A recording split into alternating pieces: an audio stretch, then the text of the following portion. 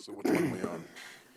Welcome, everybody, to Board of Equalization meeting. I'd look for a motion to come out of recess. I'll move. Second? Moved by Laster, seconded by Rosknecht. All in favor indicate by saying aye. Aye. Opposed, motion carries. Shannon. We're gonna go with the second appointment on the schedule. It's tab 34 in your binder. Stephen, is it Schlotfeld? Yeah. Okay, and he's on Zoom. Okay. Hi. He just logged in, so I don't know if he can hear us yet. Stephen, can you hear us? Yeah. Okay, I heard yes.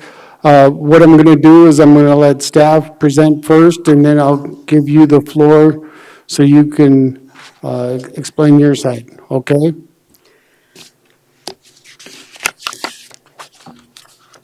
I didn't hear anything, Stephen. Are you able to hear me now? Yep, there you go. So staff's Yes, going to go thank first, and then I'll give you the floor, sir. Thanks. Okay. Bree. Ready? All right. Yep. Good morning, Bree Davis, an appraiser at Pennington County Equalization. The tax ID we're talking about today is 65542. The 2024 value is 375,000. This is a 10-acre parcel lot located in the general Neck Yoke neighborhood. It is located on Rodeo Road, which is accessed from Hart Ranch Road West. Access to the property is paved roads until the last 200 yards, which are gravel. This lot is heavily treed in a hillside, but is buildable as demonstrated by the homes in the neighborhood parcels. As we've seen in the last few years, land sales in the Black Hills neighborhoods have increased drastically in price. Sales of approximately 10-acre parcels in the general Neck Yoke area over the last 2 years have been in the 370,000 range to 415,000 range. The majority of these sales, including 2 parcels that have resold this year, have occurred in the Sudbury Ranch area. These parcels range from 10 acres to 11.4 acres in size, with a mixture of grass, trees, and topography. The Sudbury Ranch area is located approximately 1.5 miles northeast of the subject and is accessed approximately 0.9 miles of gravel road off Neck Yoke Road. Other sales to note in the area are tax ID 57477 located on Windmill Road. It is a heavily treed 10.4 acre parcel with a ravine that sold in 2022 for $310. Another tax ID is 57584, located on Neck Yoke Road. It's a 10.31 acre parcel that is approximately 2.5 acres of unusable area due to the topography. It sold in 2022 for $399,900. Sorry, $399,900. And finally, tax ID 50402. This parcel is the most recent and closest to the sale of the subject property. It's a 5-acre parcel located less than a half a mile west to the property that sold in 2023 for $257,500 or $51,500 per acre. During the appeal of the subject parcel last year, one of the main focus of the value adjustment was the sales of 2 5-acre parcels located further west that sold in 2020, right at the beginning of the market shift in the hills. The ratio for both bare land and improved parcels in Neck Yoke indicate that the 2024 county assessed value are in line with the current market. My recommendation of value would be no change for the 2024 assessment at $375,000. Thank you, Bree. Is there any questions from Bree from the commission? Mr. Chair, Mr. Rosknecht? have you inspected the 3 sales? Have you personally been to those 3 sales? Yeah, I looked at them and then I drove out there, looked at the properties last Thursday. Okay. Have you been to the subject property? Yep, Have you walked the 10 acres? Or do you got a, I haven't walked it as there's a lot of down timber and hillside on it. okay, I handed this out for tab 43, but it's the same property, it's just the neighbors, so we just, well, I would like for you, the commission to refer to this. It's not in tab, I just, Sorry, it's in your, this one did. I put it, right in here. I laid it in tab 43. Okay, thank you.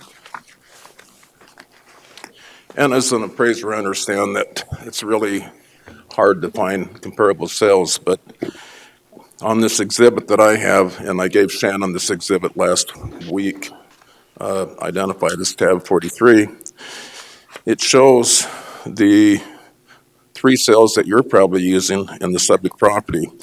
And when we look at residential properties, folks come in, the way you appraise them is that you look at the different features, you look at quality, you look at garages, you look at square footage, you look at utility, you look at condition. So in the tabulation that I have put in front of the commission, sale number one, if we go, so what I do in my experience in appraising land, and I got the dictionary of real estate appraisal here, and it will suggest that you look at the different features of your subject, and you look at the different features of your comparable sales. Now, there's three comparable sales mentioned. They're located in Sudbury Ranch, which, as you said, it's 1.5 miles north. But when you sit there and look at access, location, utilities, topography, views of Mount Rushmore, vegetation, and the fact that there is an HOA in place, these three sales are superior to the subject property in every aspect. The only feature that is the same as zoning. And we went through this last year, and the commission agreed with the applicant, and I have not changed my mind. I think what we're doing here is comparing apples to oranges. Those sales in Sudbury Ranch are not comparable to the subject property, which is located 1.5 miles on Rodeo Drive. Rodeo Drive is just short of being a trail, not a road. And so I would ask that we consider keeping the assessed value where we changed it last year, the $250,000. is there any other questions from the commission before I go to the applicant? Sir?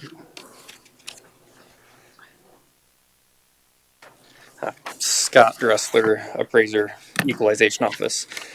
So with these, I know that this is a rehash of a lot of the argument that was made last year regarding these parcels. These properties on Rodeo Road, it's paved up to that intersection with Clydesdale, which you can see on the map. It's a gravel road for the last 200 yards. Those homes on Sudbury, as soon as you turn off Neck Yoke, Clydesdale is a gravel road that's getting closer to returning to dirt on that side, on the north end of that road. And in terms of views on the parcels in that Sudbury Ranch area, the easternmost parcels have big sky and you can see back to the west. The bulk of those parcels sit below the surrounding hill line. And the sales that resold this last year, neither of those have the predominant views of the hills with their elevation in comparison to their surrounding. With the sales that Bree referenced, that one up on Windmill Road, that again that is a gravel road accessed off Neck Yoke, heavily treed, that there's a ravine cutting off a couple acres of that parcel. And last year when we had the discussion surrounding these, one of the big points was the closest sales nearby being 2 5-acre parcels that had sold off of Pine Grove Road. This year we have a closer sale than those of a heavily treed 5 acres that we went and looked at last Thursday that sold for $257,000 for that 5-acre piece that's within 600 yards of the subject. So in terms of what properties are selling and what they're reselling for, those resales in Sudbury, even if we're just not using them as a direct comparison, but looking at what the market has done, those resales are coming in at a higher value or a higher sale price this year than what they were at last year. And then we have a much closer sale to the subjects of a 5-acre piece that's indicating over $250,000 for 5 acres in this immediate area. So a 10-acre section at that same rate just doesn't make sense from an equitability standpoint when you have 5 acres selling at that same rate. Mr. Chair. Mr. Laster. So last year, I remember this property along with several others that were brought down to 25,000 an acre roughly is what they were. They were kind of early on in the appeals process. And then as we kind of went along, well, we all recognized later on that maybe we oopsed, and I didn't vote for this one going down. Then later on, we started bringing some of those properties or agreeing with our appraisers after we realized, you know what, actually, this is where they should be. So at the beginning, there were several properties that were brought down to 25,000 an acre that were in that 32 to 40,000 an acre brought to us by our assessor, our equalization office staff. But later on, we started more agreeing as a whole, as a board, rather than disagreeing as much, because we realized that maybe we were undervaluing those properties after we got further along in the process. So I think the staff has done a really good job in trying to bring this, again, reevaluating it for a new year, saying this is where it's at based on what we have seen consistently over the last several years. That's my opinion. Thank you. Chair, Ms. Hadcock. I agree, because then we bring it up to 37,000 an acre once we started looking at all the parcels that were coming in because of the averages and everybody that was coming in this area. There was a lot of people last year, so we were unequitable once we started at the 25. And then we had to, I wasn't here for the first set either, but then when we started looking at it, was the 37,000 basically an acre, so. Mr. Chair. One more comment before I go to the applicant. Okay. Scott, let's just go to any one of them Sudbury sales and the subject property that we're talking about. In your opinion, does the comparable sale in Sudbury have a superior location? Just yes or no? No. Okay. They're slightly closer to Rapid. However, you're dealing with predominantly paved road and ready access into that neck yoke corridor, and you're still dealing with a decent amount of gravel to get to those lots and those parcels. The shape being a more general square as opposed to the longer rectangle, I think that is a more desirable layout of the lot. However, when we look at those sales, just having a wider, more usable space instead of a longer, skinnier parcel being more desirable. But when we look at those, at this point, those Sudbury sales, those are at or above the $400,000 mark with how they're selling. We're not down there in that 350 to 375 at this point. So those may be more desirable parcels, and they are selling at a higher rate because of that when they're selling up there in the 4 to 415 range at this point. So the 1.5 miles doesn't make any difference, and if that's your answer, that's your answer. How about access? Does the comparable sale in Sudbury Ranch have superior access? No, again, with the access being where the properties on Rodeo were paved down Hart Ranch Road West until the intersection of Clydesdale, and then it's about 100 yards further south and then 100 yards to the west to get to this parcel and the neighboring parcel on Rodeo Road, and that's where we're dealing with the gravel. The parcels on Sudbury, as soon as you turn off of Neck Yoke Road onto what is the north stretch of Clydesdale, you are on gravel at that point in time until you're all the way onto those parcels. So you're dealing with the same general types of road structure for your access with those. Rodeo Road gets worse as you continue west to when it becomes more of a private drive to the back couple of parcels, but it's a gravel road just like the other gravel roads around it. We went and drove the area last week just to make sure that we weren't dealing with a mud dirt road into this in comparison there. How about utilities? Does the sale in Sudbury Ranch have superior utilities relative to the central water system? I would say the water system, because their hookup fee is less, is a superior utility. And topography? It's going to be depending on the lot. And again, as we've seen with a lot of the sales in the hills and with other areas in the hills, the big thing being, can you build on the parcel? And you can build on every single one of these parcels, including the ones on Rodeo Road. I mean, we have houses on all of the other 3 lots that are like the subject But down I there think we around could, them. we can agree in general, the sales in Sudbury Ranch are rolling topography, whereas the subject properties, you could consider it almost rolling or sloping to steep. I'm just, I would agree. okay, But I would agree that I would also stipulate there's still a build site and a build location, as is evidenced by the fact that you have the neighboring parcels that have houses on them. You can build towards the front before you're into the truly steep section, or like the exact neighboring parcel did, you build more towards the middle or the back when you start to kind of crest or get more towards the top of the hill there. so I think you were kind of talking about the utility of the Sudbury Ranch compared to the subject, and we both agree that the utility is one residential structure. But the topography, we can agree that the Sudbury Ranch sale has superior topography. And then when we get the vegetation, and if you've been out to the subject, you've been out to the Sudbury Ranch, would you agree that the sales in Sudbury Ranch have superior vegetation relative to the ratio of tree canopy to the open pasture area compared to the heavily dense forested subject property?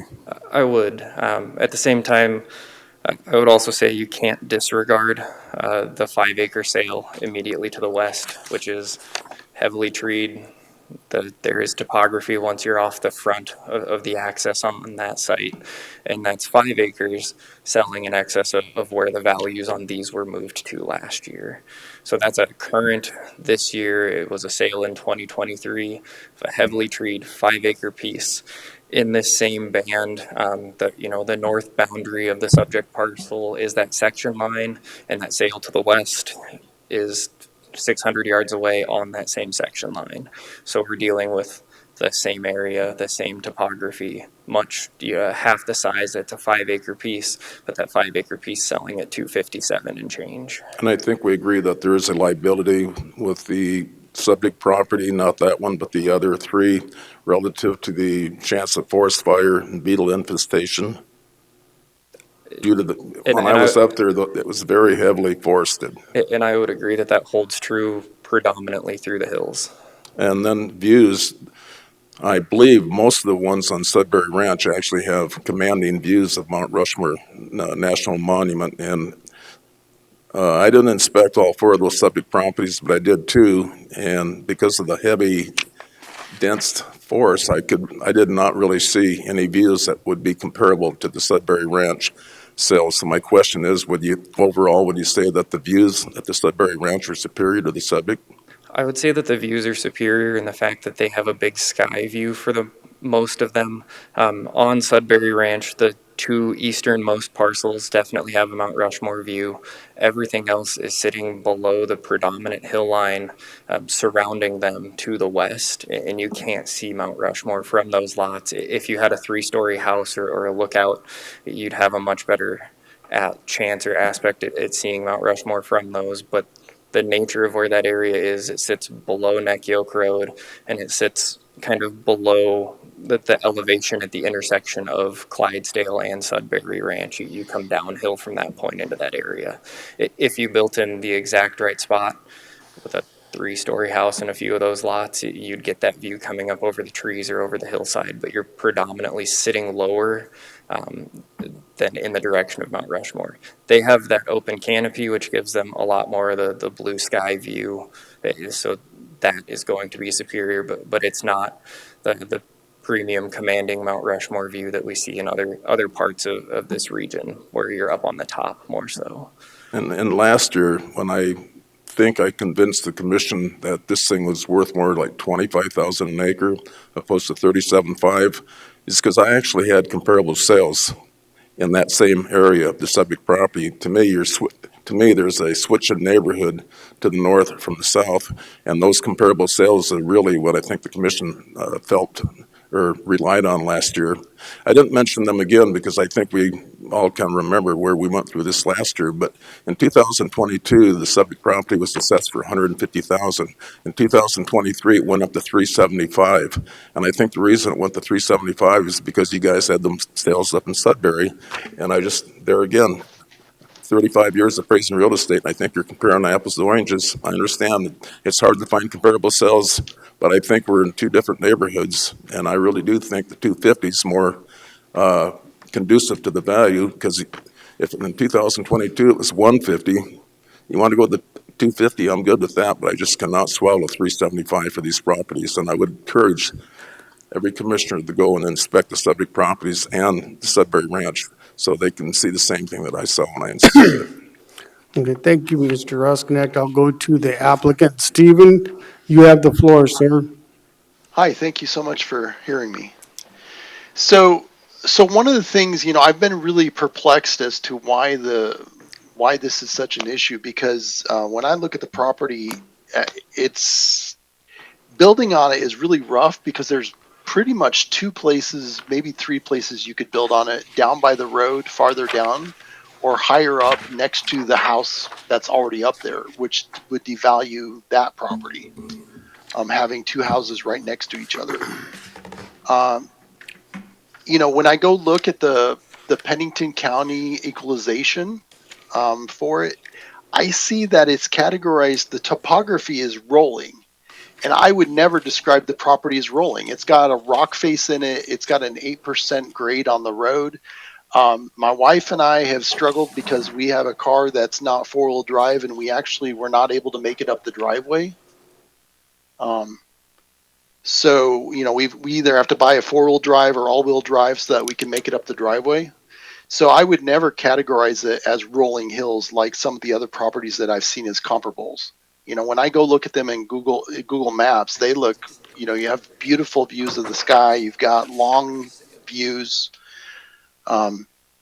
which we don't have on that property at all.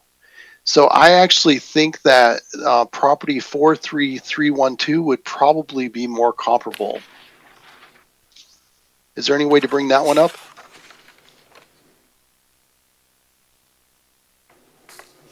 What's the number again? 43312. Or it's on Ryan. I'm not sure about it. So I believe that one sold the land. It was a land and a house combination, but I believe if you take out the appraised value of the house, the land sold for less than 20,000 per acre.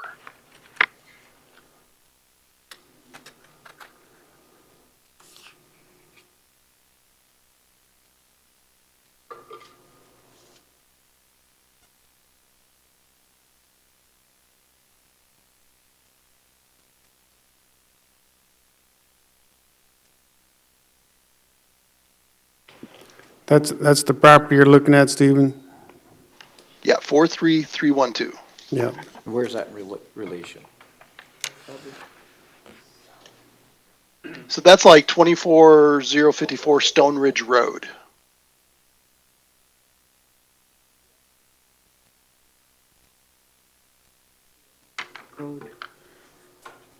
So there are differences in the road and access from the looks of it.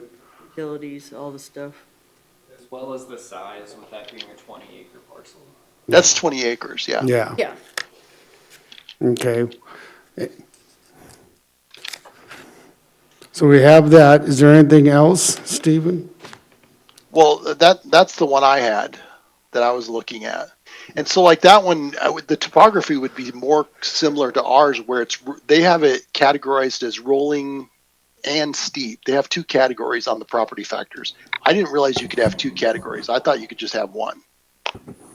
So ours is categorized as rolling. So when I go look at some of the other ones, like the Sudbury Ranch properties, they're categorized as rolling, and they are nice rolling. Ours is pretty much up or down. It's not rolling hills. It's a rolling hill, one hill. Okay. So Ron said a lot of the stuff that I would say about, it's like the assessor said that there's trees down. There's a lot of trees down that have to be cleared out because it's very dense.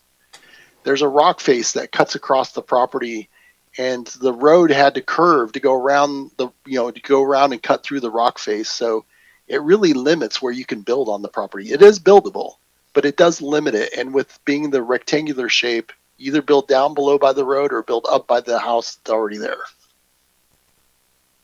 Okay, And so looking at the Stone Ridge property, that the topography is closer to what we have.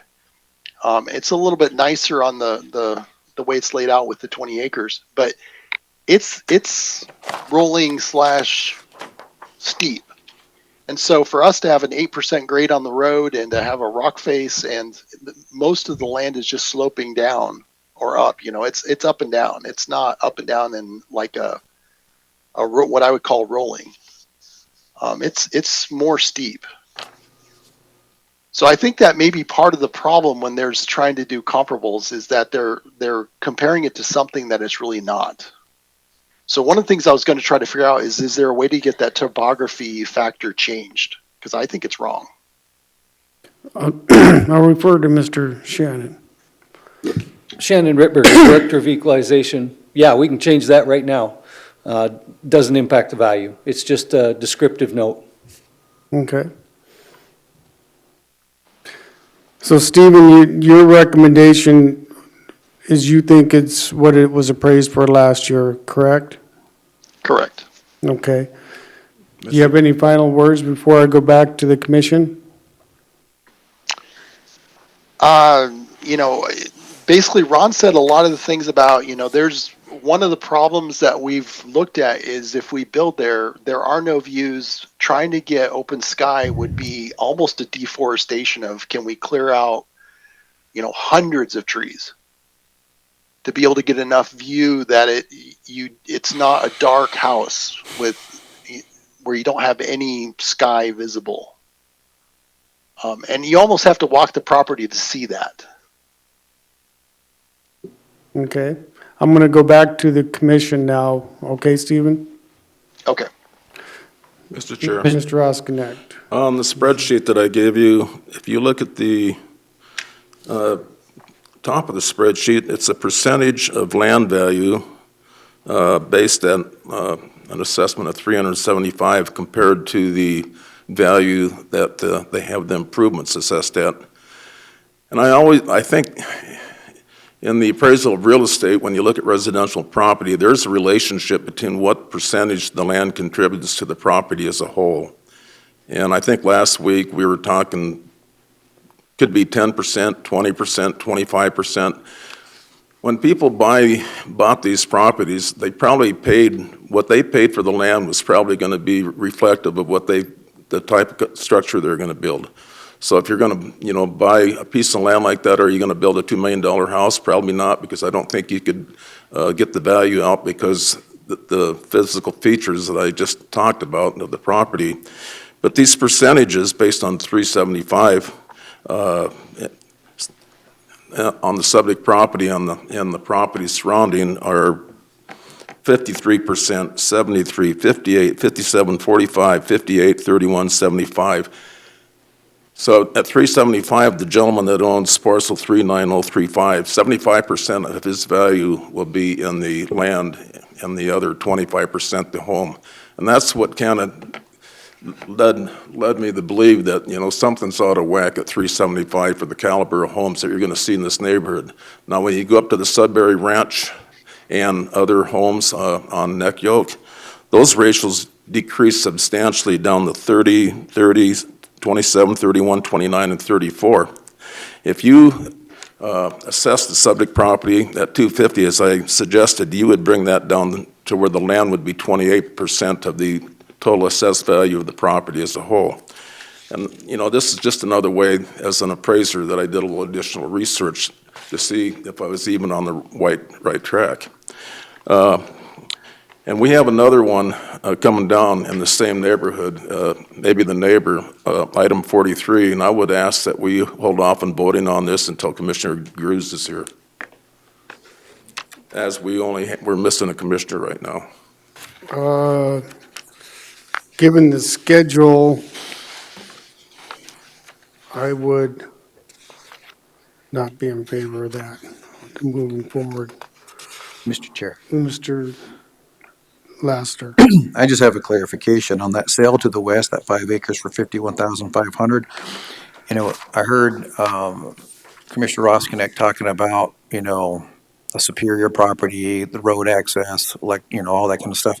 Tell me the difference between that sale and what the subject property is, so that I can get an understanding of those, because it looks to me like there's more gravel road that way, there's less accessibility, and yet it's sold for a significantly amount higher.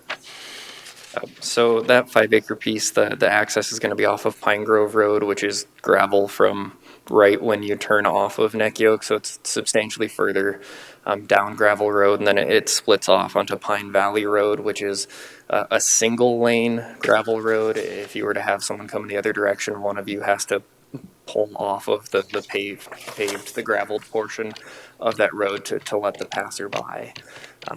The access, that's time-wise going to be further from town because you have to continue west and then back south to get to it. So it takes a little bit longer to get to it. Straight line, it's not very far away. You're dealing with the same general area there, being just 500 or 600 yards to the west. It does definitely take longer to get there. I don't know in terms of the water on that one. With its location, I know the properties on Ruthie's Trail, which is immediately to its north, that those are on the Pine Grove water system, and I know that some of them to the south are as well. So I would assume there's a hook in into the larger Pine Grove water with their buy-in for the tap there. But otherwise, you're dealing with pretty similar parcels, heavily treed. Again, it's got some topography to it there. It's the one with the yellow checks for the 275, or sorry, 257.5 as the total on it. So Okay, thank you. Chair, Ms. Hadcock. I'll make the motion, parcel 65542, the land be at 375. Second. Mr. Chair, I'll make a substitute motion. Moved by Hadcock, seconded by Lassiter to keep it at the recommendation. Mr. Roskina. My substitute motion would be, considering the amount of research that I've done and considering the amount of research that DOE's done, I would recommend a value of $312,500, which would be a compromise between the 375 and the 250. Because I really do think that would be a fair number based on the evidence that we've talked about today. So your substitute motion is for 312, what's that come out to per acre? Because right now it's assessed It at would be 37. 31,250 an acre. How much? 31. Just divide up by 10, so it's 31,250 an acre. So we do have a substitute motion. Is there a second? Oh. Seeing none, motion dies for lack of a second. That brings us back to the original motion, which is to take the recommendation of the Equalization Department to 375. Any further discussion? Seeing none, all in favor indicate by saying aye. Aye. Aye opposed. Nay. Motion carries with one no from Commissioner Roskinek.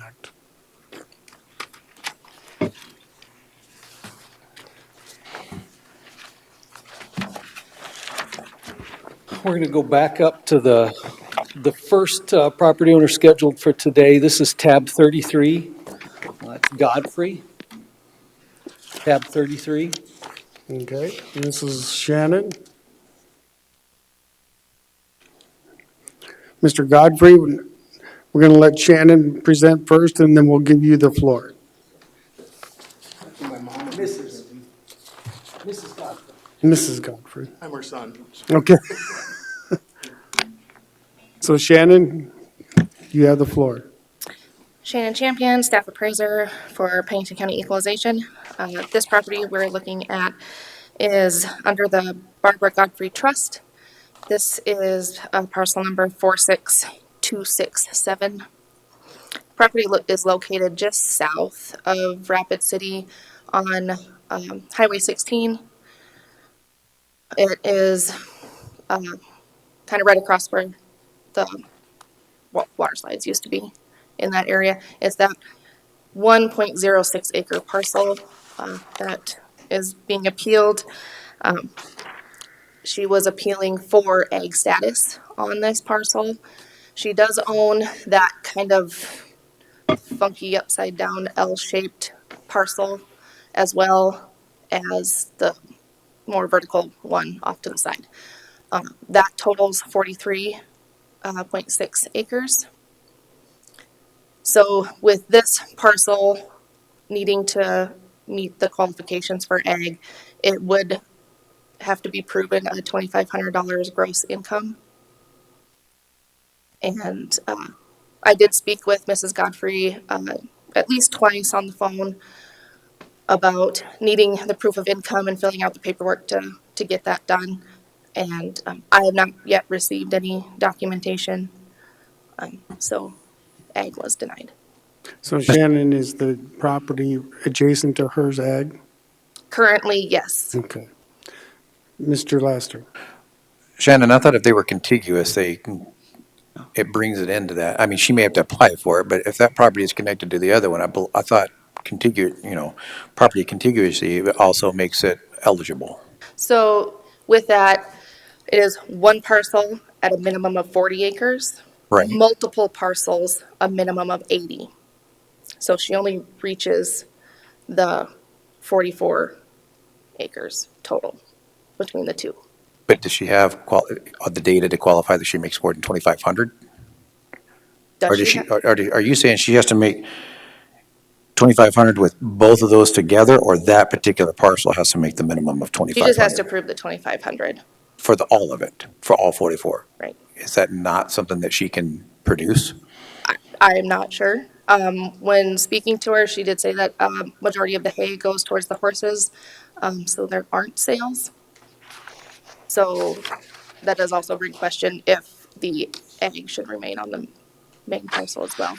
But All right, I'm willing to hear from them, but yeah, that contiguity part is going to be a big factor for me.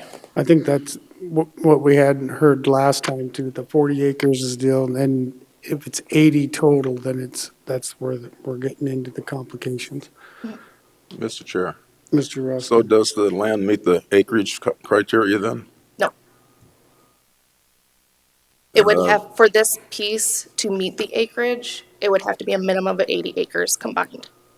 And so I think the first step, if I understand this right, because I think we've gone over it enough, is the principal use agriculture? They do cut hay on it. From what I understand, none of it is sold. It is used for personal. Yeah, but I think before you even get into the income and the acreage, you have to agree that the principal use is agriculture. And once you get that, then you can split off to the left or the right. One would be the acreage and one would be income, depending. But if it doesn't meet the acreage, it is what it is. But I just want to know, is the principal use agriculture? In the first section of the law, it says that it must be used for predominantly used and devoted to agricultural use for intended profit. If there's no profit, then it does not qualify. And I'll let the applicant speak to that. Ms. Hackett? Shannon. So, I'll just be up straight. I'm not gonna have a heartache over, and I know it doesn't qualify over the 1.06 added to the 43.6 acres. The main thing is we can hopefully help these people understand the principal use so they can add it to it and put it to the 43.6. If it was something that was huge and it was going to be large tax parcels and stuff like that, I might have a little bit, and so probably would your public, a little bit more heartbreak about this, but I don't know what we can do to help these people, but it's 1.06. I So, understand. do you see what I mean, Shannon? So the intended profit, hopefully we can somehow prove that that's the intended profit and we can add it to the 43.6. I don't know legally how you do that, but I'm not a, Like if they wanted to combine it, you mean? yes, into the 40. This would have to be replatted. Have to be what? Replatted. If they They would have to replat, plat it together. if they plat it, that would make it go up, wouldn't it though? once you plat something? If she plats it, then it would equal the 44.7 acres or whatever. Then she just has to show that intended profit. There's not a minimum dollar amount required. And how much are you charging her again for this? I forgot. Oh, I'm sorry. It is currently valued at 133,900. Okay. Thank you. Any further questions for Shannon? If not, I'll go to Barbara. You have the floor, Pam. You just heard that if you replatted it, it would qualify. Maybe. So I just wanted, yeah. I'll give you the floor because you've been dealing with this. I want to know who changed it. The, It was all in one piece. And how are you going to use this little piece, 1.06 acres, for anything else? It's joined, then the service road is on the other side, right on the other side of it. So we're going down this little piece like this. Here's the service road, as you look at the map. so it's on the other side of the service road. They're both together. Okay, both together. Okay. If you look up there, Yeah. it's together. So why was this cut out, this little tiny piece cut out? Who did that? From the looks of it, somebody platted it, in the property. Is that, go ahead, Shannon. So this property, as far as I could tell, has always been non-ag. It has never actually been ag. It did have a very low value on it previously. When I believe it was the commercial appraisers were kind of going through this corridor and double checking their land values and stuff, they realized that this was being undervalued and made the value adjustment. But it has always been non-ag. It's always been on it. And the platting was probably done a long time ago. Are those And all so separate lots? So those little hash marks Yeah. were old ones, correct? I believe they're old lots, and then it was all combined into that sliver, and I don't know why. Okay, so it's not separated right now. It's Nope. all, It's that whole blue it's the whole triangle. lot. So it's at some point, but up in that area, and it's not zoned commercial or highway. I honestly don't know what the zoning is. Might be 16. Shannon, what was the value before 133? What was the last value? Oh, of well, I non-ag? just have last year's value, which is the same value. It did not change. I believe it changed in 21 or 22, And what was but it I don't then? have that written down. You don't have that? I don't. Most folks have that. Oh, I don't know which one.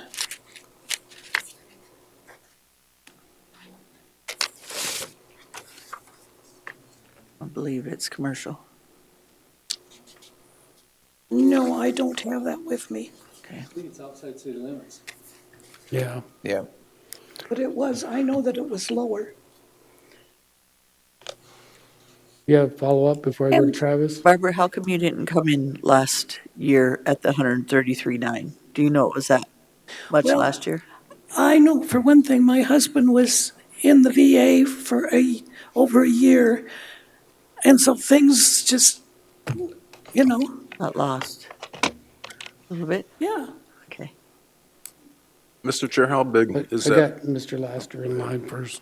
I just want to clarify You done, something. Deb? Yes. Okay. I Mr. just want to Laster. clarify something. Are we discussing it being ag exempt, or are we discussing the value, or are we discussing both? I just kind of want to make sure that I'm thinking in the same thing.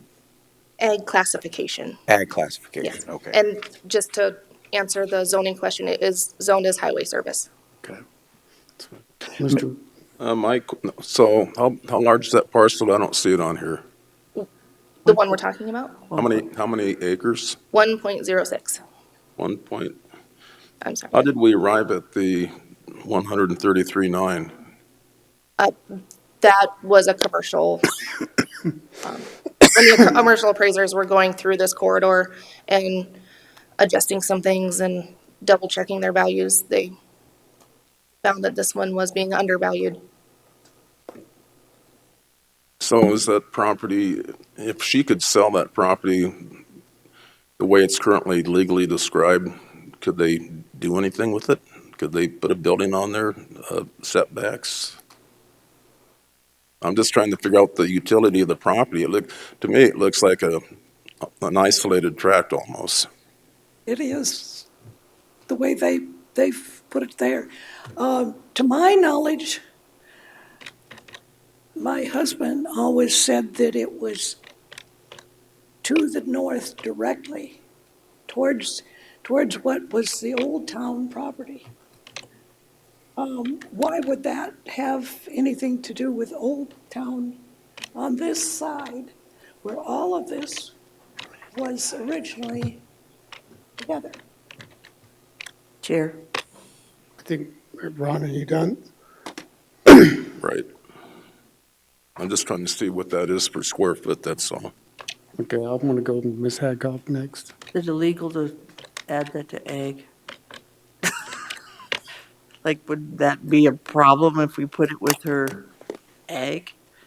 So my problem is I'm following the law. Yes, So, one, we look at the use. We right. do have kind of a use. We don't have any intended profit that I have seen. Then we move down to the size. It's less than 40 acres, and then combined is less than 80 acres. So we have to use the income portion of this law. You have income on this, Barbara? No, we do not have income on this property. We never have. It has always been, we have animals, we cut hay for them. There's no way I can say, like she wants, a piece of paper that says, or papers, or all of this, that I'm making any profit off of it. I'm not. I'm Right. paying taxes on it, and I'm using it. She doesn't make the rules, she just has to follow them. So, I understand what you're saying, but she just has to tell you what she knows for the law, because that's her job. But, I mean, that the doesn't other, even, the other issue is then maybe the parcel just needs to be lowered if you can't do it in ag. And then you also have some ag at 43.6 that you might want to start paying for profit and showing some profit before it becomes non-ag. Mr. Chair. Just a suggestion. All right, you done, Deb? Mr. Laster, I'm not trying to why, be- why do we have to do that? the law changed. It changed about 2 years ago, if I'm correct. We didn't do that. No. 20, there was a change in 21 and 19. I believe. 19 and 21. 17, yeah. Yeah, Yeah, and it impacted me. I have ag land out in New Underwood, so yeah, and you got to follow them, you got to pay attention to it, but the state legislature did that. Mr. Chair, I just asked Equalization what the value of the property right next to it, I mean, what it's contiguous with per acre, it came up to, if I understand correctly, $302 per acre. Is that what I saw? I just want to make sure. So the land that's contiguous to it, it's being used for that. And I understand when we look at some of these things, we have to go, well, this is a parcel, it's a small one, economy of scale and all that. However, it's all being used for the same thing. Here's the kicker to it. I think they should, if you just platted it into one parcel to get all of that, it would solve all your problems of any legal things, because the equalization office has to read it by the law. So they're gonna go by the law, well, it's this land, it's this, boom. So they have to give us a recommendation. We can take the recommendation or we can adjust it, and then it's on the Board of Commission. So I'm in line with what Commissioner Hadcock said. I think either A, we reduce the value of it because they're obviously using it in contiguous, right next to the same property that they're already using for ag. And I think you need to just keep some documents to show. I mean, I couldn't, if my land was all parceled up like that, I don't know if I could show that little strip of 1 point something acres that I was getting hay off of that land just for my cows, and then the rest of it I was selling or whatnot. I mean, if you're haying it, you're haying the whole thing, right? Right, You're haying that whole large parcel. right. And getting, I mean, anybody that has ever had anything to do with ag knows that you couldn't get anything off of I know, that 1 that acres, 1 yeah, acre. very, very little, unless it grew really It's, thick. why is that piece going clear down to our house, to our yard? It was my understanding that that used to be, or always was, up towards, I guess I don't know who owns that right now. At one time it was Stampers. At one time it was Old Town. It was, it's been various, now it's complete concrete up there. And Mr. Chair, just a little follow-up with that. Yeah, and so I might have a recommendation on this parcel, but it is going to require you guys, huh? I was talking. Oh, okay. It may require you guys, it will require you guys, if you want to continue it, to go get that all platted into one. Because if you don't, I won't be here next year, so I won't be able to have an argument and maybe justify my position. But I'm willing to bring that value down to the similar value of the properties next door to it, but you're going to have to go and get it platted. If it comes back and it's still one acre and you didn't do what my recommendation is to kind of get them lumped together, then I wouldn't be able to defend you, because I would have to do the same thing if it was me. I would go fight, get it replatted all in one, and then move on, because then you don't have to fight this fight again. Does that make sense? So when was this little strip here replatted? I'd like to know that. That, And I, by who? I can, 1993. yeah, 1993, and I would, Barbara, I'd recommend you make an appointment with our equalization office and kind of go through these plats and stuff, because maybe they could help you change that, to combine it, to work with it. That would be my suggestion, to help you understand. Then you could ask them the information, when it was, who did it, all that. You guys, they could probably give you a good direction of how to move forward so that you can combine it. But I do hear some good common sense discussion up here, but, as far as I'm looking at it right now, I could support a reduction in the value, but I wouldn't change it to ag, just because earlier in the month, we'd had a similar deal with the 40 acres and 80 acres and the requirements, so it would be unfair to that person. But I am willing to listen to any suggestions on this. Mr. Chair, Mr. Laster. I'd make a motion to change the value to $1,000. Second, for discussion. And Mr. Chair, for discussion. We got a motion and a second to reduce it down to 1,000. Discussion, Mr. Laster. So I didn't bring it all the way down to the equivalent value of the property right next to it, but I do believe it's in that same value range. I think they need to get it platted together. I agree that it's not ag until they get it platted to show everything together. I mean, I think our team did a really good job. It's like a lot of different parcels in our county, there's some things that really need to be fixed with a lot of them. This is one that needs to be fixed. If you want to keep it this way, if you want to get it into the ag, I'm going to tell you, you need to get out there and you need to get that replatted and get it squared away and get your documentation moving forward. Chair. You done? Ms. Hadcock. And I agree, because if you're not showing those hay sales and stuff, then it's gonna be a huge difference, that being non-ag. So, the lady next to you, she, is Shannon, and she's really good at her job, so she will help you guys, and she's actually very kind, to help you to make sure you qualify for that, because if you come up next year and you don't have the receipts and stuff, she has to look at it, knowing that it's not, following the law on the other acreage. You want to make sure you just show receipts on your hay sales up, what's it, 2,500 or something? Correct. It's not a huge amount that you're making some kind of sales. That way you can keep it ag. We're trying to protect you for keeping ag, and she's very good at that.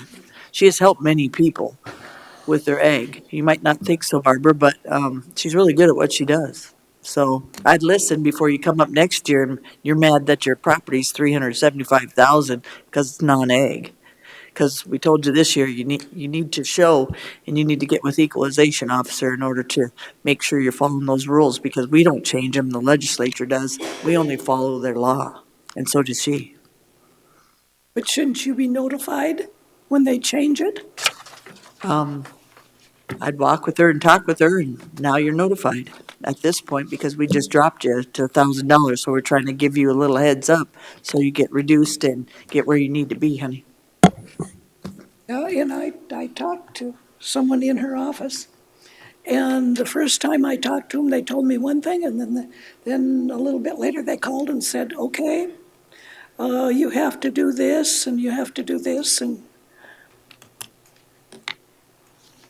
Well, so, I'll come out there with Shannon if you like me to. I don't mind. Just teach me more than I already know. But it'd be nice to see what you're talking about, and then you can see what you can Shannon come out does. anytime you want. Okay, Just let me know, and I can show you where it's at, me and Shannon will come out then. I'll be willing to do that with her, since I'm vouching for her. because it just makes no sense. I know.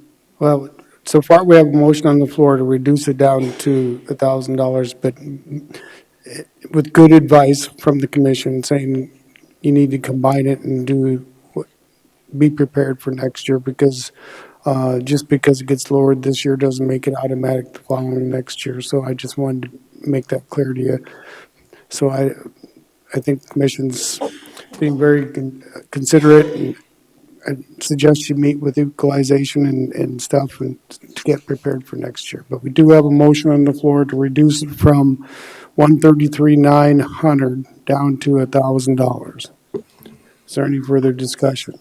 Mr. Chair, Mr. Drews? I'm simply going to abstain, although I read the information. I wasn't here for the presentation, so Okay. I'll abstain from the vote. All those in favor indicate by saying aye. Aye. Aye. Opposed? Motion carries with 4 ayes and 1 abstention. Thank you, ma'am.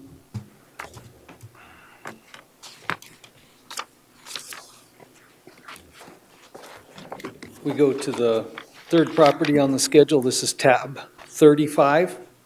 That's the Johnsons.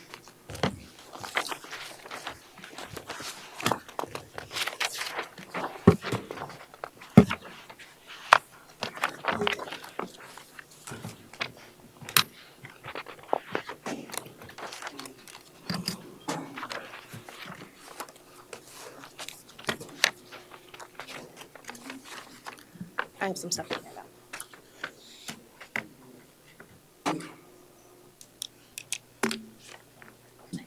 This is her package. This is what, So, Ms. Verne, I'll give the floor to Shannon and then come to you. which one?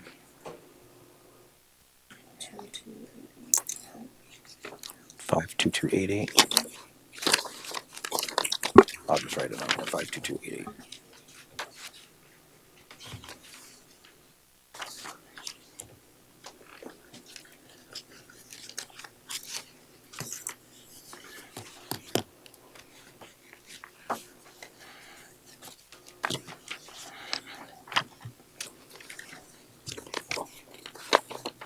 I'm guessing this is an update.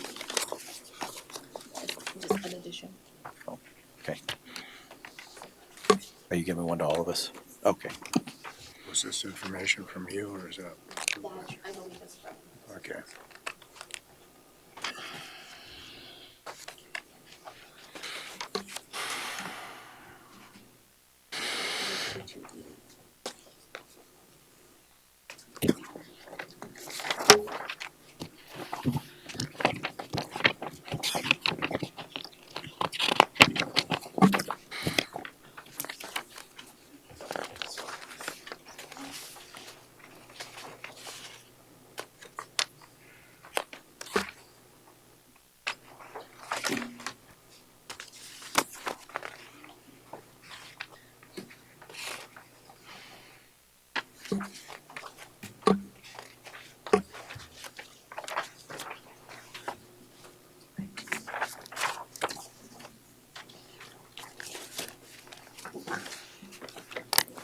Before you start, Shannon,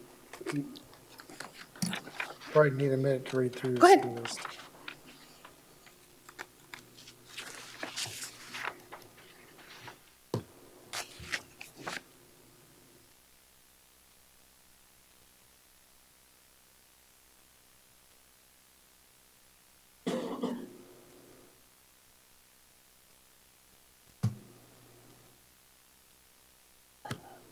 The Providence Way one. Yes. Yes. Sorry, I can tell you.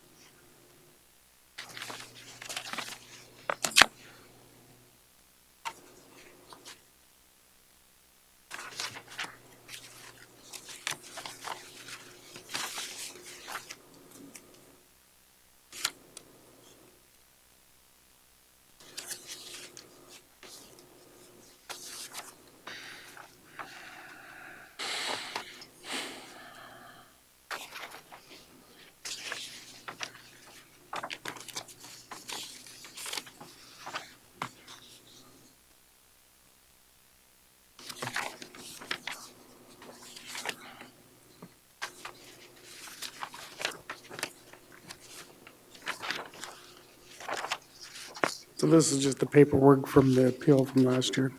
Is it- Not what I gave you, no.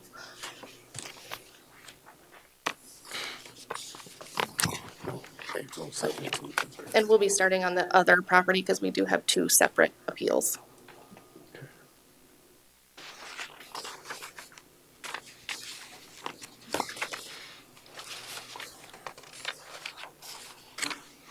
Parcel number of the first Oh, the first parcel is going to be 55488.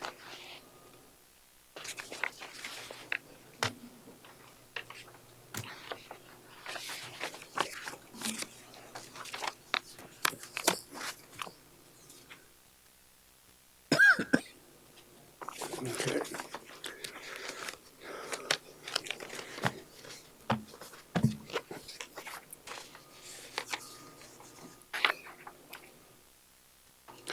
So which property did you want to start with? 55488 Okay, that's the first one on our, should be. is everybody okay with Shannon starting? Please do, Shannon. Okay, so this is going to be kind of a new one that we have never done before as far as the argument. This property is owned by Fern and Ross Johnson. It is located at 8567 Providence Way, which is south on Highway 79, about a mile and a half past the interpass or bypass, literally just south of the city dump. It is currently classified as ag. This is a 518 acre piece. They are appealing for an ag land adjustment for surface obstructions. So on page 3 of your binder, there is a law, 10-6-127, which addresses how ag land is specifically valued per the soils and the income-based of what those soils should bring. Also, on page 4 is a copy of the 10-6-131 ag law, which is the ag income value for county adjustment of assessed value by director. This, do you want me to read it? Please do. Okay, so before July 1st each year, the Secretary of Revenue shall annually provide each director the agricultural income value for each county as computed pursuant to 10-6-127. The director shall annually determine the assessed value of agricultural land. The assessed value of agricultural land may be adjusted by the director to the extent one or more of the following factors affect the productivity of the land. 1, location. 2, size. 3, soil survey statistics. 4, terrain. 5, topographical condition. 6, climate. 7, accessibility. Or 8, surface obstructions.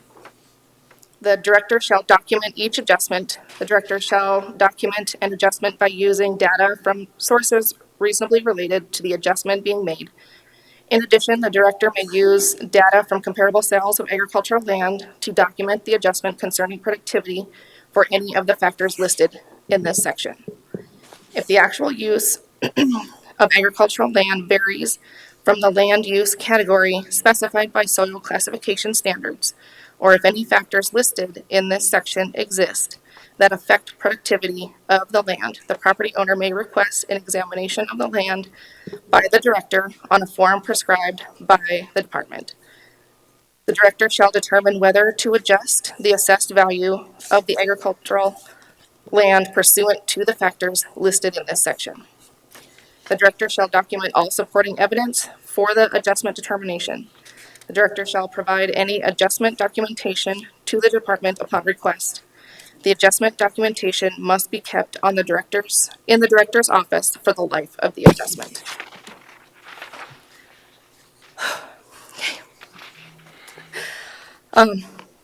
So let's see. Department of Revenue also has a guide for agricultural land adjustments provided to the Director of Equalization on how the factors are specifically defined, what is not allowable as adjustments, and in some cases, the documentation specifically needed to support an adjustment, change, or denial of adjustment, which I did supply to you on page 5 for the surface obstruction. The definition is a naturally occurring surface obstruction are obstructions that are cost prohibitive to remove and make it difficult, if not impossible, to use the parcel or a portion of the parcel for its highest and best use.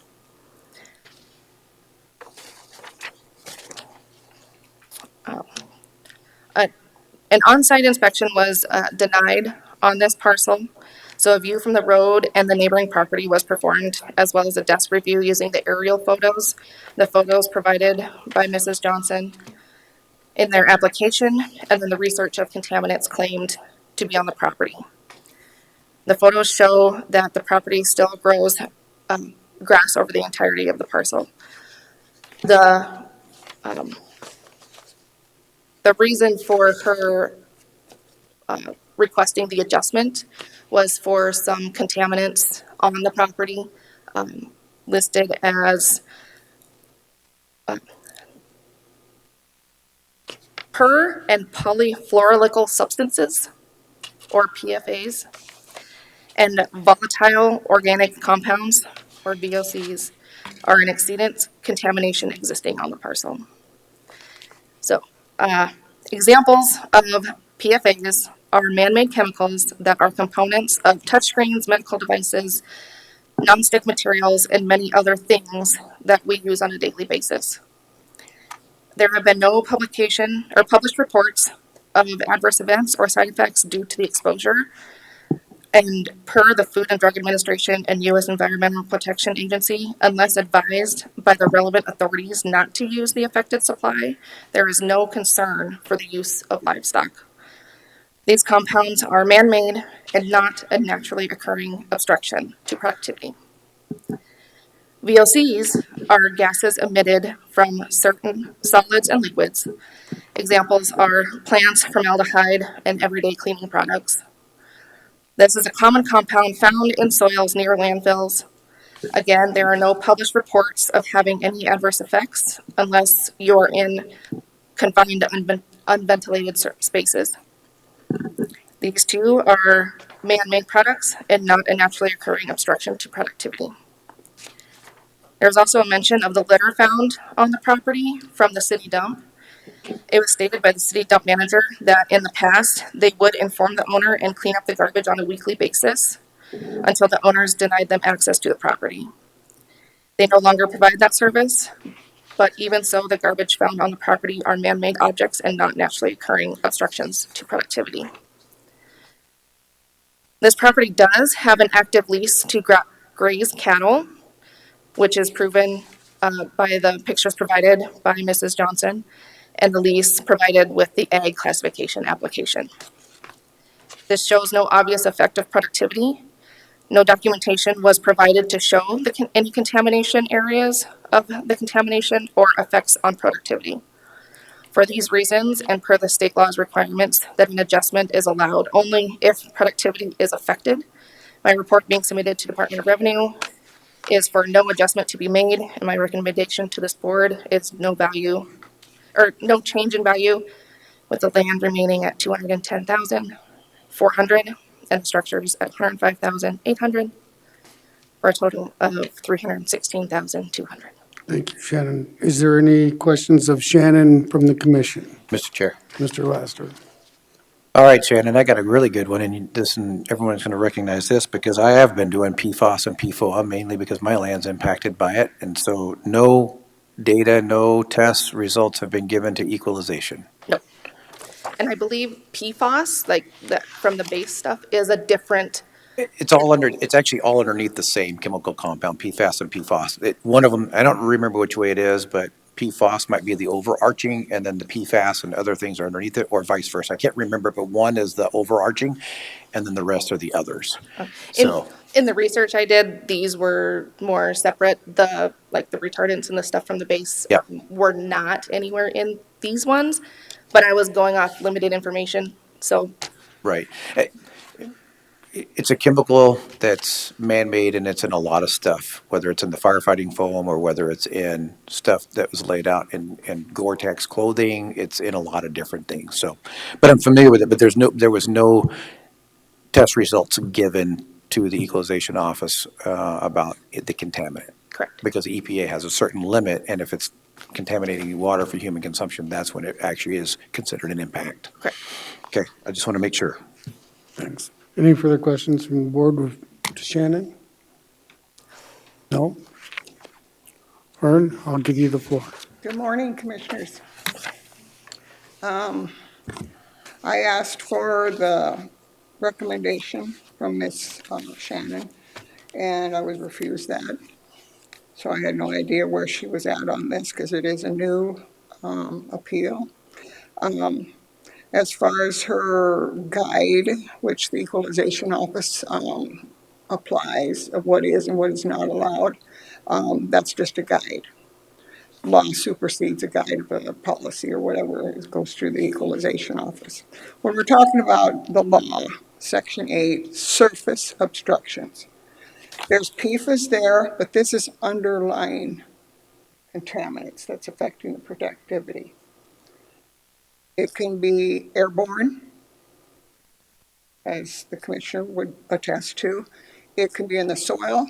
It can be in the surface water drainage discharge that goes onto the property. It is not visible. You have to test for it. However, what the law talks about and requires surface obstructions. I have provided you with multiple photos of trash, which has been from the landfill or the dump since the 1970s, since its existence. Numerous complaints have been from Mr. Napoli to the east, to the ranch preceding us that owned the property. And these photos, 5 through, I have thousands. I gave you a majority of them, which would depict the trash. All it takes is one bag to kill a cow. Either ingest near it or to consume it. That's a surface obstruction. Surface obstruction does not have to be necessarily naturally occurring. That's the definition from the Equalization Office. When you're talking about surface, you're talking about surface. A bag affects the grassland by surface. Next, I provided with several photos of discharge, which is released from the dump, from the 106 acres, which adjoins our 480 acres, which has been affected by the surface obstructions from the trash, also the surface from the discharge. Now, there's cross-contamination on the landfill, specifically this 106 acres. They have no surface water coverage for discharge for potential contaminants or whatever on that 106 acres. Although it's part of the dump, it has no coverage. So what that means is, technically, they're not monitored. So they can discharge however they want, whenever they want, and they're doing it consistently. I provided you with photos. 10 shows where it accumulates on the east end of this 480 acres. I've provided you with erosion where sediment is allowed to release from to come from the 106 acres through a new outlet, which they've constructed without proper permitting to do so. Some of this, the last page, 20 and 21, shows the erosion coming from both the west side and also from the south side of the 106 acres. Like I said, I have thousands of photos, and I'm not going to inundate you with that at this point. The matter is already in litigation against the landfill regarding trespass for the trash, for the contamination to our property, and both of it is being a nuisance. Those testings from a professional scientist out of state has concluded that there is a moderate amount of PFAS. They've tested water, they've tested soil. Those are work product at this point, and with visiting with an attorney, if we need to release them for you, we can certainly do that. However, those are underlying significant factors. That's a consequence of the surface obstruction. Surface obstruction here is naturally occurring discharge from the dump. Naturally occurring bags, which is coming and flowing from the dump. It's been that way. They've had cell 18, which is nearly a mile north of our property, and everybody knows that the wind blows predominantly from the north. Ms. Fern, can I ask you a question? Sure. Sorry, Chair.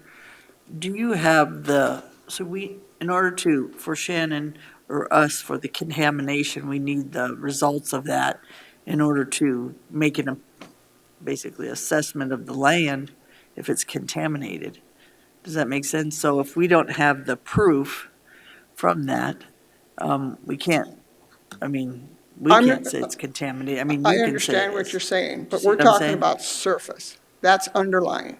That's water, and that is the soil. Right, and you Now, have, those are predominant to the contamination for toxins. We're also talking about, like what the law states, surface. Those are the resulting factors, the right, PFAS. but you The keep those- surface obstructions are trash. Those are surface, naturally blowing over onto our property. but The Fern, law does not require an underlying result. It talks about the surface. So I'm confined, basically, I have a problem with it. I'll have to ask our attorney if we can release that. However, the law requires surface obstruction. Their definition of surface obstruction doesn't apply because it's quite obvious. Common sense dictates. A surface obstruction is whatever is coming over onto your property, which is trash, which is contaminated surface water. So I'm confined to the surface obstruction in that category. and she lowered it from last year, and the last sale price was 1,043,147. She's got you land at 210,400 and ag at 105, Yeah. non-ag at 105,800, 316, I 200. think you're looking at the wrong property for this. Isn't it 55488? Yeah, that's the one we're on. If you're looking at the 518.56 acres, which is under 55488, Yep. there was no lowering of the tax assessment on the ag. Well, The reason 20 why it was lowered this year is because USD has changed the factors on soil. Okay, so it So did. that has nothing to do with what was lowered. That was mandatory by the Department of Revenue and the USD, where they Okay. changed the soil type factors. Ms. Fern, ag land is 210,400, non-ag is 105,800. Last year was 222,900, non-ag was 99,800. So you are lower this year than you were last year. That's because, like I just said, it's Right. because the classifications of the soil, they take the amount of acreage times a certain amount that's determined by the USD on soil types. Okay, That's the reason why that's lowered. Has nothing to do with the effect of what we're claiming for a further ag exemption for the surface water obstructions, which we're entitled to apply for. okay, and you can, but we'd have to have proof of that before we'd lower that. That's what we're saying. We can't just, I mean, you can't just say it was contaminated and that you'd like it lowered without a contamination report. The Right. contamination is a third factor. It's a predominant factor, which is soil and water. And you prove, that's what we need the proof on, I've proven to you that there's surface obstruction. meaning Surface there's is the garbage. bags, surface is the surface water that's flowing onto our property. The consequence of that is PFAS and toxins. Now, there's also the effect by a bag. Like I just said, it takes one bag to kill a cow. How many bags and other trash has blown on that property, which is a surface obstruction from the productivity of a cow to graze there? Now, for her to say that the 480 acres has not been affected, it doesn't show up by the lease. Our lease shows without that 480 acres. That was fenced off 2 years ago when we determined that with the surface water flowing and other tests that were made at that time, that they were affecting the grass, the surface water, and the soil. The trash continues to accumulate. That's a continuation of surface water or surface obstruction. The discharge, surface water discharge, continues to flow on our property to this date. So those are the surface obstructions I'm talking about. For you to concentrate mostly on the PFAS, that's a third factor. But the law doesn't require a testing. It requires you to show surface obstructions. The surface obstructions are bags, garbage, and contaminated water. So I think you've made your point. Ms. Vern, what is it your actual ask is? Excuse me? What's your actual ask for? I know you're going through all the legal stuff, but bottom line comes down to the assessment number or what you think it should be, so the commissions could look at it. All right, I understand. So I've given you a map which shows the soil types, which, like I said, is what the USD breaks apart based upon factors. They either raise them or they reduce them. And give me a moment to find this here. On our data record card, let's see where's that at. I factored 92.5% effective. What that is, you take the 480 divided by the 518, and you come up with about 92.5% effective. So then I took the 7.5, which is 0.75. That is what is not affected. And I predominantly went through that with the 120 acres, which is grommet, which is rock. There's a lot of grass there. That consists of about 90 acres. So I took the factor of the 0.75 times the assessed valuation of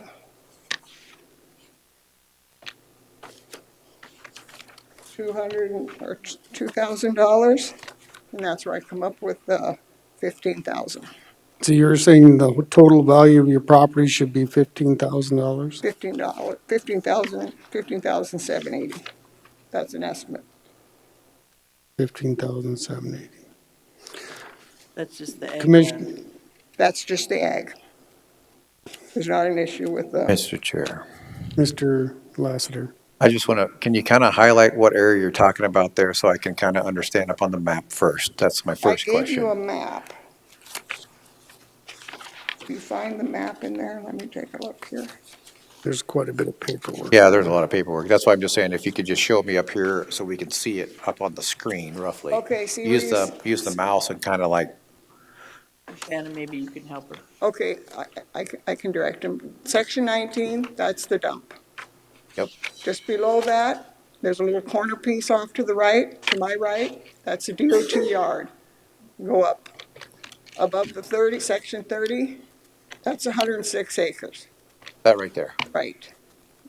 We're within section 30. So see where all that hills and the hill areas to the south there on the, that's Yeah. mostly the grommet area. That's 120 acres in there, which I took 90 acres out of that because there are some grass towards the north end of that. And this circles all the way around, or it goes all the way around to the west side where those 4 squares are. So 518 acres consists of those 2 blocks, 3 blocks, almost the 4th block goes to the east through those hilly areas. That's 518.56 acres. We have fenced off 480 of that because that's what's affected by the productivity. So show me where the 480 acre fence is roughly. That Where you, the number 30 is, yep. you're looking at just below that. Well, no, it's above that, because if you look, there's a little trail, that's where our corrals are. And we fence just right along that line, straight across to the west. Okay. Go So, straight across. That is an estimate of about 480 acres, and so that's you, been fenced off. It is not part of the lease, so there's no income coming in from that part of it, from that lease, because they can't graze it. and you're saying because north of that is all the contamination from the dump. Is that what I'm understanding? Yes, the dump is section 19, I, where that DOT is. Okay, yep. cell 18 that blows clear from there, blows clear over onto this section 30, and it blows clear over to the west, and it goes further than that. So, I'm able to catch that coming even, so it doesn't affect our 240 acres. So you're looking at section 30. Now the drainage areas, you can see on that, just below the section 19, the 106 acres, there's about 4 drainage there.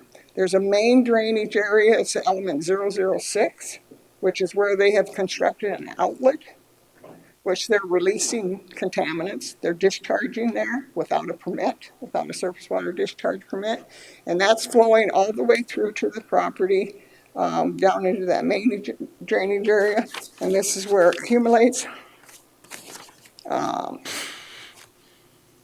the end before it reaches the water, the stormwater system. On page 10, that's where it accumulates down there. Mr. Chair, can I just get further clarification of that fenced-in area where you're talking about the trash and the bags and stuff? If I understand correctly from, I believe it was Shannon's statement, you're not allowing the dump to come in and clean up any mess that blows over. Is that correct?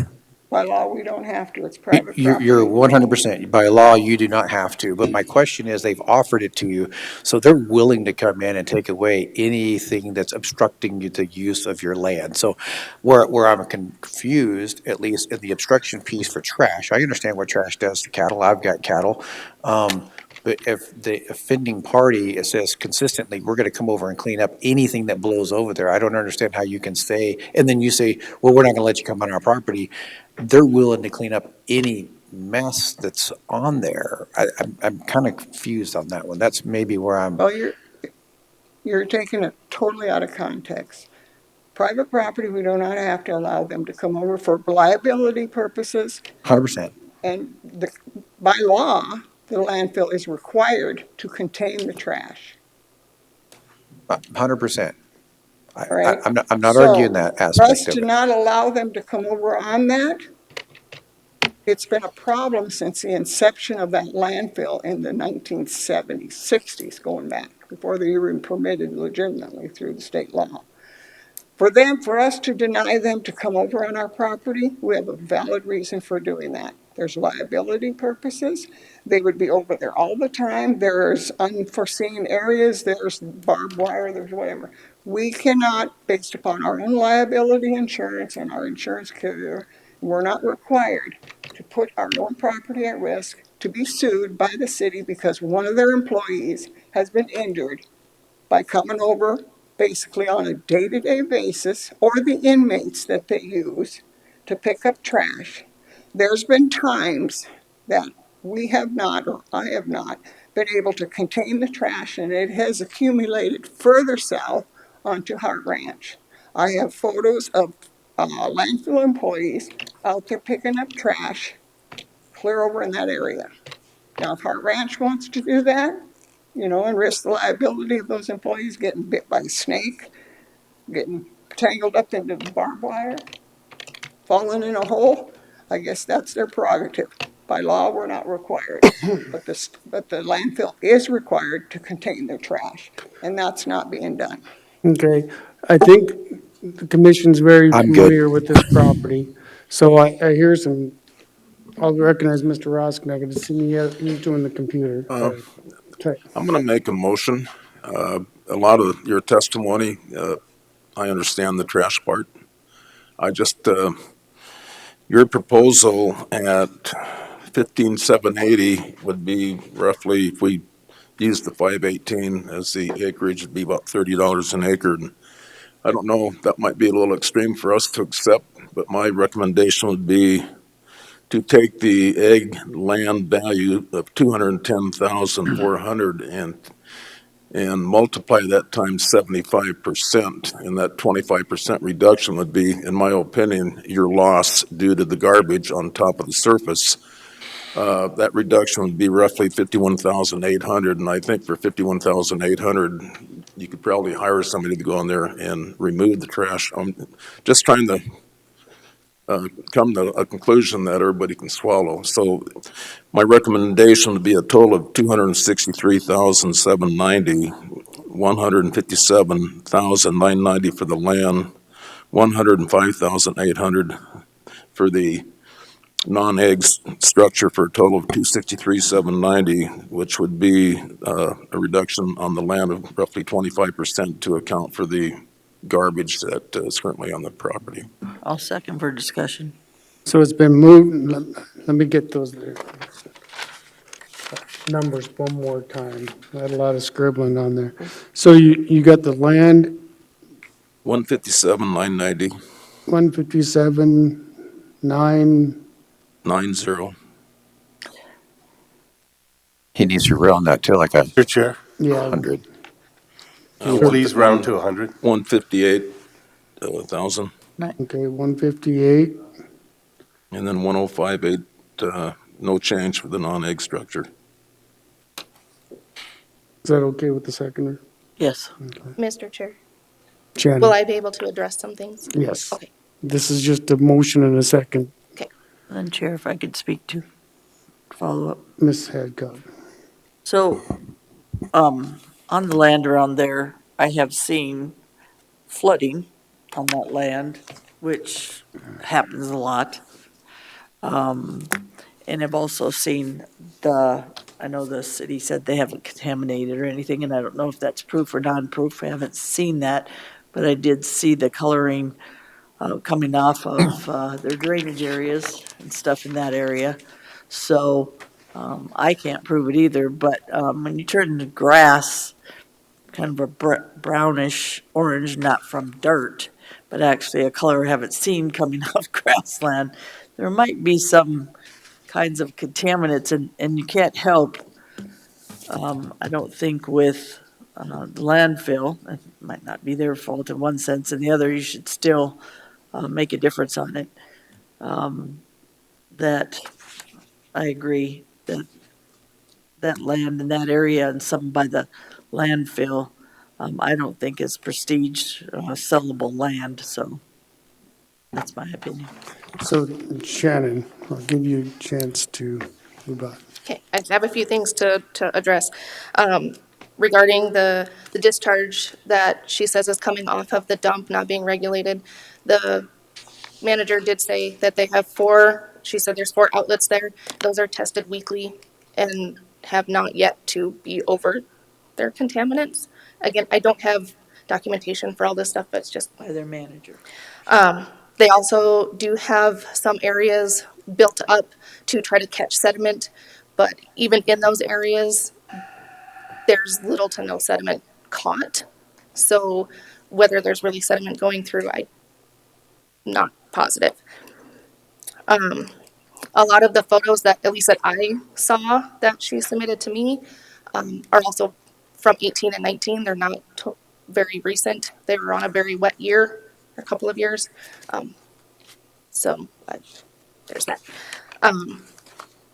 There are also two wells on the property and a home. So if the contaminants are high enough, then why is there a home on the property using wells from that land? I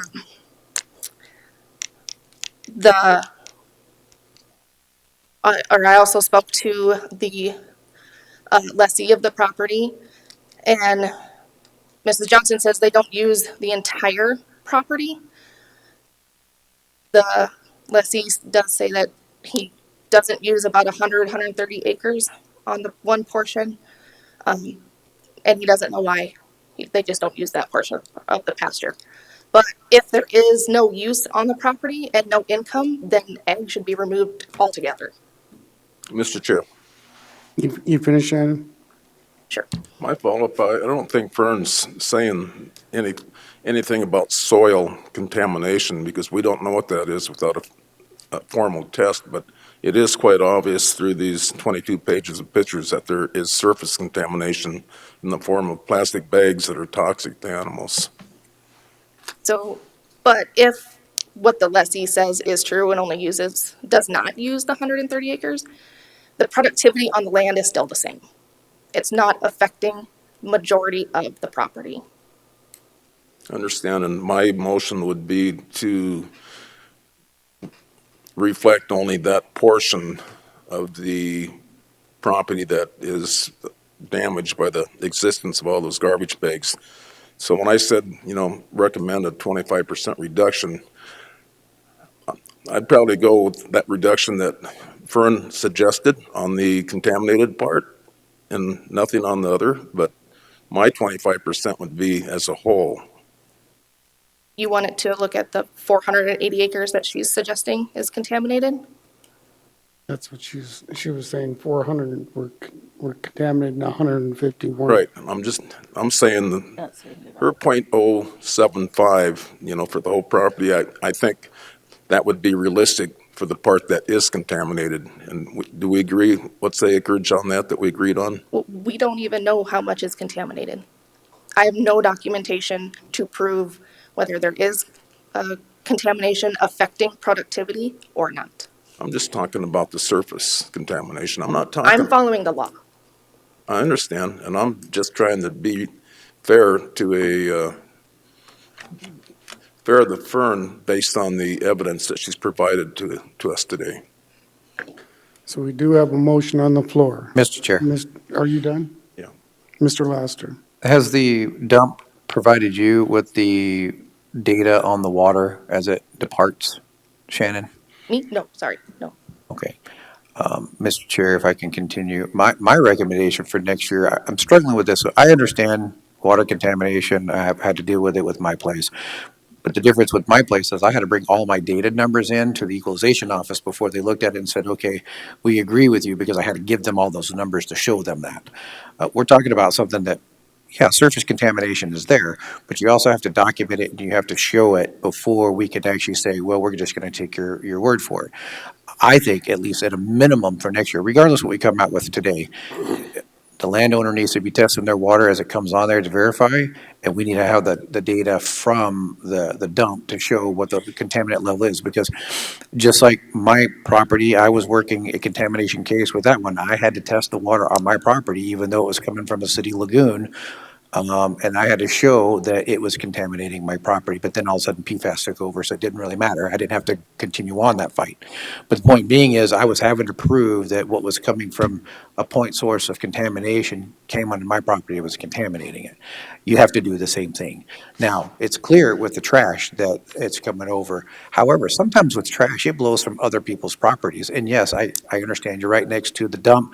They've offered to clean it up. You said no because of liability. I understand that, but I just don't know how to handle that one. I'm willing to navigate down a little bit due to the surface contamination and the aspect that Ross Connect put out there of how to factor that one down without solid evidence to show reduced productivity. I mean, I've got trash bags on my property out in New Underwood that I have to go clean up, and my animals seem to eat around it, and then we go clean it up with our kids.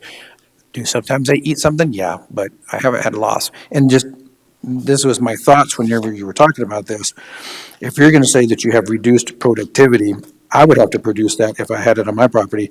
So are you getting less rent money for leasing the land? Are you still getting a premium for the price of the land that you're leasing, the amount of acres that you're leasing? Have you had any animal loss due to any of these bags? I understand what bags and hay string does to animals, but have you captured any of that loss to show us that you had that? And then any of that land that you're kind of blocking off, can it still be hayed and still turn into food and things of that nature? So that's just what I ask whenever I'm sitting there. And then again, it comes down to documentation. That's it, Mr. Chair. Thanks. Mr. Chair, if I may address some of the comments that Ms. Champion. One last time, then we'll go back to the commission. Okay. Go ahead. Everything that she suggested here is absolutely false. There's no occupant in that property because we cannot use the well water for that. We don't know how much that's contaminated. There has been nobody occupying that residence, period, since it was constructed. For her to speak to the lessee, he doesn't know, he obviously didn't look at his lease. There's 480 acres that is not on that property that is within the lease. Secondly, for the landfill to test that what they release or are allowed to release, they don't do that. We've requested data. They don't even have a surface water discharge permit for that 106 acres, which monitors that. So for them to falsely say to her that they test that on a monthly basis, we have all their AET annual reports. There is nothing on there, in there, that shows a reflection of the 106 acres, period. Surface water testing, underground testing, borehole soil testing, nothing, zip.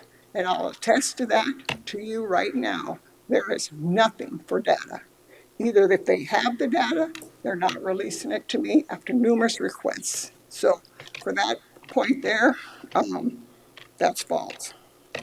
I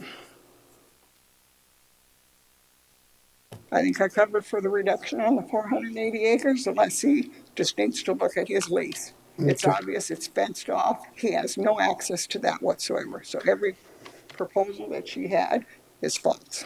Okay. I'm going to go back to the commission, and my comments is that, I think there's a lot of inconsistencies in this, and I think a lot of it could have been dealt with if they were allowed to look at the property and go on it and look around and so forth. But we do have, even if the leasee was wrong, that was his statement that 130,000 or 130 acres is what he's not used to.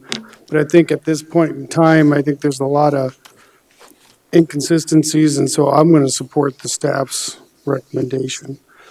Any further discussion before we go to a vote? Chair. Ms. Hadcock? I agree, Ms. Fern, you need to let people see your property in order for them to understand it. She can't figure it out just by trying to guess, and you're not really giving her a chance to figure out what she's saying and you're saying. Number two, you guys were there before the dump, so that's why I'm in agreement with this assessment, what Ron is saying, because they inherited this issue, and now they're in having to prove these things, that this dump is doing this to their land. That, to me, is why I'm saying I would vote for this, not because you did anything wrong, Shannon, but when you inherit something, and I've been there where even if they cleaned up the garbage, they couldn't get enough out of there because the fence sometimes rips. I've seen it. I've worked for the city, and I know some of the issues that they've had on the dump, just the blowing garbage and stuff. Again, if she didn't inherit this, it'd be different. If she lived like people used to say, well, the smell of the dump. We built here, we shouldn't have that smell. Was the dump there first or were you? Right? So when you're there and you know the dump or the landfill is there, and then you move right, half mile back, That's pretty much not the the landfill's fault. So, just food for thought. None of the structures were there until after the dump. So when they built their house and this second house, they were all built well after the dump has been established. But did they own the land before then? Uh, Johnson's? They bought it in 2014, Okay, which the dump was there. okay. So your family, Mr. Johnson, your family didn't own it before then?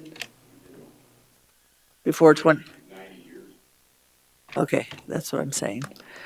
They might have, these two might have inherited, but if you build on it, I understand. That's, I mean, you own the land, you're gonna build on it.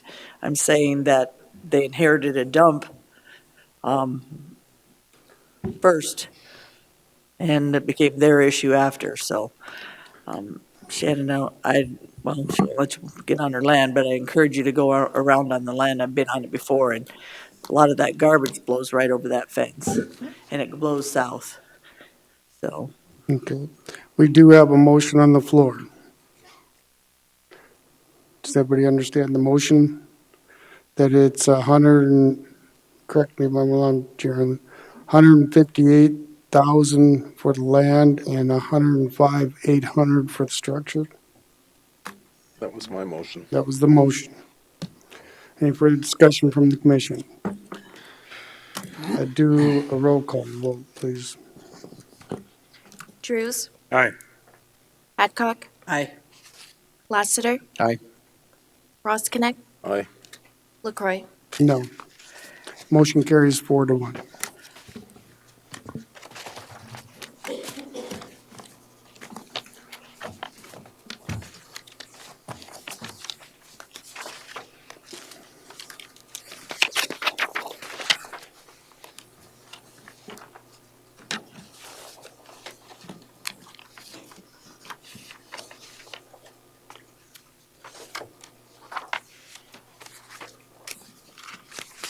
Next, we have number 36. This is still the same owner, 5288. Oh, the new parcel. okay. Second parcel, same property owner. Yeah, so section B. Okay. Okay, I The got it. property number 52288. Okay. Got it.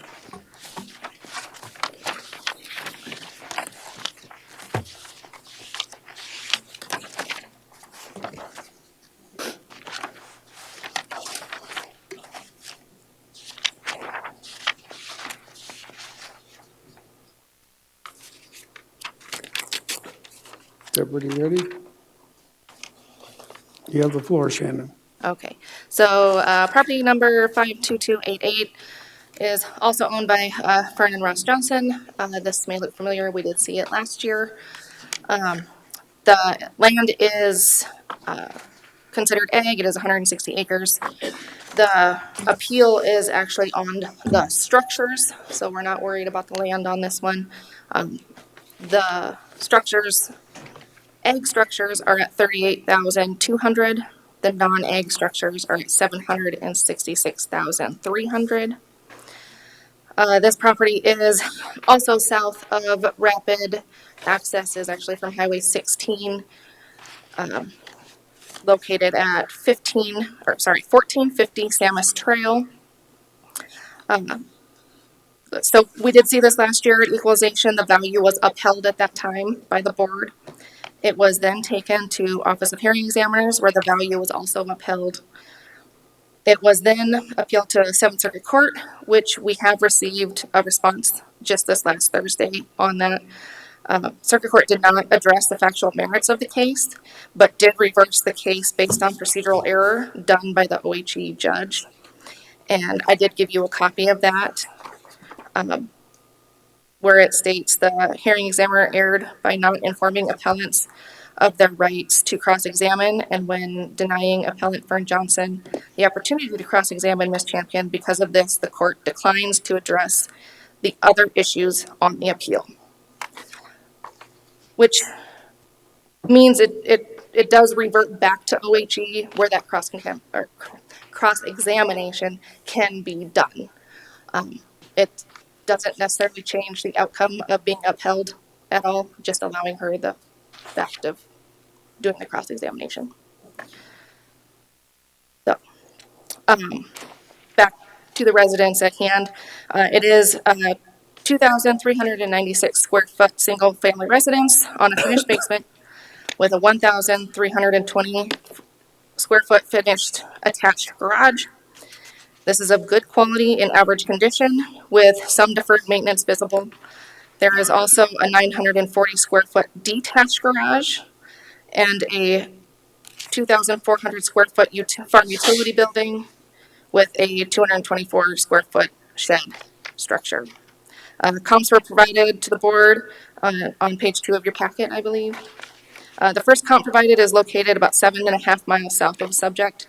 This is an older home with a blended age of 1990 at a slightly lesser quality of build and very similar size on the home and the attached garage with no outbuildings, and it sold for $1 million in July of 2023, with a contributory value of the sale of the home being $823,300. And the other two comps are extremely similar and fall within those same guidelines. With the Johnson's appeal, it states that the improvement on outbuilding number 1 should be an implement shed and not a detached garage. I did provide a picture of the detached garage, believe it's on page 3. The structure is assessed as a finished detached garage. The structure was incorrectly classified in the past according to planning and zoning. This is actually a second or a ranch hand residence. Without an internal inspection to confirm if the original permit information is still accurate, I did value the interior finish as garage finish and not a full residence. The photos that were submitted by Mrs. Johnson, I still feel that that's an accurate depiction of the structure. Ms. Johnson also pointed out an error on improvement number 4, which is also on page 3 of the shed structure. With the correction, it actually increases the value from 1,600 to 11,400. And also on the Johnson's appeal, it states that a building permit was filed on November 16th, 2023, and should not be valued. I was unaware of the building permit, so that structure is not being valued, and not till next year. An on-site visit was requested via email and a mailed letter and was denied. The owner did submit some photos of some of the interior of the home, as well as the exterior. Photos of the outbuildings were also submitted. For these photos, my opinion of the home remains as good quality and average condition, and the large farm implement building shows that there is information that we are actually not accounting for, and the stick-built shed is still undervalued. It is my recommendation that the land remain at the 42,100, egg structures at 48,000, and non-egg structures at 766,300 for a total of 856,400. Thanks, Shannon. Is there any questions for Shannon on this? Mr. Chair. Mr. Roskine? Shannon, can you pull the GIS map up and show me where the subject property is and then each one of these comparable cells that we're using?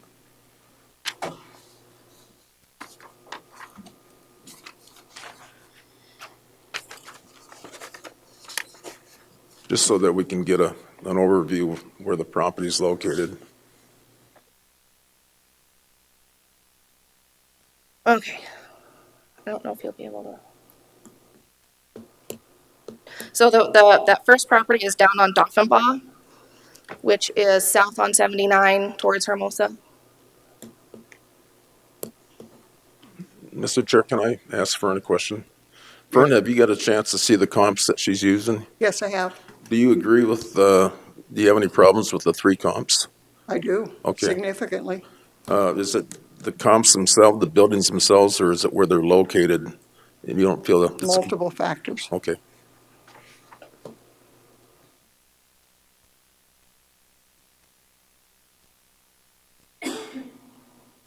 So if I understand that, what's it called, Samus Trail? Correct. How many homes is that where Casey lives in that area? Yes, if you see the dotted line, Okay, that's our property, the blue. About 2 miles, mile and a half, then you'll run into Dr. Pappendick's, yep, Casey and Peterson. there's only, what, 5 or 6 houses in that? About 4 there. 4, okay. We're not gonna see sales on, the screen up there to, if we expand out, you just won't be able to see them. I guess the point that I was making, the comparable sales are in different locations, that's all I wanted to point out. They're all in the same market area. What's it? They're all in the same market area. Right, Disagree. but not in the same neighborhood. Well, this is an ag neighborhood, so it's gonna be different. Just wanted to point that out. I mean, I'm good.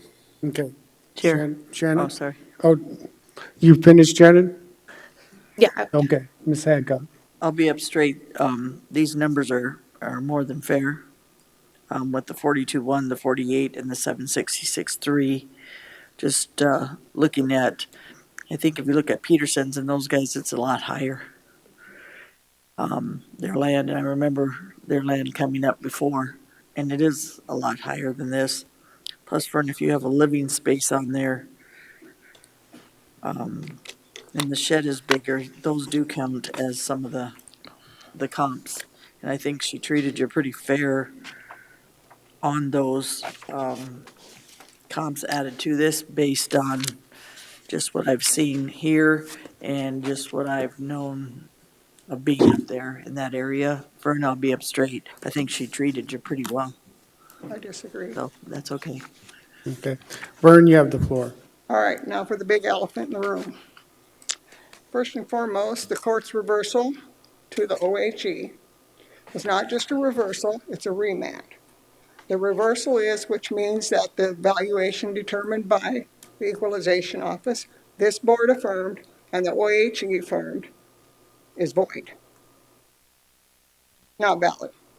The remand is for me to cross-examine because the ALJ refused, precluded me my right to cross-examine her on factors I'm going to address right here. Is that on this property, Fern? That's on this property. of last year's value. So, I'm not trying to be difficult, Vern. We've got to stick with what's on here today, which is this. we cannot take what's on here today because the invalid assessment from 2023 has carried over into this assessment valuation. So we have to address what was invalid, which the court has reversed, and you can preclude to do that however you want.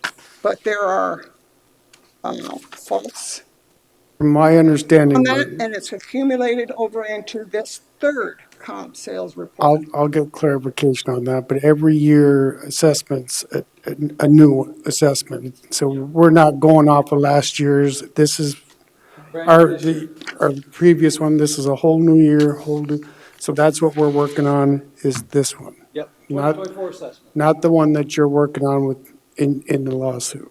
Right. So that's where I want to limit the discussion to is what is here today. And I agree with this. Okay, so you're basically violating my rights to suppress evidence, which you're gonna make a accumulated decision on 24 assessment value. What, based upon an accumulation from last year, it's a percentage increase. You can't do that. You have to take a look at 2023 valuation, which has been found to be invalid by a court. That's carried over a percentage increase over here to 2024. Now, if you're going to take and suppress that evidence, so be it. You were provided 3 comps, 1 comp. At the hearing, at the OHE hearing, she provided a total separate comp, which you did not get a chance to review. Now, on these comps that she has here, it's accumulation of her false information, manufacturing data, Fern, to, she can't do faults if she Yeah. hasn't, I'm not trying to be mean, but she can't do faults if she's never got to see the property. So what she's basing it on is what you've told her, and if you have a living space in other spaces that you're not letting her see, she how is has, she doing faults she, when she well, can't let do me her get into job? that. Let me I get know she into that. can't do her job, Fern, though, if you don't let her see the Because an property. internal inspection is not the prevalent, it's not the predominant factor. It is for When they do not do an internal inspection, they are to do an estimate. The estimate is then determined by quality and the values that she's determined. That she's guessing She because takes she can't those see. values and she finds comps. With those comps, they're supposed to be comparable according to the quality and the condition she's made an estimate on. So an internal inspection is not predominant here. It's the market value. So when you take the comparable properties that she's applied, 3 different sets of them, the most current for 2024, and you take a look at every one of the data characteristics she's put into those reports, those are manufactured, they're false, and then that skews the end results of the valuation that she's come up with in comparison to what she's already estimated at a good quality and condition. So the internal inspection, which you've been provided with the pictures, has no predominant factor. It's the market value and how the method she's applied based upon that good quality and Okay. the I'm gonna, And I can you disagree. I thought answer, we'd have can you the same. answer the question on the tax, the assessment? It's new every year. Yeah, Am I'd I like correct to, in saying that? yes, I'd like to address the percentage increase, because we've had this come up on other properties.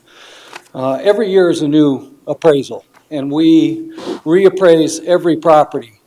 Once we've got our new appraised value, we can go look at last year's value and calculate the percentage change, but we don't take last year's value and change it a percentage to get this year's. Yeah. Every year is a brand-new reappraisal.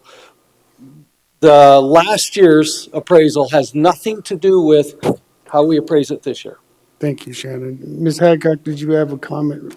Well, my point is if there's a building that's going to have somebody with a living space and you don't know if it's living space or if it's just shed or if what's in the place without evidence based, you're guessing.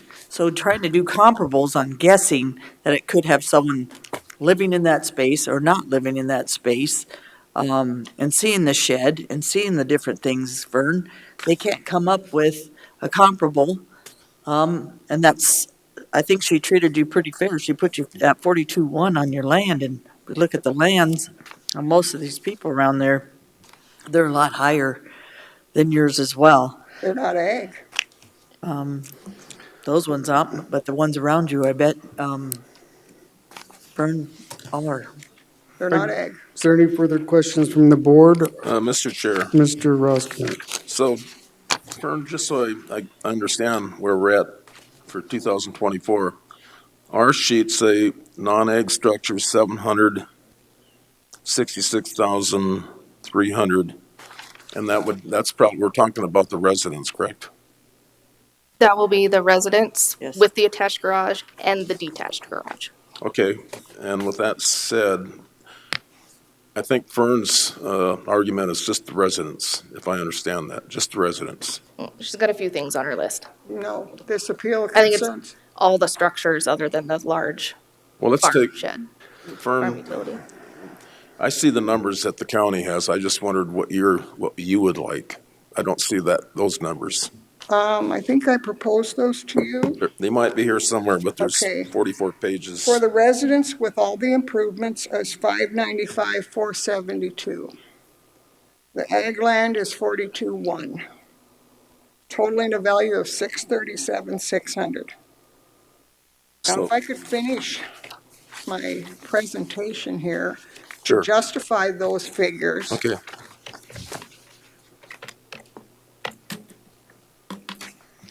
Go ahead. Okay. I want to hear how you got those figures, Okay, because that's thank what your ask is for. Now, I provided with you a packet on this appeal, page 4.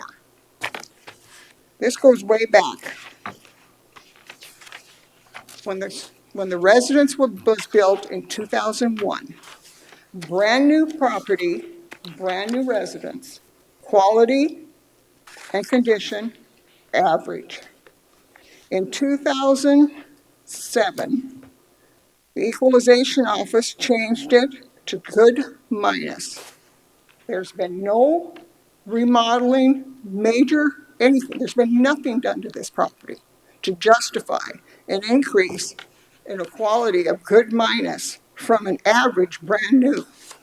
Then in 2011, it was changed to 4, good.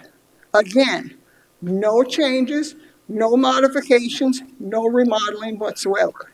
How can you go from an average brand new home of average quality and average condition to a good?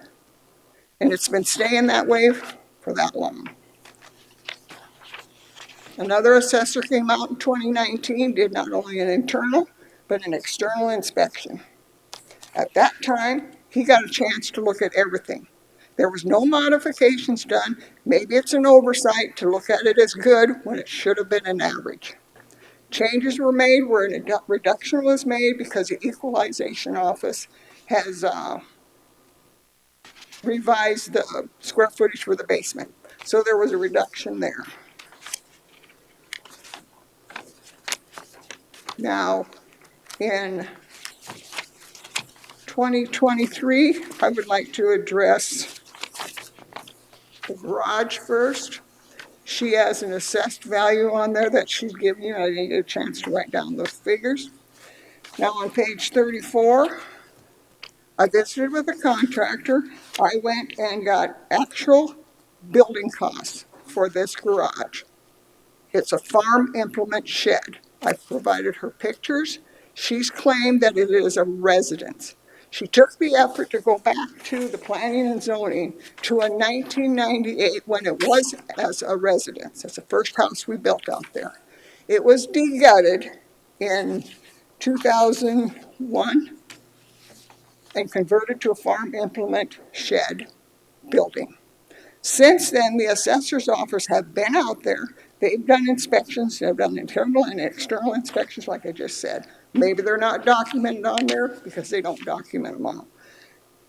But they were out there. They looked at this garage. They can attest that it was, and it's been assessed as a farm implement garage shed. It's been assessed ever since that way until she comes along. She comes along, takes it to the planning and zoning, goes back to it and considers it as a residence. It's not a residence. Assessor's office, all she had to do was look at the data, her own data records. Now, this building costs, and I was quite modest on it, $13,475. Contractor told me you add 40 to 50% for labor and for concrete pad. 50% of that is $26,000. You take the percentage of the 0.36 times that gives you an assessed value of $97,002. She puts that garage at $48,000 as a residence. It is not a residence. That is wrong. Next, let's go to the shed. I believe she's put a value on that of $11,000. Can we go back to the building you just talked about? Sure. What's the square footage of that? I just want to look at it. It's a 14 by 16. It's 224 square feet. 14 by what? 16. Oh, the garage? Excuse Yeah, me. the garage, not Well, the shed. it's a 30 by 26, and then there was a lean-to added to it, so total it comes to 940 square feet. And it's used for a utility shed, It's used for farm equipment. right? Utility.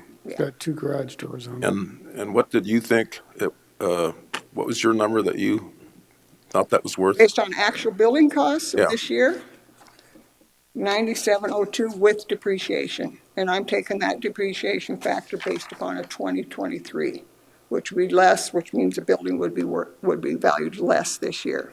But that's the only factor I have because I requested her multipliers, I requested her depreciation factors, and she says it's all in the data card. Well, if you look at the data card, it's not there. There's not even a value there. So I can only go by the 2023 So depreciation guide. what was that value, one more time? My value is 9702. 9702? Yes, What was yours, Shannon? 48. Or, 48,000. 48,006. That's because she's basing it as a residence. I'm basing it as a detached garage. I think she's saying 9,000. I'm saying 9,000, Oh, correct. you said Yeah. 9702, which I thought you said 97,000. No, she's basing it on a residence, because if you take a look at what she produced, she gave us in a letter by email that we received. She's basing it on the factors that she went back to planning and zoning, and it's a residence. So she's basically valuing it, she's misleading you. She's basically valuing it as a residence, when it's a garage, farm implement garage, building, whatever. But the actual building costs, Okay, any further questions? So, Mr. Chair, Mr. Laster? clarification, I just kind of want to know, is that building a farmhand residence or is it a garage? it is a farm You're garage. saying it's a garage. Shannon, are you still solid that it's a residence? I'm valuing it as a detached garage. As a detached garage, not as a residence? Correct. Okay.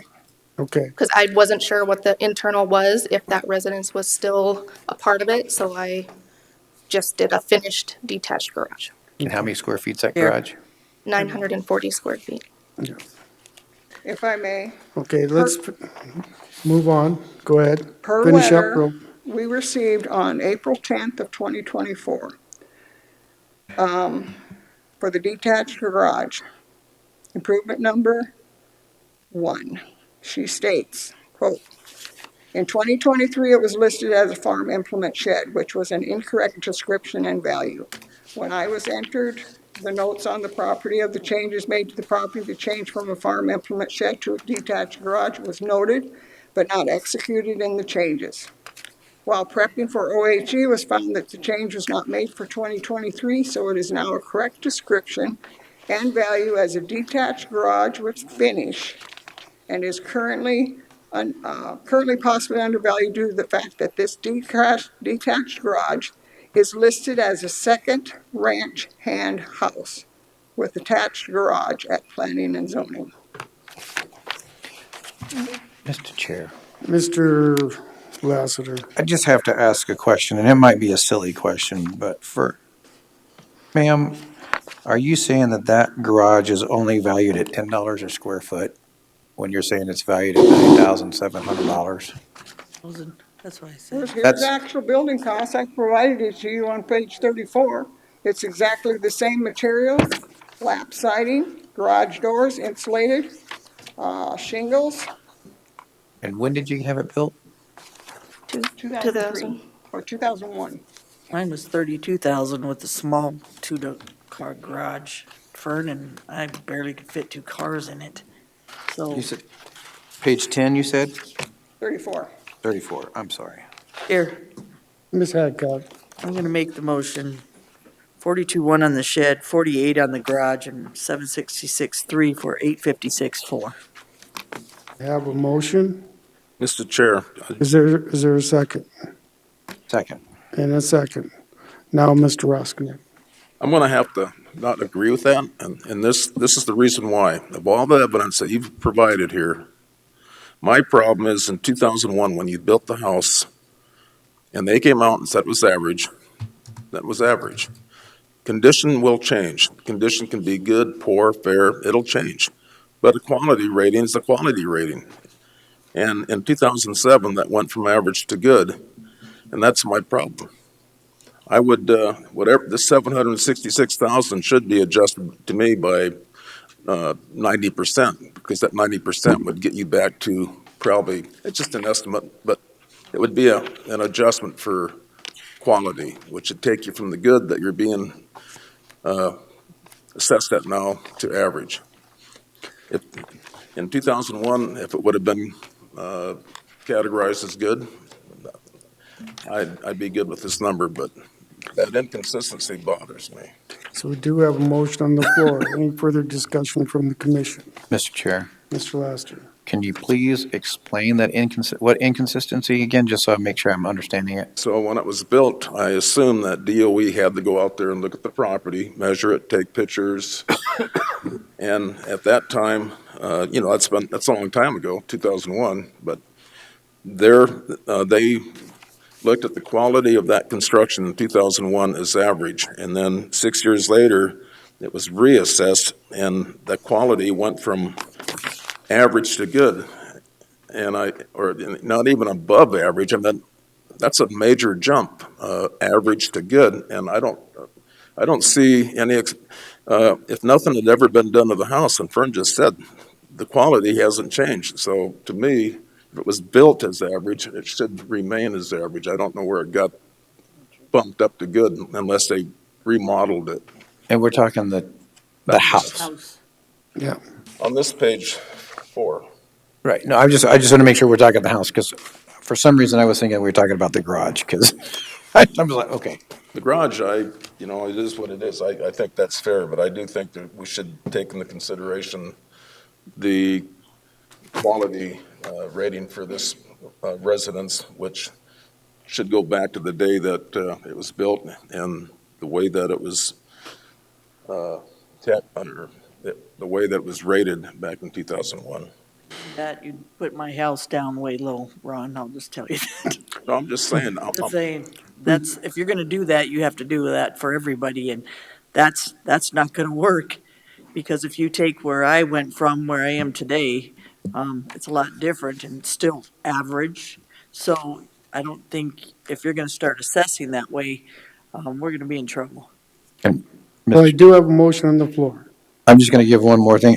I agree with the motion on the floor, especially with the ag structure of the garage. I mean, I sit here and I look at the design to buy, but that's a Menards. That's a materials price only.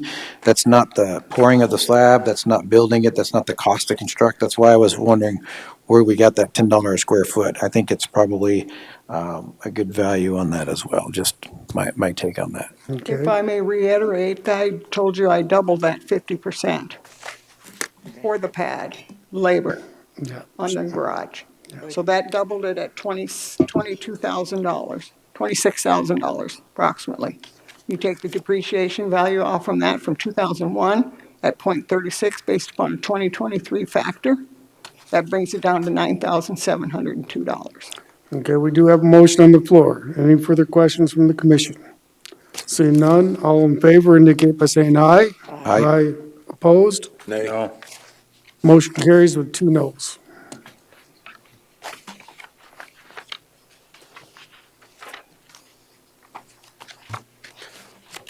Does the commission wish to take a short break? We work Yes, through please. So I'd look for a motion to take a 10-minute break. So moved. Moved by Lassiter, seconded by Hadcock. All in favor, say aye. Aye. Opposed? Motion carries. Move to come out of recess. Second. Moved by Lassiter, moved by LaCroy, seconded by Lassiter. All in favor indicate by saying aye. Aye. Opposed? Motion carries. We are on tab 36. This is Morris Daniels. Property owner's not here. Dawn has a recommendation. And then we'll go to the next property owner. Good morning, Commissioners. Don Puckett, Equalization. This is tax ID 53674. I have a recommendation to set the valuation at $658,300. That breaks down into $118,700 on land, $539,600 on buildings. That'd be my motion. Second. Moved by Hadcock, seconded by Lassiter. Any further discussion? Mr. Chair. Mr. Drews. I noticed that Kaler had recommended a range between 607,000 and 623,000. Correct. Mr. Kaler's comparables went clear out Nemo Road, down Sheridan Lake Road. My comparables came from right in the area of the subject. I called Jeremy and told him this is where I was at, and it would be up to him whether they showed today. He got with the Morrises, and they said they were fine with the valuation, and it's been accepted by both Jeremy and the Morrises. Oh, okay. Well, that makes a difference. So we do have a motion on the floor. All in favor indicate by saying aye. Aye. Aye. Opposed? Motion carries. Thank you. Thanks, Don. Darlene, you got it? Okay, then we go to tab 37. This is Hinsman.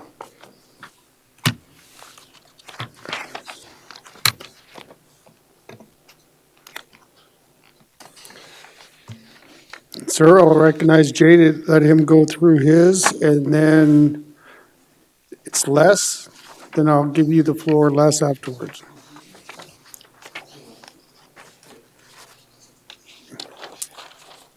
All right.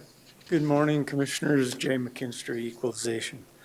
The subject properties, tax ID 54459, owned by Les and Faye Hinsman, located at 3217 Skyline Drive. The homeowner's reason for appeal, he just believes the property's been overassessed for many years, to include years prior to their ownership. In 2020, at the request of the homeowner, at that time, Trevor from our office did a full interior review, resulting in a reduction to the quality and condition of this property. One of the issues at that time was the master bathroom, which had a permit subsequently taken out after that for remodel after that inspection. I personally followed up on that permit in the fall of 2021 and spoke only with Les through the Ring doorbell. He wasn't home. And he had mentioned that that work had been complete, but I did not get to see it at that time. Then in March, Les came in to appeal, and I briefly spoke with him in the office. He didn't want to go over anything and told me at that time that our office wouldn't be allowed to enter the property for a current inspection. He then appealed to the city. They lowered the value about 2.6%. Then Les chose to come here after that. Looking at the comparable sales, the adjusted sale prices ranged from just under 1.2 million to 1.650. When considering the fact that some of these issues with the property were addressed with the permit in 2021 and not being able to inspect the property, I'm recommending our sent out value for 2024. Land at 265, structures 788,100, a total of $1,053,100. Is there any questions for Jay before I go to Les? Mr. Chair. Mr. Drews? So Jay, if he had not come appeal to here, would the city recommendation stood? At that time, we were going to not bring it to county based on how little they made of a change and the fact that we hadn't seen it. Okay. That's right. Any other questions from the board? Les? And we did have all your paperwork that's in here that you gave us prior to, but we haven't seen that. He might have more than Yeah. what I had to give you. Thank you. This is just some comparison that I've made.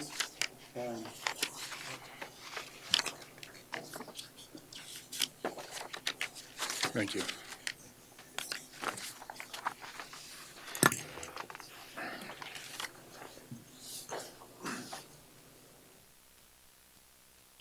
So essentially what I'm trying to say, I don't know if you had a chance to look at my letter that I put together for this appeal, but I don't believe that we've been treated fairly from the very beginning. We bought this property in 2019. It had been on the market for 2 years. It was originally listed for nearly $750,000. We bought it for $650,000. The the assessment, not even, 6 months after we bought the property, the assessment went up 20%. And I have to believe that fair market value and what this should be based on, I don't care about any of the comps. I think that's all apples and oranges. But fair market value is what I gave for the place. It's what a buyer is willing to spend and what a seller is willing to take, and that's fair market value in my book. And my property has increased at an average of 12%, but as much as 20% a year. And even though this year was 5%, some may think I've come here to thank you guys for that. But 5% is still, to me, is extraordinary, because this property was bought by the previous owners in 2009. They owned it for 10 years, not counting the realtor's fees. They probably, or when you deduct the realtor's fees, they probably realized something in the neighborhood of 6% in that 10-year time period. Now, to me, that's what these assessments should be doing. They should be going back and looking at the historical value of what this place is worth. And first thing it does is it comes out, with a 15% hike in 6 months.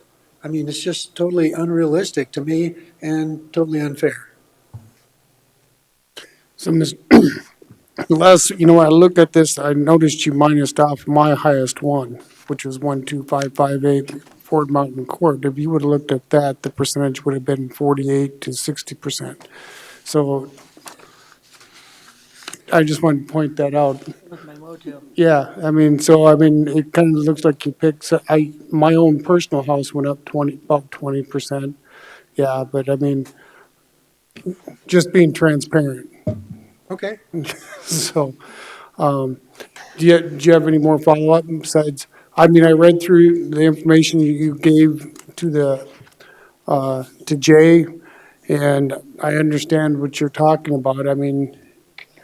Skyline Drive is a tough area. When you get up to anything over 800,000, it takes a while to sell. So, Yeah, and you don't always get your asking price either, right? yeah. That's my point. My point is that, people drive by there and say, maybe it's for them, maybe it's not. We like it up there, of course, but I just think it's not been fair. We have not been treated fairly. Okay. Is there any questions from the board? Mr. For Chair. Les? Mr. Roskinek. Some of the documentation that was provided, I do not, I agree with you on the sense that if you pay $650,000 for the property and that's a fair market sale, and you show it to the Director of Equalization, I find it hard to believe that they would assess it for $775. And the reason I say that is because if I had to appraise the property, the last sale of the subject property is always the one I put the most weight on, because it's the especially best, 6 it's an months earlier. identical. Yeah. But the fact is, if I had the appraisers today, I wouldn't go back and look at the assessment history, and I would go out there and look for comparable sales. That's what I'm really going to put my hat on. Try to find something that I think we all understand the dynamics of what we're looking for. We're looking for the properties that we feel have recently sold. They meet the criteria of a good sale, which means it was on the open market and whatnot. Once you identify the subject and you take the 3 or 5 sales that you feel are most comparable, and you do a comparable analysis and not really go back and look at what you paid for it 4 years ago, but see what's currently going on the market. And I think we all agree the market's just pretty crazy. Well, since COVID, I would agree with that, but this actually started before COVID. That first hike of the first assessment that I had that went up to 20% in less than 6 months. We all know that they do these things the last part of the year, 2019, and my assessment was 20% more. And that was before COVID. You know, I mean, and, you know, for them not to take the initial value of what I just paid for it 6 months before and use that as more of a factor. I mean, to me, it degrades the whole quality of what the process is. Can I say something real quick? Yes, So after that 2020 inspection, after he had the concerns, after he bought it, and we had the interior inspection, Well, that went down, it went down 4.74% and you that know why? following year. You know why? Because they Because we mismeasured. actually got in. let him finish, Okay, I'm please. sorry. And so from 20 to 21, it did go down once we did do the interior inspection. And obviously in that time frame, things weren't going down. And then it did go up 12%, 20%, and then 4.8% this year. But that's exactly what as we know, the market had done. Overall, that was 38% in that time frame. That's not out of the norm at all. Okay, now Les, now you. Okay, so the thing that I pointed out when I brought him in was that there was a basement wall that was like sectioned off. Maybe they ran into a boulder or something in the hillside, but when they built into that basement, they 45'd that wall. And the reason that assessment went down is because they mismeasured it. So when they remeasured, they recalculated it. And so the homeowners have been over assessed on the basis of area since the beginning. And the only reason I'm saying that they took that down was because they mismeasured and they corrected the measurement and that resulted in an assessment that was a negative. Is there any questions from the commission for Les?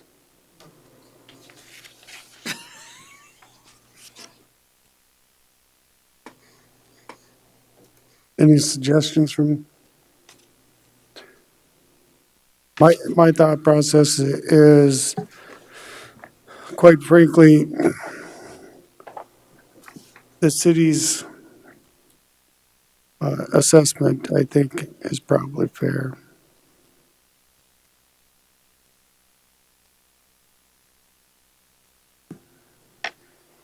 Mr. Chair. Now, and I just get that because Jay said at some point, you know, it would have came to him like that.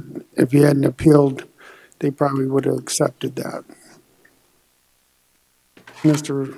Roskinick. So I guess what we're looking at today are three comparable sales that our DOE office used to get an estimate of market for the assessed value of your home. Have you had a chance to look at those sales? The three sales 1.5. that we're looking at? You know, the stuff I've been looking at is just like you know, historical stuff. And fortunately, it is transparent. I can get on the website and see what other people are paying for taxes. And I see that, you know, some people actually, they pay a certain value for their, you know, they pay market value for the place that they buy. And then the assessment comes in substantially lower than what they've actually paid for it. And I actually, I guess I need that explained to me as well. Well, one of the things he was trying to show me, you know, is my own assessment. Well, that's because it wasn't owner occupied and now it is why some we things. put He has the- a whole list of Yeah, all our properties on here. Can we put this on the screen though? Your sales grid? What's that? Yeah, did we? Yeah, I'd like to see that. Because really, it shows it's pretty fair. And so, looking at that grid, I would ask either one of you to tell me what you think the best comp is. Which 3.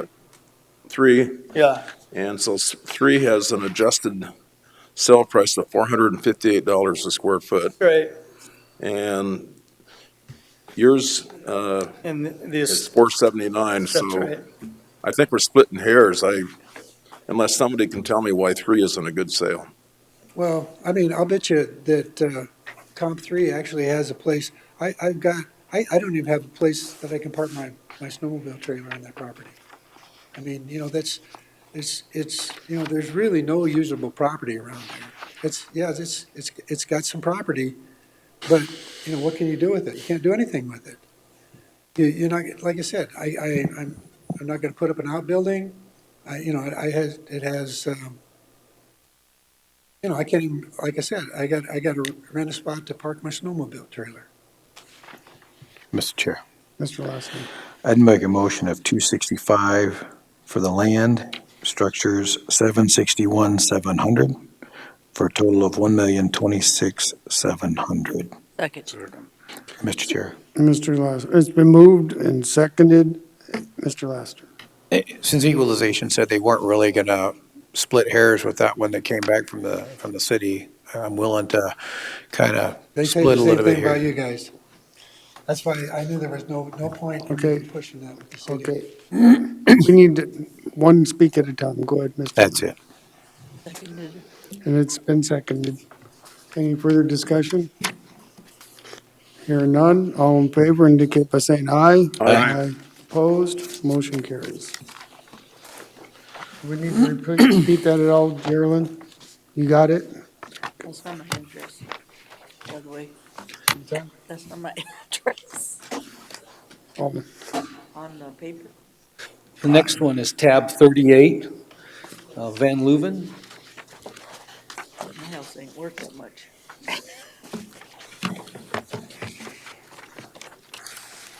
I'm selling mine. I'm sorry. No, you're good. We're sidebarring up here. It's all right. Bree, you have the Yep. floor. All right, tax ID appealed. Today is 62166.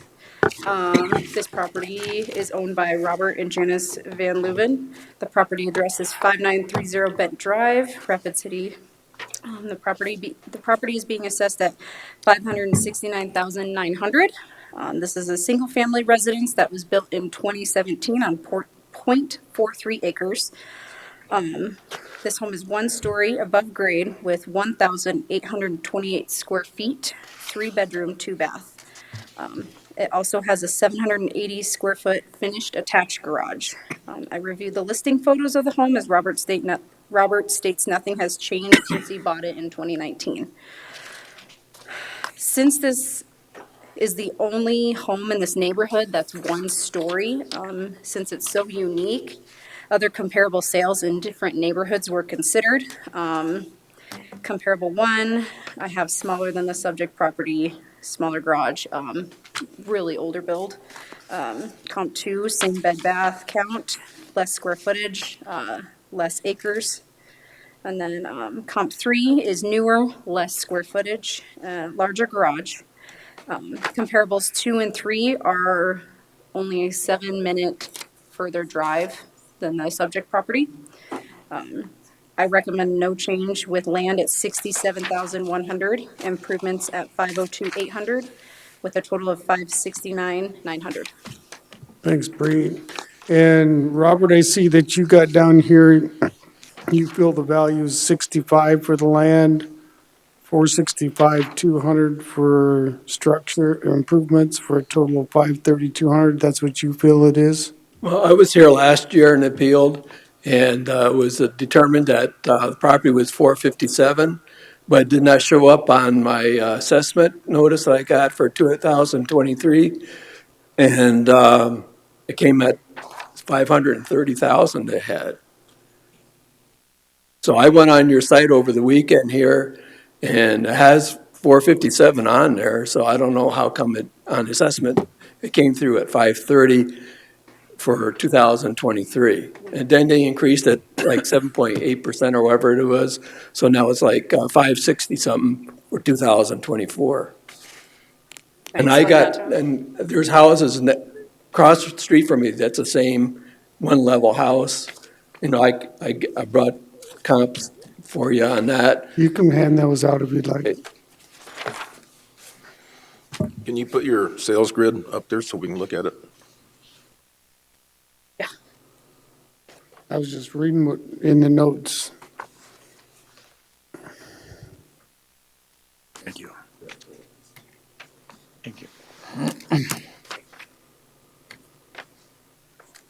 You still have the floor, Robert. Okay. So basically on the first sheet there is my house, the top sheet there. 3-bedroom, 2-bath, like Bree said, 1,828 square feet, 0.43 acre lot. There's a crawl space. It was built in 2017. It was a Prado home house, and it was listed for $395,000 at that time. And it never sold. It just sat there for 2 years. They kept lowering the price on it. Then I came along and bought it to 2019 of June for $362,000. And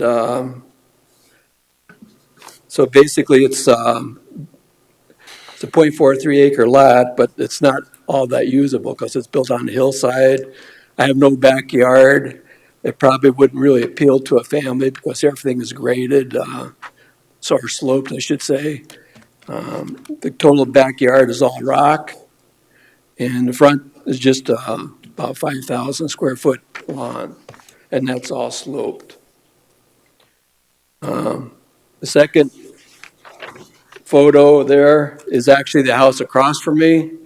It's a 3-bedroom, 2-bath, 1,680 square feet, built in 2010, and it's a 0.24 acre lot. It was basically last sold in 2020 for $342,000, and it was listed at that time at $349,000, so the price dropped on that. And their 2024 tax assessment is $464,300.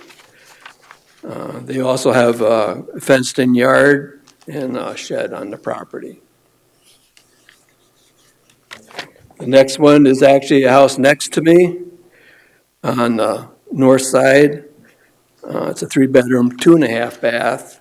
Square foot is 2,050. It's 0.34 acres. Basically, this house was built in 2021 and it sold later that year for $445,900. Actually, a family did not buy it. It was actually a business that bought it, a dental office, and they use it as for meetings and for gatherings and stuff like that. They decided to list it again in September 2022 for $489,900. Did not sell, so they removed it, and their assessed value for 2024 is $544,900. The next one is actually across the street from me. We have 10 or 12 townhomes on the same street, just north side of me.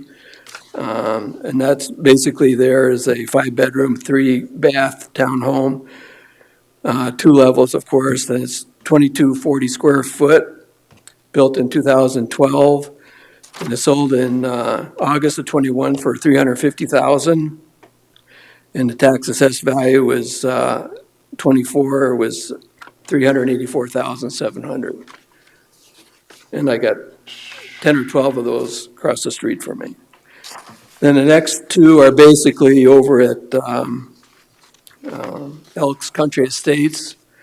They were recently sold in 2023. The first one is sold for, August 23 for $490,000. It's 2,132 square foot. Basically, it's kind of like my home where it has a crawl space. It's a 0.31 acre lot. It's a view of the golf course. It's on a cul-de-sac and has a heated garage. That's value on that is $523,700. Then the last one there is also on Elks Country. It's sold September 14th, 2023 for $459,900. That's 1,672 square feet, 2-bedroom, 2-bath. That was built in 95. It's on the golf course. Lot size is 0.37 acres, and it has a crawl space. And the assessed value is $444,300.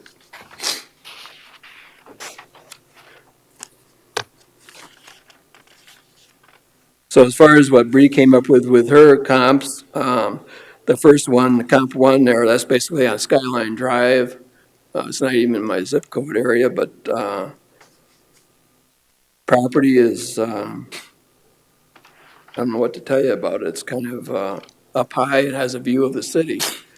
You can see the city lights. And then the next two are in Highland Point Ranch, which is very expensive. The lots are a lot more expensive there. That first one is like $110,000 comp two for just the lot. So you're talking about, $50,000 more than mine. Then the next one's also on the High Point Ranch.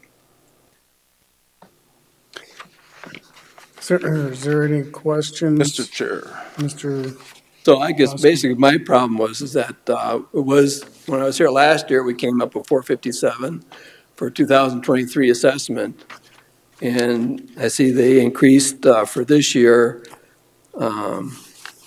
They've had like a certain percentage, I think it was like 7.49% change increase, but they did it from 530,000, not from the 457.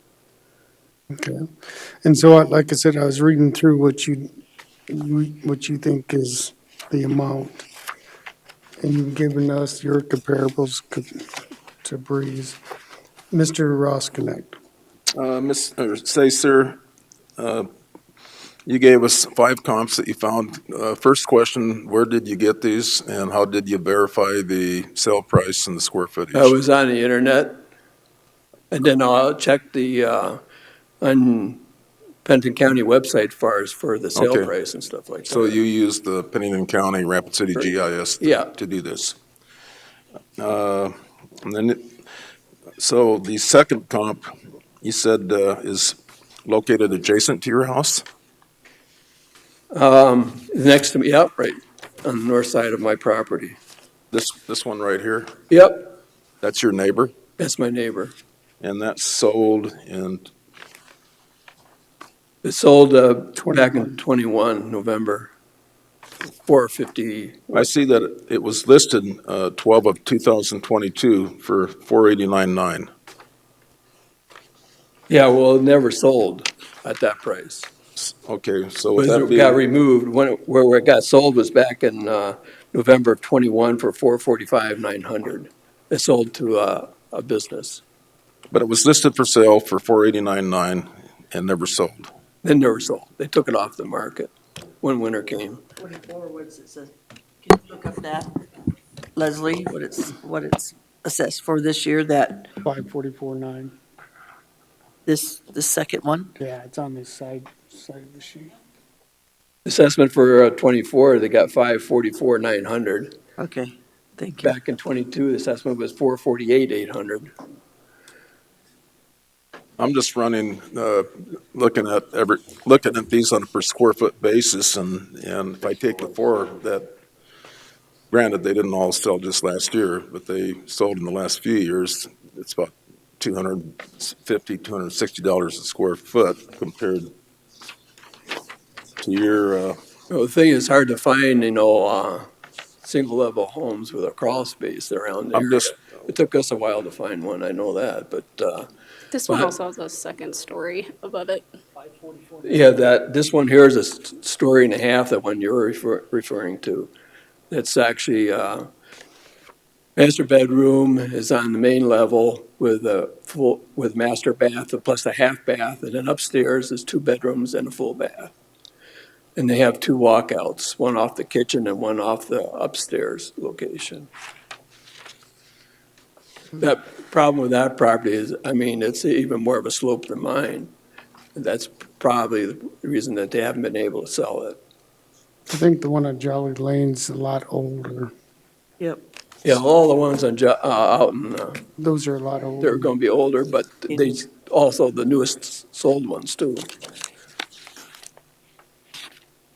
have you had a chance to look at these comps that?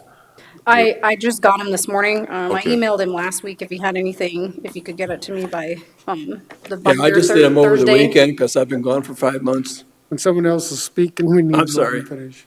I just from looking at them for about 5 minutes before we got up here. I know his complaint when I talked to him earlier, and then his complaint last year is he was complaining about how we were finding comparables on golf courses, so I stayed away from that. Stayed away from the John Lane area. I stayed away from the Elks, Red Rocks, Heartland. I try to stay away from all of those. So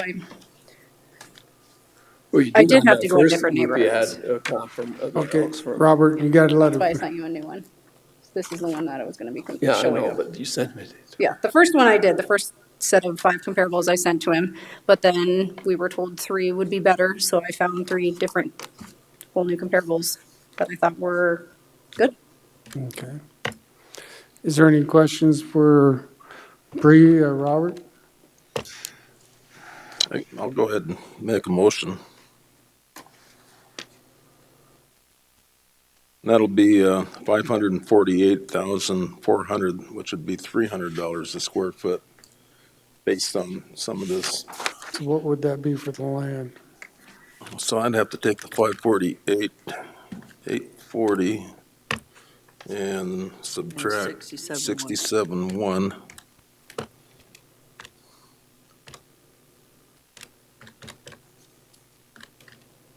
Structure is gonna be,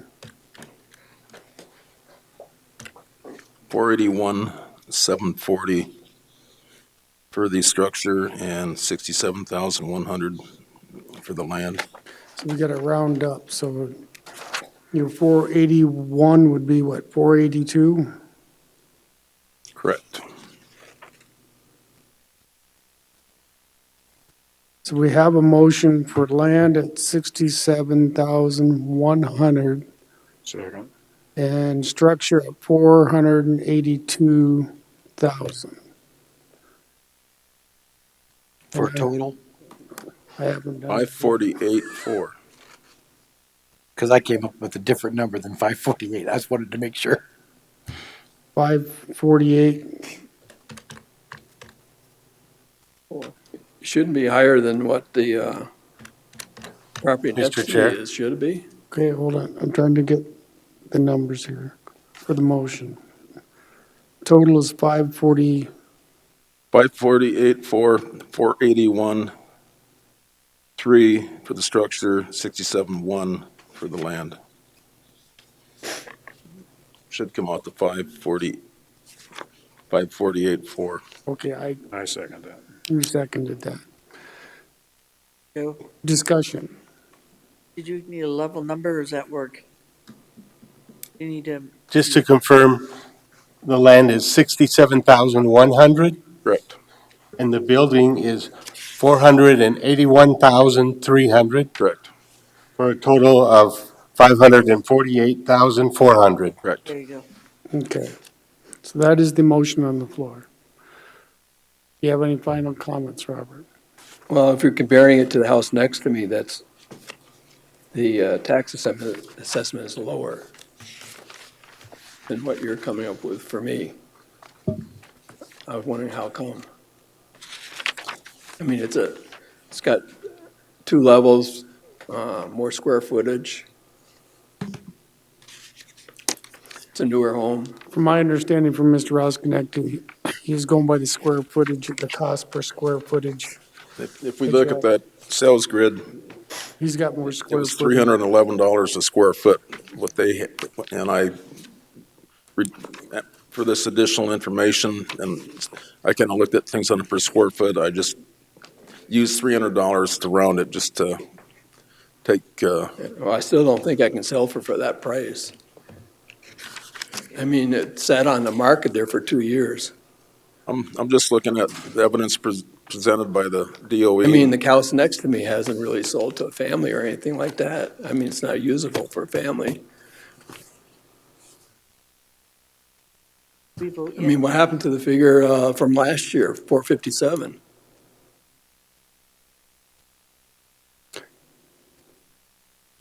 I think, well, this is Five. lower than last year. Yep. So, I mean, it's, I think it's fair. Any further discussion? This is from your website. Oh, That was just over the weekend I did Yeah. that. So basically what that motion does is it takes 21,500 off your assessed value for 2024. Right. Well, I think the assessed value for 24 is super high for that property. Well, if we put the sales grid up, there's three comparable sales that the DOE used. And if you look at them, tell us what's wrong with them. Well, first of all, they're in a different area. It's a very high area. The lot price is a lot higher. That one lot was 110,000. And then that third comp, that square footage, that's not even correct. It's over 2,000 I had for that. I mean, it's two levels. I think, I have 2,624 square feet for that one on the third comp. If you use a larger square footage, you're going to come down, you're going to lower the unit price that was paid for the property.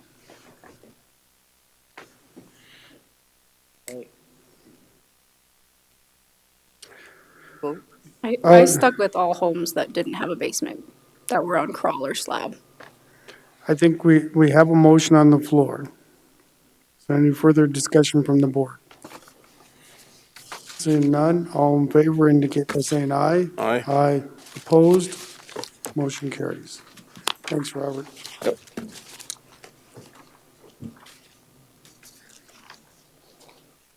Next appeal is tab 39. This is Best Buy stores. And a representative for the property owner is on Zoom.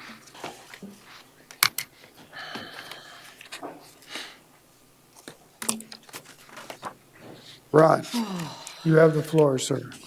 Good morning, Board.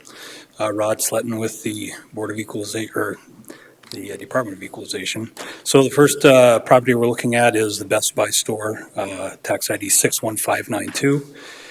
The 2024 assessment is $3,347,800, and my recommendation is to uphold that value. This value is arrived at by looking at our adjustment in cost of materials and our depreciation on this structure. It's about a 2.43% increase over last year. I did receive some information from the tax rep, Ms. Melanie. She was indicating kind of an equity argument. She gave me a few other properties that she felt were similar and was really kind of comparing their assessed value to the assessed value of the subject.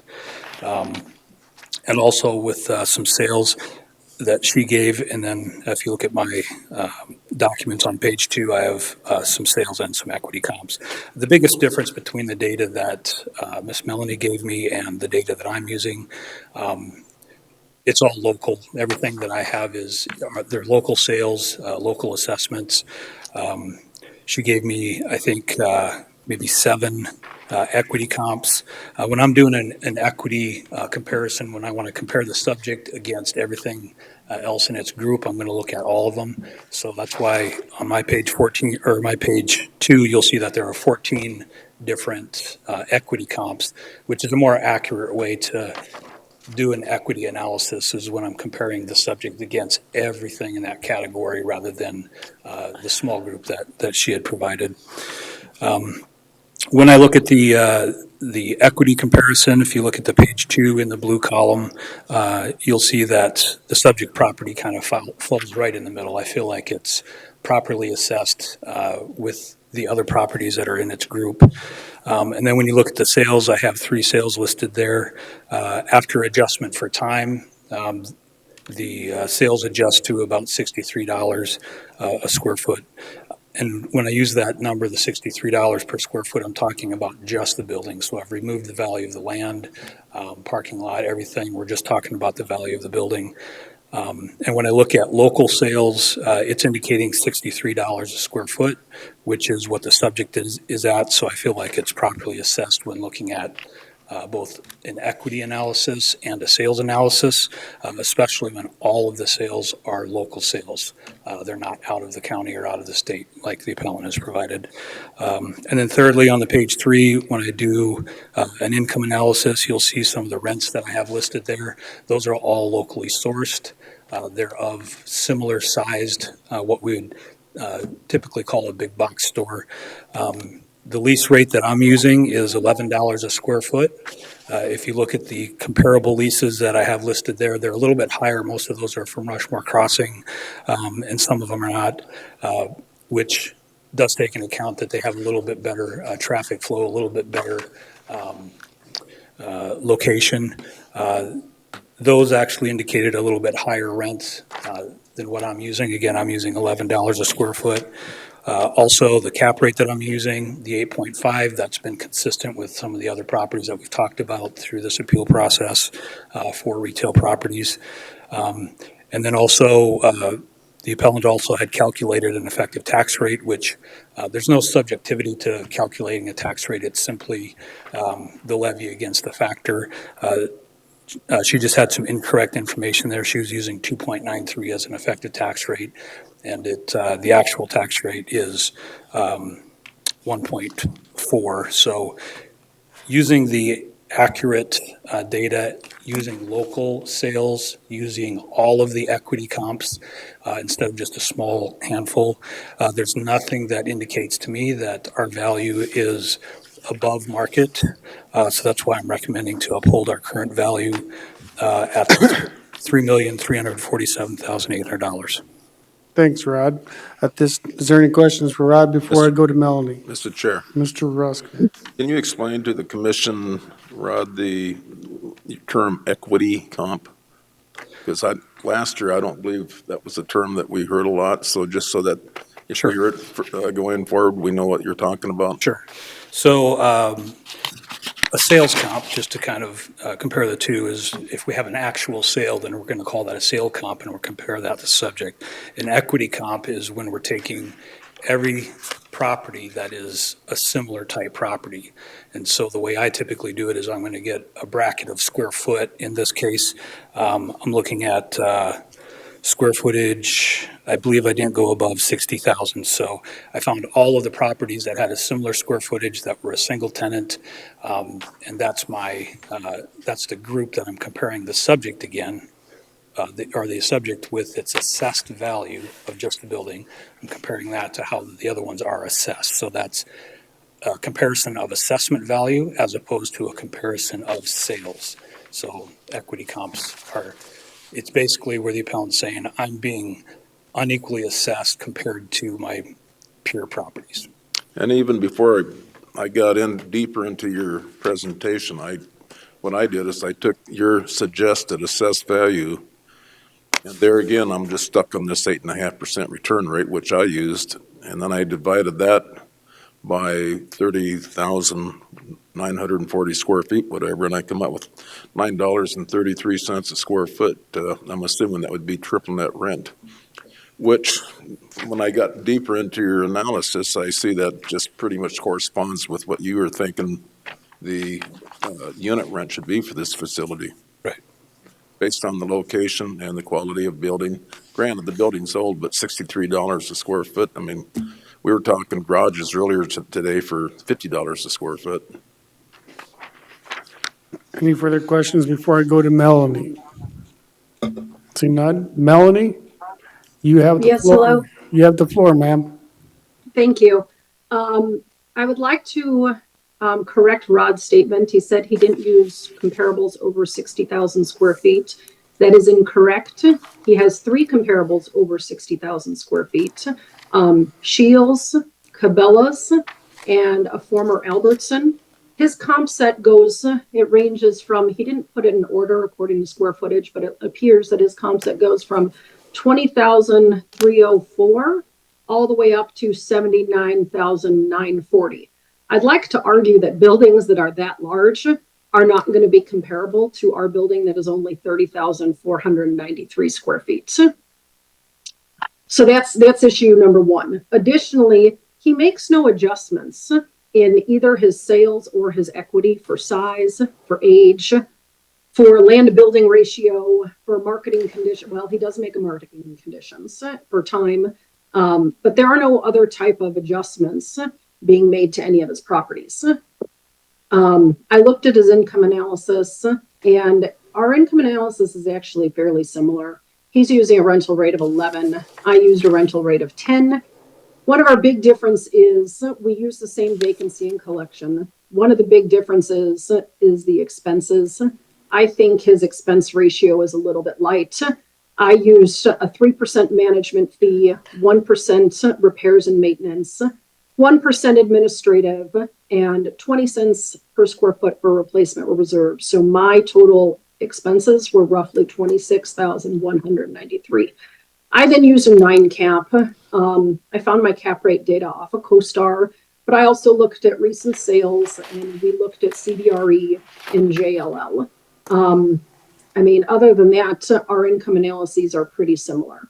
Then going through in terms of sales, hold on, I'm sorry, I'm trying to pull up my thing. I'm not used to presenting over Zoom.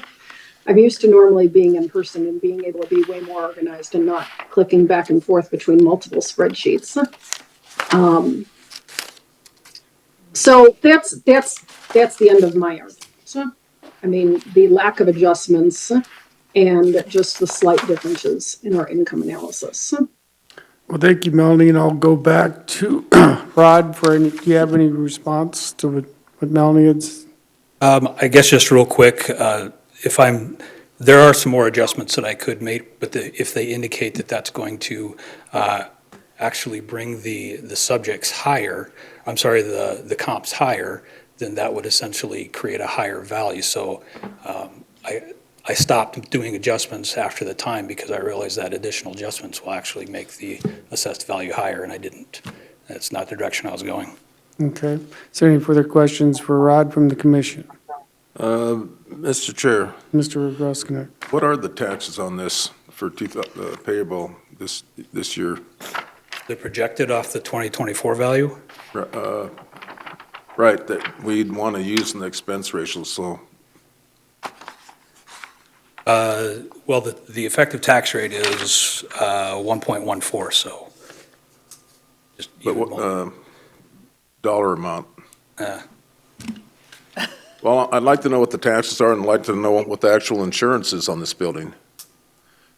Because normally, when you look at your rent, it's going to be taxes and insurance that's going to be taken off of your unit rent. So I think we can get the taxes, but do you know what the insurance cost is on an annual basis, ma'am? Melanie? I do not, but I can absolutely ask and get back to Rod and let him know. Is this building owner occupied, or is it a lease fee estate? No, it is owner occupied. Okay. And Rod's rent capitalization market rent, you indicated that you thought the expense ratio was too high? What you're asking? I'm sorry, is that for me? Yes, Right. I think that's for you, Melanie. Okay, no, Rod used expenses of 12,197. And he doesn't say, he just says 40 cents a square foot. There's no indication of what is going into his expense ratio. I used expenses of 26,193. As I said, I used roughly $8,400 for a management fee, because this is market. $2,800 for repairs, $2,800 for administrative, and then 20 cents a square foot, or roughly $6,100 for replacement reserves, for a total expenses of 26,193, Well, or 86 cents a square foot. if I was to appraise that property, I don't know of any banks that would ask me to do reserves for replacements. That would be more for a hotel, not for a big box store. We do them all over the country, and I haven't gotten any pushback. Well, that's a safety mechanism used by banks. It's not necessarily an indication of the assessed value. And then the other question, if it's owner occupied, then where does the management and administration fees come in if it's owner occupied? Because this is being valued on a fee simple estate, you're supposed to look at the market, not who the tenant in place is. Well, those were my questions. I'll go back, go back to the board for any further questions or a motion.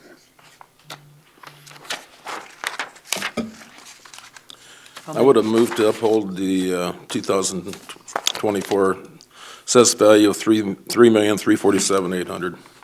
Moved by Roskinick, Second. seconded by Hadcock, and it's the land at 1.285 and structure at 2.062800 for the total of $3,347,800. Any further discussion? Seeing none, all in favor indicate by saying aye. Aye. Aye. Opposed? Motion carries. Thank you, Melanie. Yes. Melanie's representing the next property as Oh. well. So the next one, tab 40 in your binder, tax ID 69052, and Melanie is again representing the ownership here.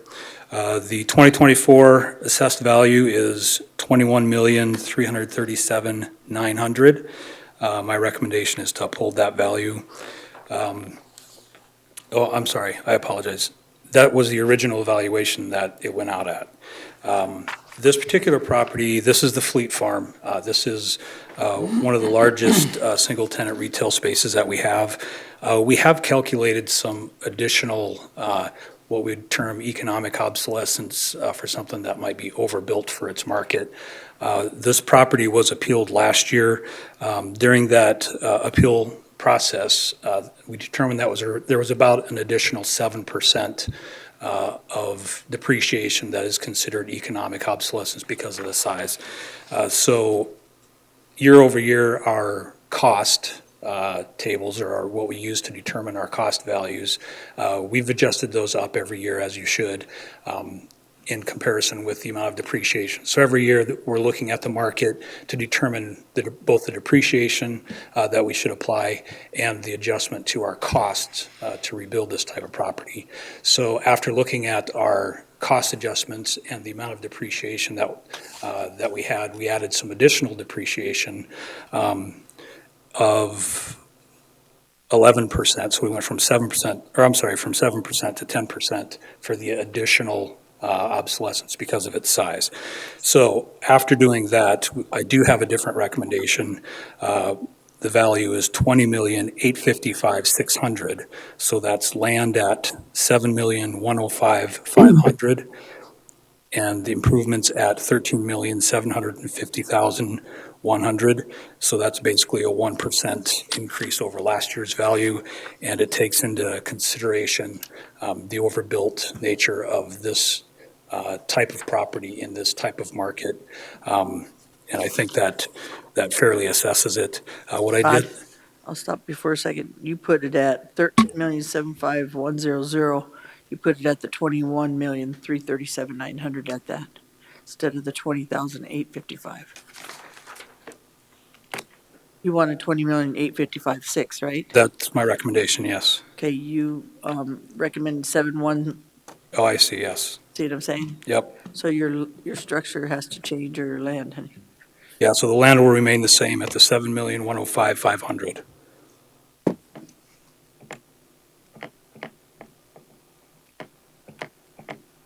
Mr. Chair. Linda said, Rod. No, that comes up. He put 13,751,000. He didn't want that. He wanted it to add up to 20,855,600. Yeah, it does add up to that. Yeah, it does. The original assessment, in the top right corner of that document, that structure amount is incorrect. You wanted the 21,337,900? If you add 7,105,500 and 13,750,100. Then the bottom number's wrong. Oh, up on the top, underneath the 2024 assessment, I see what Deb's saying is. Yeah. That number's 21,337,900, and it really should be 20 what your recommendation is, 20,855,600. Yeah, Yeah. sorry. My recommendation should be the 20,855,600. So those numbers up there come up to that number down there, but not, Correct. yeah. So we're clear on that. And top- just to quickly finish up, what I also provided is similar to the Best Buy listed this subject property with all of its comparables. So again, this is everything that's over 60,000 square foot are the equity comps, and the sales are some local sales that we've had within the last few years.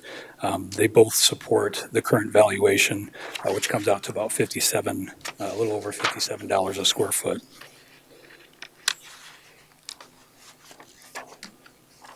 Any questions for Rod? Yeah, Mr. Chair. Mr. Roskinek? So the last sale of the property with land only, nobody's disputing what we have for the assessed value of the land? I, 1,100,155? no, I would say not. So that's good. So it's just the building. It's been my experience that, when Fleet Farm came in the Rapid City, that the one thing that they knew when they built the building is what they cost, because they build a lot of these buildings, different locations, but they knew the cost going in, what that building was going to cost, or they wouldn't have built it. The only variable is the land.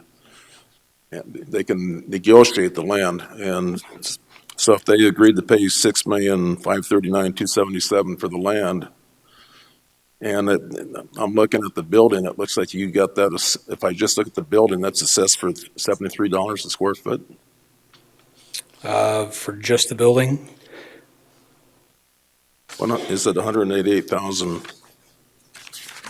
well, so if you're looking at like all improvements, there's also a gas station, a car wash. There's some other buildings on there. So what I'm saying is just the building, if I take just Fleet Farm by itself and take those other property, the other buildings off there and make that my equity comp. What's the 188,360? I'm not sure what number you're looking at. 188,360, that's just the building. Right, and that's $73 a square foot. If you divide that number into 13,700,000, or that 13,750,000 includes some other buildings? Yes. Okay. So it would even probably be less then. Yes, it would be less. That's where I get the 57.8. So what you're saying, the 73 is when you take all improvements on the entire property, so parking lot, car wash, everything, and put all that together and call that improvements, then yeah, that'd be about 73. But if you looked at just what you have the building assessed at, what's that per square foot then? 57.8. Right, your next page. So that kind of falls in line with the previous one that we just had.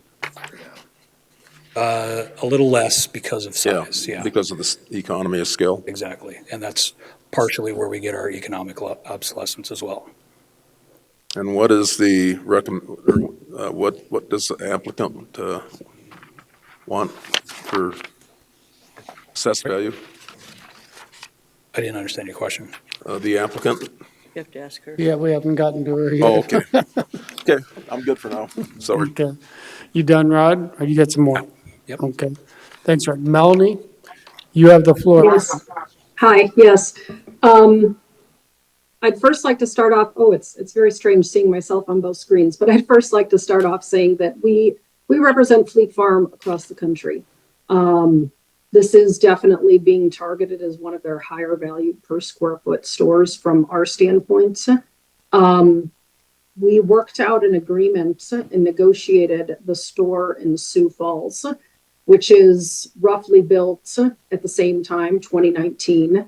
It's the same square footage, roughly 189,905, and it costs roughly the same thing to build. That value is just under $14 million, land and improvements, or a total of $72.92 per square foot. I'd like to point out that Rod's value, if he wants to extrapolate and just look at the building and peel off the the car wash and all those other components, the correct thing to do would be to have line item values and look at it that way. But to leave in the total improvement value and the total land value, and then talk about the square footage that's not just attributable to that big building, is very confusing and is not the correct way to do that thing. Any type of analysis in that manner. You'd need to back out the land that's just the land for the big store and the improvement value that's just for the big store if you're only going to be focusing on the square footage of the big store. I'd like to point out that the Walmart in Stummer is on 19 acres and was built in 2012. It's the closest in age and the size is appropriate and the land square footage is, it's lower, but it's definitely in the ballpark. We're not talking 5 acres. That on a building assessed value is $35.7. Additionally, I think somebody brought up issues with the land. I would like to point out we do have an issue with the land value. I understand the land was purchased in 2019. That's pre-COVID. I looked at the other land sales and the listings that are currently on Mall Drive. There's 18.9 acres for sale at 187 an acre, and that's been on the market for 106 days. We're roughly at 189,000 an acre. 3113 East Mall Drive is 10.8 acres, and that sold in June 2023 for 143.5 thousand an acre. In the summer of 2022, various dates, there were 3 lots that sold on the far end of Mall Drive. One sold for 124 an acre, and that's 5.2 acres. One sold for 130 an acre, that's 6.81 acres. One sold for 141 an acre, and that was 7.28 acres. There's another listing at 101 Mall Drive, which is 25.39 acres. It's on the market for 183 an acre, but it's been on the market for 422 days and has not moved. I don't necessarily agree with the land value of 189,000 because the land on Mall Drive is not selling for that. So I do disagree. There is an issue with the land here as well as the building. Additionally, we pulled our own sales comps. As I said, we do big box all over the country, and we also deal with Fleet Farm all over. And over $100 a square foot is extremely high for big box. I understand this is new. I understand this was just built, but cost is not always equal value. And what would the second generation life look like for a building like this? So that's my evidence. And that's really all. Mr. Chair. Mr. Roskinek. So down the street from Fleet Farm is the Cabela's, and that sold a number of years ago. I think that was about $3 a square foot for that 60 acres. And then where we have our Walmart South, that was in that $4 to $5 a square foot range too for a larger lot. This property last sold for $4 a square foot in 2019. And normally what Fleet Farm will do is they'll go ahead and buy a larger lot, and then they'll start doing outlots, and that's where they recapture the original $4 a square foot. But you were comparing Sioux Falls Fleet Farm to Rapid City Fleet Farm, and when these folks come in to do a feasibility study, they look at what they're going to generate in sales on a per square foot basis, just like we do land. And on a per square foot basis, obviously you probably don't have the gross sales revenue for Sioux Falls and Rapid City. That's probably information that's not shared, but I would guess that on a per square foot basis, relative to retail sales at the Rapid City store probably does outperform Sioux Falls. So there's that income component as well. Actually, Chairman, I don't have the specific numbers, but I did ask that question. Because that's one of the things we looked at from our own internal, and that is not correct. Sioux Falls actually outperforms this location. If you would like, I can try and get the numbers. I know that they were very protective of it and very concerned about that being public information. Well, But they did say that the other store outperforms this one. yeah, without actually seeing written documentation, it's just hard. I understand. That they do it. Any further questions from the commission? I'd look for a motion. I'll make the motion. So we're doing 7,105,500 for the land, 13,750,100 for the structure, so it comes to 20,855,600. It's been moved by Hadcock, seconded by Lassiter. Any further discussion? Hearing none, all in favor indicate by saying aye. Aye. Aye. Opposed, motion carries. Thank you, Melanie. Thank you.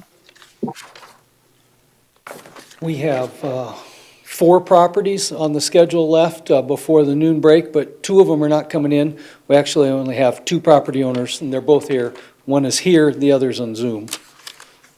So, Which one you want to do first? well, it's, the next one is tab 41, and I'm not sure how to pronounce the name. She is here. Yes, she's just walking in the door. And then the next one we have is a Zoom call. We'll do that. We have recommendations for the other 2. Maybe we could deal with those in the afternoon. Sounds good. That's why I'm saying that. So the lady here and then one other property owner waiting on Zoom. And who's their appraiser on this? Jay McKinstry. Jay. Oh, I didn't even look up and, sorry, Jay. I thought Shannon was still standing in front of me. Yeah, I was making sure she hadn't left.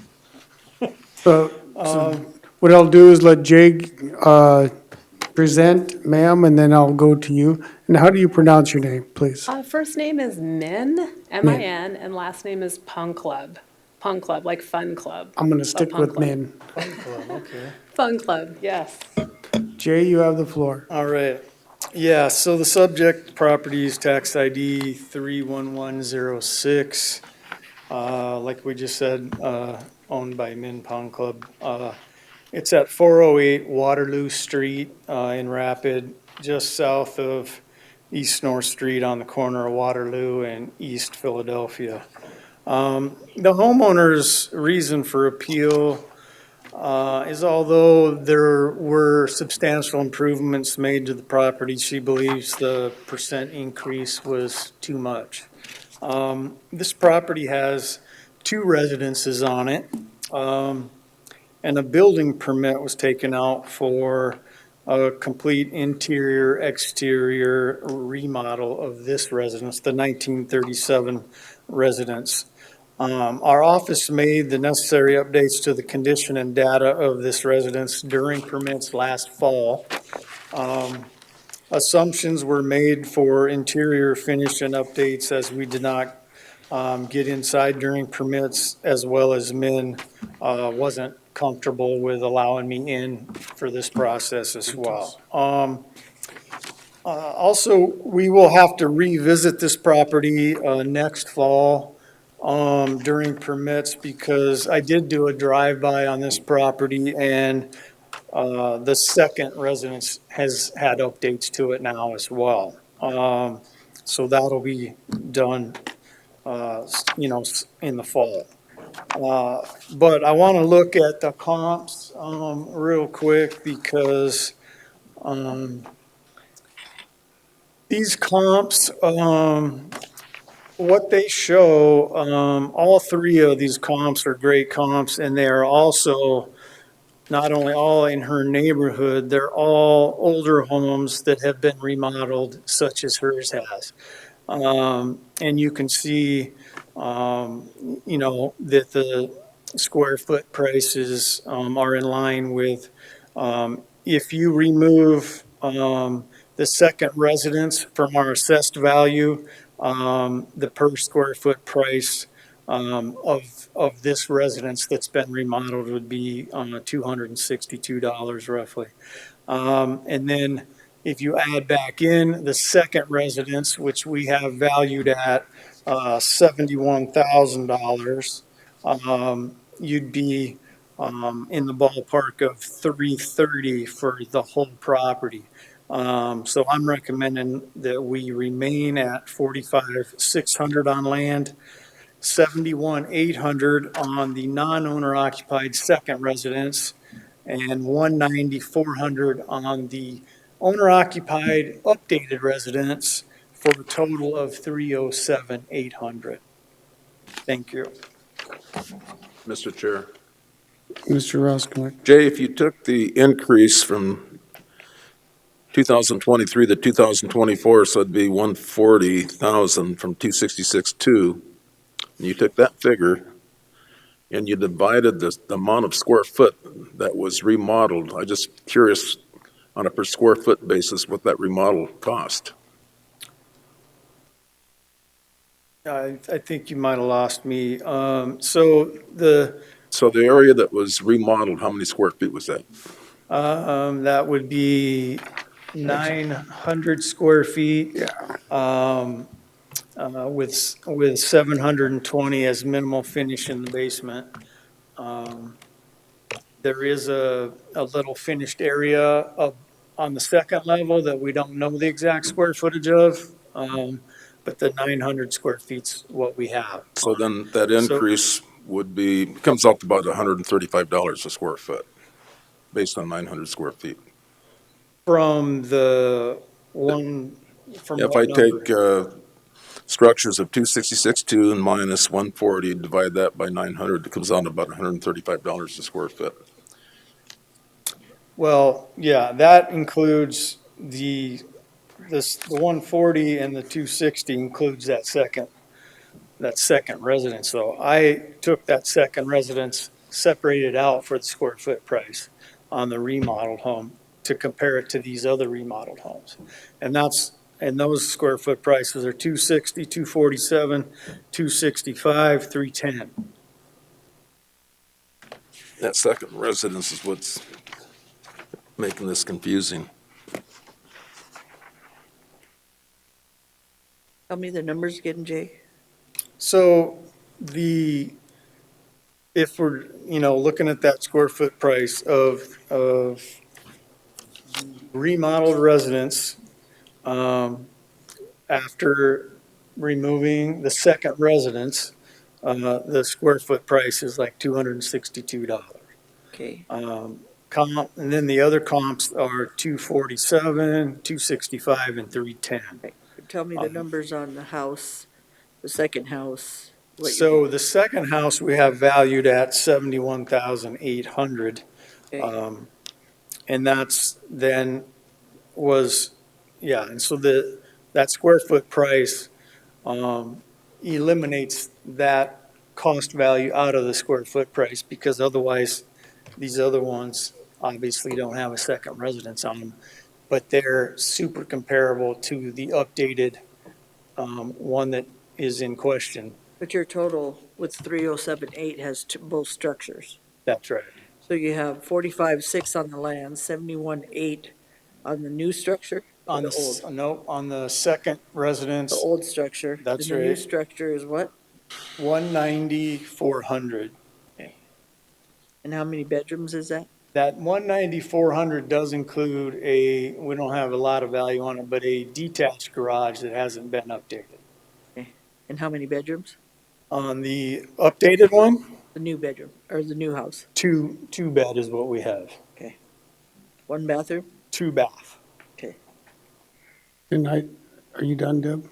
Yes, sir. See, it seems like I remember this one from last year. And we just had somebody bring something up on some of our property, so I got one that's not far down from the street from you. And I remember before it wasn't recited, and we talked about that last year, or the year before, so. Yeah, you're right. It was lowered last year. Yeah, we lowered it last year because it wasn't all that. That's right. I'll tell you, mine's about the same as what yours is. Mine's 300. Somebody gave me that today, so I know that. Otherwise, my wife would have known that. But You have the floor. All right, well, thank you for seeing me today. As you know, my name is Min Pong Club. I did purchase this home back in the fall of 2022, so I did pay at that time. It was a very distressed property, $175,000. So yeah, that was what the last year's tax assessment was comparable, or it was reduced down to the sales price. So I do have some handouts here.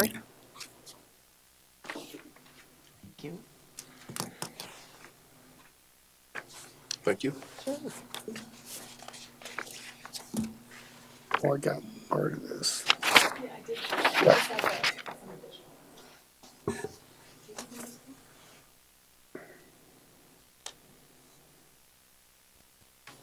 So before I go into the handouts, last month I did meet with the local board, and they did agree to a reduction in the overall assessment.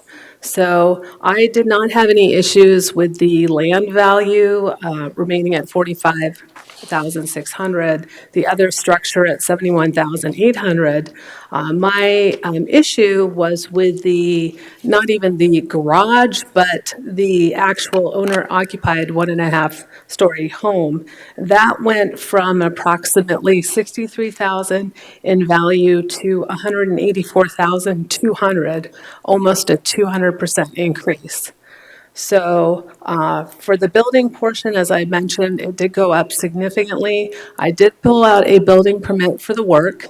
I did put on new siding over the existing stucco, and I did do interior work. So I definitely made improvements to the home. If you look at the first picture or set of pictures, as you can see, there's still a bit of extensive work to do. Even though, as they say, it's putting lipstick on a pig, it still is a pig as far as additional improvements that need to be made to the property, including the exterior. So I did take some pictures of that. There is some separation around the edge, so there's still some drainage issues and other issues related to the house. If you go to the next page in the handout, what I did is I went through the property assessment website to look at some other comparable properties in my neighborhood. So I did put an X on the other properties, 3 other properties that I looked at in the neighborhood. So of course, my property is the 408 Waterloo. If you look at last year's, this does include the detached garage and the main owner-occupied home. For me, that went from 140,000 combined to 262,200. So those two combined were an increase of over 87%. Just to the north of me on 420 Waterloo Street, there is a property, and again, this is not including land value. This is just looking at the building because I do have no issues with the land. The property just to the north, and all of these are comparable number of structures and land size to mine. The property went up in assessment at 420 Waterloo Street, just under 3%. There's another property just to the east of mine on 408 East Philadelphia Street. That property went up from 112.4 to 116, and that went up just over 3%. There's also a larger home on 328 East New York Street, and that one went down actually from 119,200 to 116,800 between 2023 and 2024 in the land value. If you go to the next sheets, what I've included are pictures of the property, so you can see. If you go to the first sheet, that is the home on East New York. And you can continue on the other next page. It does have the property information about that home and size, lot information. If you continue on to the page after that, it does show the property on Waterloo Street. It's also a corner lot, comparable size and number of structures on there as well, and the property assessment. And then the third property on East Philadelphia Street, 2 pages from the back, it also does show a picture of it, and it does have multiple structures, and it does show the assessment information. So as I mentioned, the local board did agree with my reduction.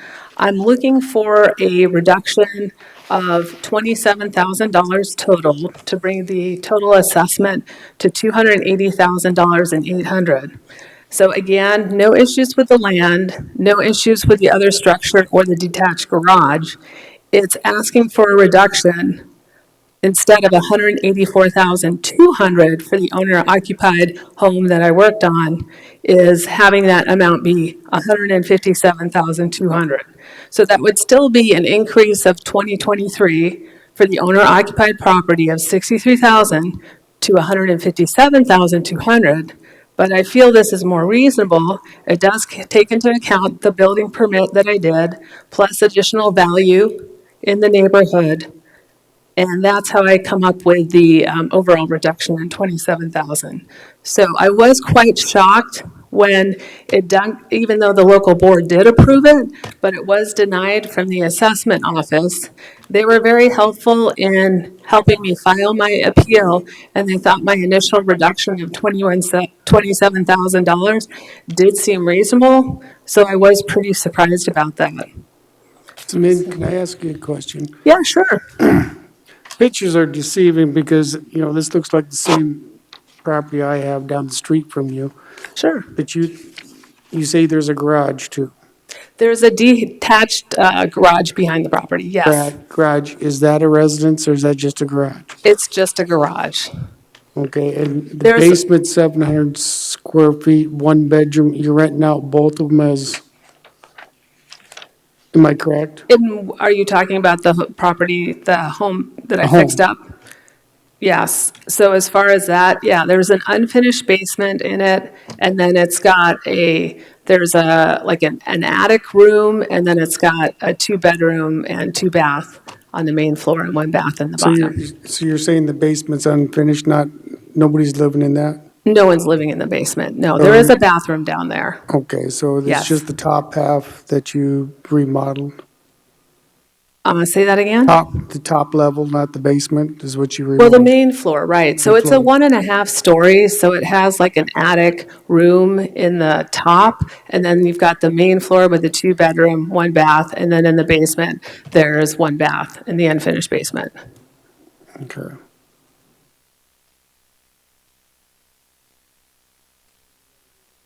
Yeah, so you can see on that's the north-facing side of the property. There's a small little window up above, so that's like an attic room that's in the top. Oh, on the top side, yeah. Yeah, there's that But that's little window not- at the apex. That's more for storage or something. Yeah, it's just a hangout room. Okay, that's a better picture, so. Okay. Right. So there you can see again, there's at the apex, there's the window for that upstairs attic hangout room. Then you've got the main floor, then you can see the basement. So with this property, it's not a duplex? No, It's that's all a one single family home. property. That's where me and my kids live in this home. That's the owner occupied. Okay, so you The live. building to the right is the other structure. Okay. Yes. And then there's a detached garage, which is on the east side. And what size is the garage? Oh, that's a great question. I don't know. It's Probably not in the 24 best by shape. 24? It's a 2-car garage, so you've got 1-car entrance for my side, and then there's another entrance on the other side for the smaller building. Okay. Shoot, I don't know if I've got that information. I didn't mean to interrupt you. No, you're fine. Yeah, I don't know the approximate size. 432 square feet. For the garage. Mr. Chair, I'll go ahead and make a motion to increase the 2023 assessed value from 175 to increase that by 60% for 2024, which would be a total of 280,000, 45,600 for the land, 71,800 for the second building, and 162,600 for the main structure. You lost me on that one. So the land, you're saying is 45,600, right? Right, 71. 71,800 for the second structure, Okay. and 162,600 for the, what is that, 408 Waterloo? That comes out to 400, or 280,000, which was the recommendation from Theirs was boards. 28800 from the city. 2,800 from the city. Yeah. And it's not split up to Y, so I'm assuming they left the land as it was, but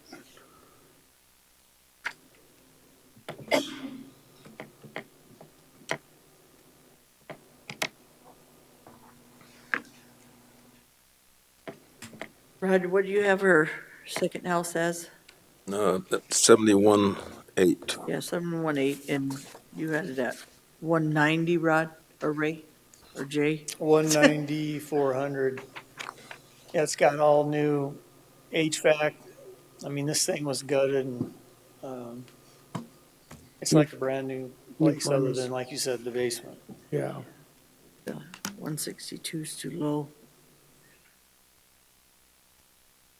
Well, it still is a home that's over 100 years old. It still has the roof on theirs. It's still got a lot of old bones in it that's just, especially with the water leaking in, there's still some foundation issues. Sounds like my house. So I'm just want to get this clarified for the record. Okay, Ron, your motion's 235,200 for the structure and 45,600 for the land. That would be 288,800. That's what the city's board came up with. so yeah, for the structure, 234,400. That includes both of them. And then 45,600 for the land, which would be no change. So I'm coming up with 235,200.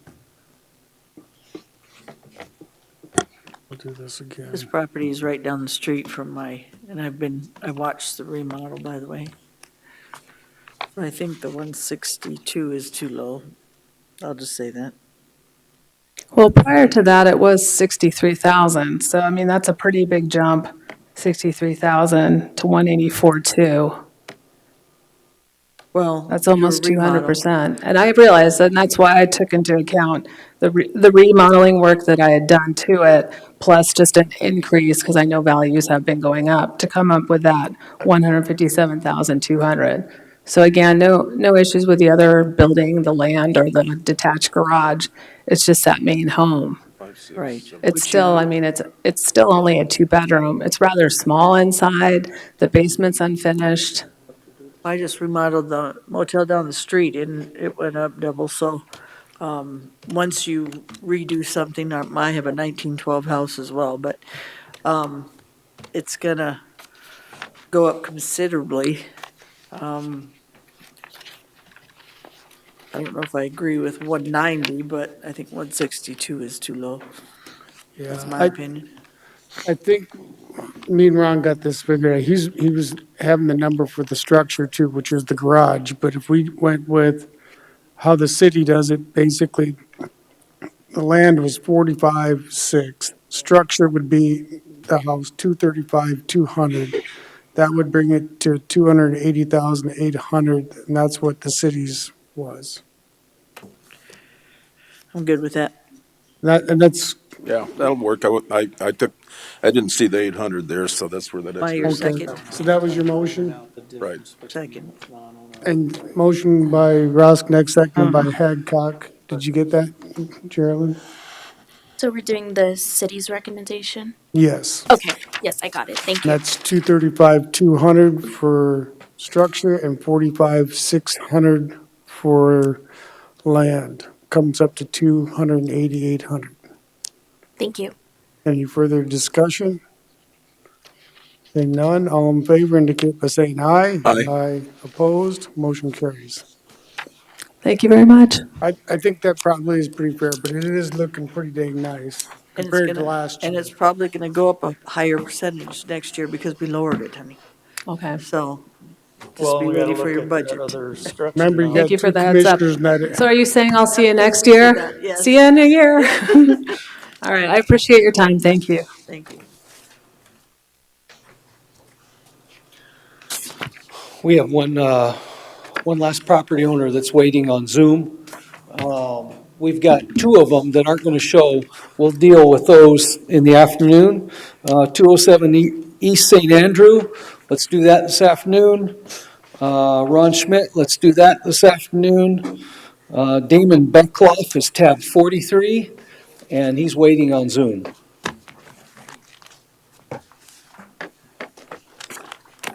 Okay, so those guys, so that's tax ID 65543, tab number 43, right? Yes, that's correct. Okay. And this is adjacent to property we dealt with earlier this morning.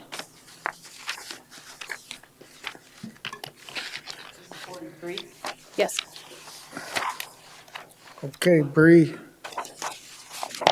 Okay. And Damon, we're gonna let Bree speak first, then we'll come to you, okay, sir?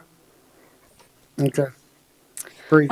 Bree Davis, tax ID 65543. The 2024 value is 978,600. This is a 10-acre lot located in the General Neck Yoke Road neighborhood. It is located at 13767 Rodeo Road, Rapid City, which is accessed from Heart Ranch Road West. Access to this property is paved roads until the last 200 yards. This is heavily treed with a hillside, but there is a residence on it. This is a 2015 two-story home with 2,464 square feet, 3-bedroom, 2.5 bath on a basement. The owner's main concern is the land increase. Owner indicated their property is densely covered in pine trees, limited long views, medium to high grades of slope, rocky soil with some grass cover. They also stated their driveway is 0.92 miles long that requires constant maintenance. As we've seen in the last few years, the sales in the Black Hills neighborhoods have increased drastically in price. Sales of approximately 10-acre parcels in the General Neck Yoke area within the last 2 years have been sold for $370,000 to $415,000. The majority of these sales, including two prices that again resold this year, have occurred in the Sudbury Ranch area. These parcels range from 10 acres to 11.4, with a mixture of grass, trees, and topography. The Sudbury Ranch area is located 1.5 miles northeast of the subject and is accessed approximately 0.9 miles of gravel off Neck Yoke. Other sales in the area, again, tax ID 57477, located on Windmill, heavily treed, 10.4 acres. There's a ravine it sold in 2022 for $310,000. Another comparable, tax ID 57584, located on Neck Yoke Road. It's a 10.31 acre parcel, has approximately 2.5 acres of usable area due to the topography. It sold in 2022 for $399,900. Finally, tax ID 50402. This parcel is most recent and closest sale to the subject property. It's a 5-acre parcel located less than a half mile to the west, sold in 2023 for $257,500 or $51,500 an acre. During the appeal subject parcel last year, the main focus of the subject adjustment was the two 5-acre parcels located further west that sold in 2020, right at the beginning of the market shift in the hills.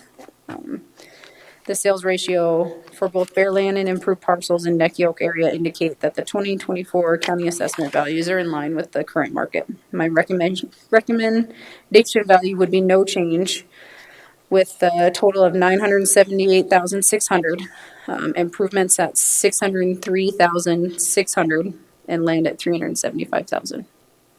Thanks, Bree. Is there any questions for Bree before we go to Damon?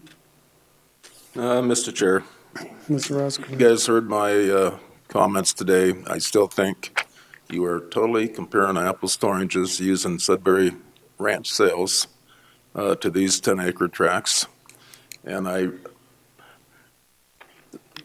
think the only way you really can understand where I'm trying to come from is to go view the property. And I did. Last year I went through And I looked at all those sales in Sudbury Ranch, and I looked at the one on Neck Yoke, and I looked at the amenities and their positive characteristics. Then I actually took the time and trouble to drive down on Rodeo, and I walked that land, and I just really cannot agree with the sales that you're using for this. I think it's very unfair. That's just my opinion. Thanks, Ron. Any further questions for Bree before I go to Damon? Damon, you have the floor, sir.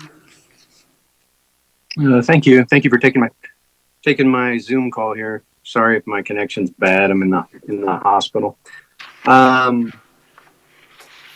Yeah, I believe you have in front of you the print off that I provided to Bree for my appeal. I would just point you if you do. I guess I'll wait to make sure that you have that. Yeah, we got it. Okay, thank you. I guess I just go to point number 2 after Ron's comments there about the property itself. And yeah, my appeal is based upon the land and the comparables, in my opinion, not being comparable to my property. I did go on Rapid Map to try to find, comparables though. And what I did find is listed there on point number 2. And none of these excuse me, 2 of the 4 are home and land, and 2 were, a few years ago where land was the only sale. And these properties are in the, what I would consider my neighborhood of the Pine Grove Road District, which includes my road of Rodeo, Hart Ranch West on the gravel portion that we're on, Knotty Pine Lane, Jill Road, Barney Road, Stone Ridge Road. And, in the past, I think that's 3 years, there's only been 4 sales. And listed there, they're ranging from 12 acres to 20 acres, or excuse me, 10 acres to 20 acres. And you can see the prices that they sold for.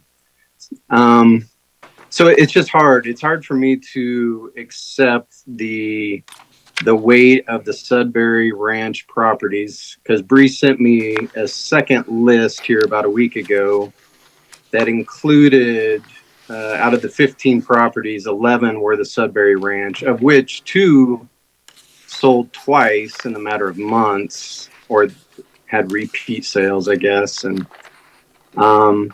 the ones that aren't on there that she mentioned were, the 5-acre property that is the closest that I would consider in my neighborhood.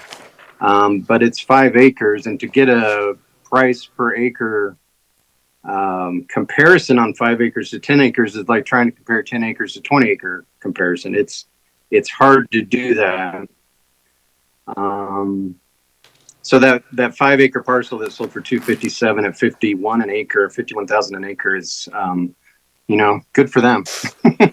But I'm not sure it's comparable. I definitely don't believe the Sudbury Ranch is comparable. It's an executive neighborhood with views of Mount Rushmore.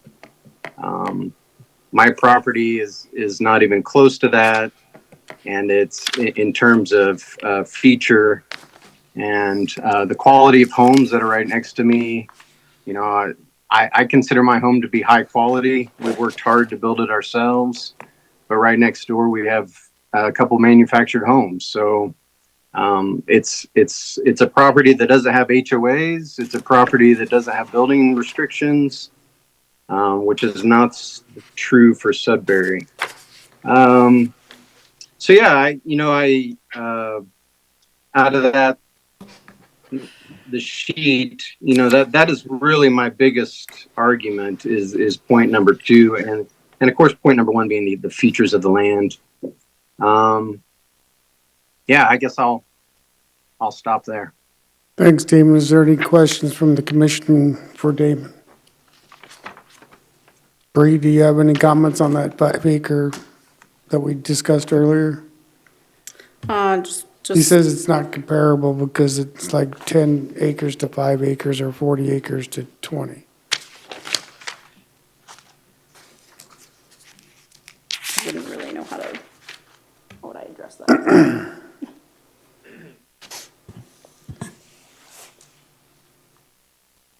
I do have one other question if there's a chance. Okay, Scott's gonna, Scott Dressler, Equalization. Looking at, the land in that area, land doesn't sell in a straight line, so obviously the 10 acres isn't going to be worth twice the amount that the 5 acres sold for. But when we look at a price per acre, the 5 acres will sell for more per acre than the 10 acres, or the 10 acres compared to the 20 acres. So it's all kind of on that continuum of a scale there. 5 acres at 51.5 an acre. Again, I would anticipate that 5 acres sells at a much higher price per acre than the 10, or if you double it again out to the 20, you start to see that price per acre come down, but the total value of a 10-acre parcel should still be higher than the total value of the 5-acre parcel. okay, this one's actually assessed for 10 acres at 37.5 per acre. Correct. Okay. Mr. Chair. I was gonna go to Damon real quick. He had a comment. Damon, you had a comment? Yeah, just a question more for the DOE there. The comparables I found on Barney, Stone Ridge, well, there were 2 on Barney Road and 2 on Stone Ridge, is what I would consider my neighborhood comparables. Those weren't listed in the list that Bree sent me. Why is that? Why are those not comparable? It's a good question. Is it the year they were sold? They were up. Barney was sold in 23. Stone Ridge in 23 as well. What month? I didn't write that down. I'm sorry. I do believe we have the one on Barney in the list. Minimally, it's highlighted on the map that was provided to the board here. Oh, okay. It's going to be the sale to the southeast there. That was a 14.17 acre piece that sold at, I don't know off the top of my head off this sheet here, over a year ago, at 23.6 an acre. Again, further south and east away from the subject here. This area, it's been broken down into 2 different neighborhoods for a very long time. None of these parcels have switched or changed neighborhood allotment or allocation at any point in the recent history, so they've kind of been within where they're at in terms of how they're being valued and assessed and looked at. We do look in that whole general area as we go to look for sales. I do have the Barney Road one on this sheet. I can't speak exactly as to what shows up on everything here. I'm just here to try to help add some color and assistance when I can. So. Okay. Mr. Chair. Mr. Roskinek. Scott, would you consider the neighborhood where the Barney sale is located, would you consider that more comparable to the subject property, or would you consider the Sudbury sales that we've been discussing more comparable to the subject property? I would consider that area very similar to the subject property as well, along with that 5 acre piece immediately to the west there. And when we look at sales, one of the things that we look at every year is that sales ratio. So how are we in comparison to the properties that have been selling? And that's part of the reason why there's 2 different neighborhoods there, is to make sure that we're maintaining, when we look at the improved properties that sell, a market value in relation to that total dollar amount on how things are selling. We're within the market value range on the properties in both of those neighborhoods, with those land schedules being a little bit different there. See, the thing with the 5 acres, there comes a point where you don't sit there and value a property by acre. And so there's a smallest lot that you can build on in Pennington County is 3 acres under a certain zoning type. And so when people buy those 3 acre lots, they're not saying how much per acre. They're just saying how much is this home site, 150,000, 200,000. And that 5 acres, in my opinion, falls in the category, the unit of value is just a residential lot. Whatever it is, 100,000, 200,000. When you get to 10 acres, which is, I think that's where you start kind of looking at a value or price per acre. And as we indicated earlier, we said it was mentioned that that 20 acres down there wasn't a good comparable because it was twice the size, and then here we are, the 5 acres, half the size. Just trying to put a pencil to all that, but, and I don't, Damon wasn't here, but, you know, earlier when I discussed using Sudbury, and this is just my 30 years of appraising real estate. That's just my opinion. I have that right. In my opinion, the location at Sudbury, the access, the utilities, topography, views, vegetation, and HOA are all superior to the subject property. And how we can sit there and compare Sudbury sales to Rodeo Road, I still can't understand that at all. Mr. Chair. Go ahead, Travis. She was louder.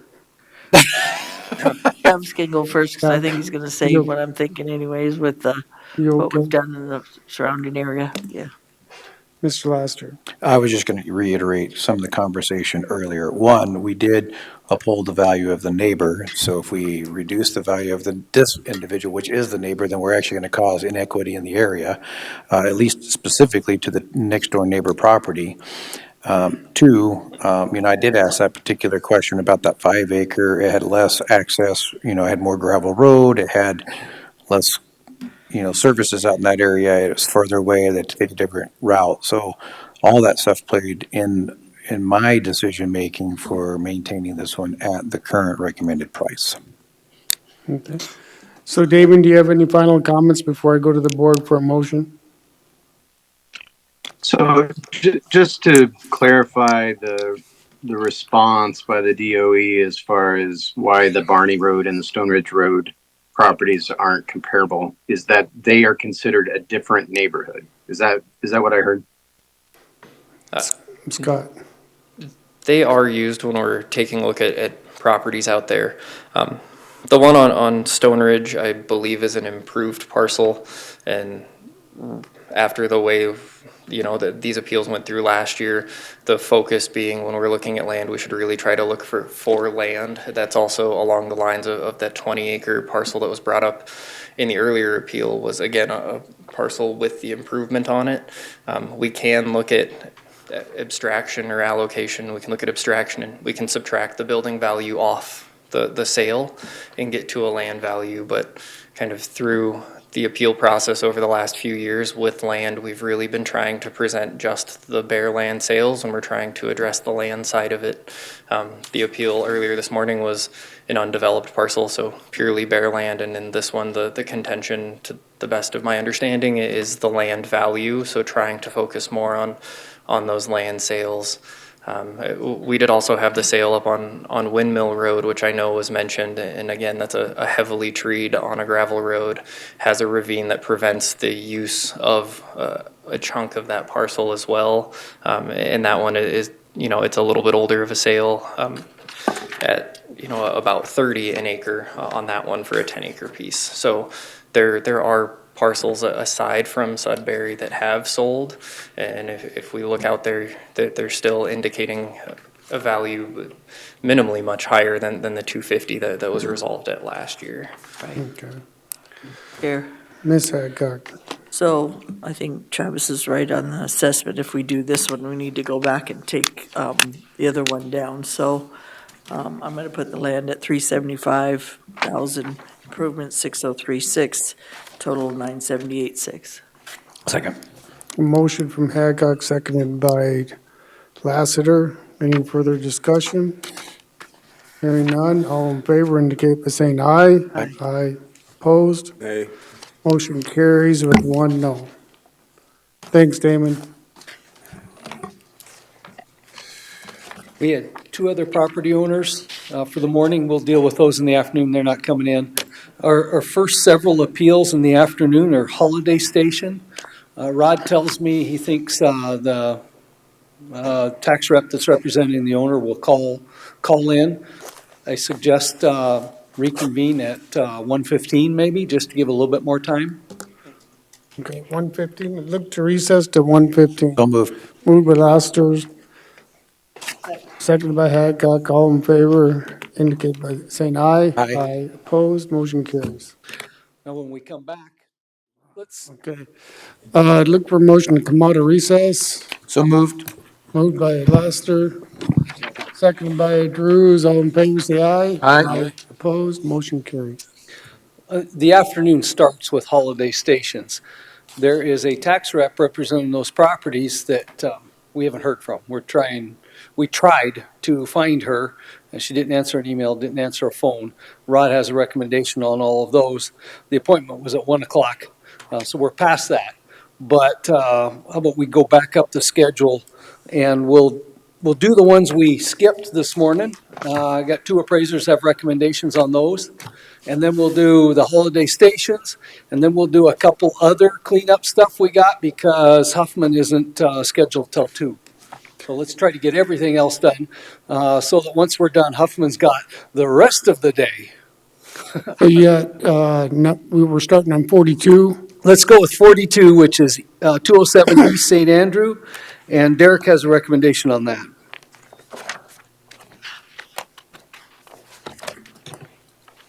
Right.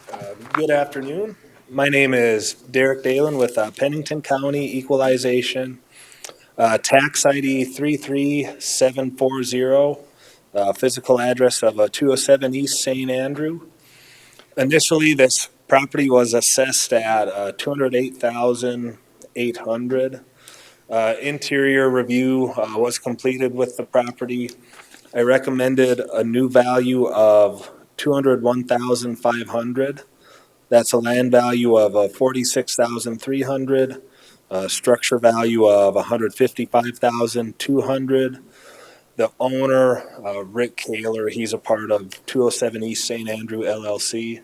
He was in agreement with that new recommended value. That'd be my motion. Second. Moved by Hadcock, seconded by Laster. All in favor, indicate by saying aye. Aye. Opposed, motion carries. Okay, then let's go to tab 44, Ron Schmidt. And Shannon has a recommendation on that one.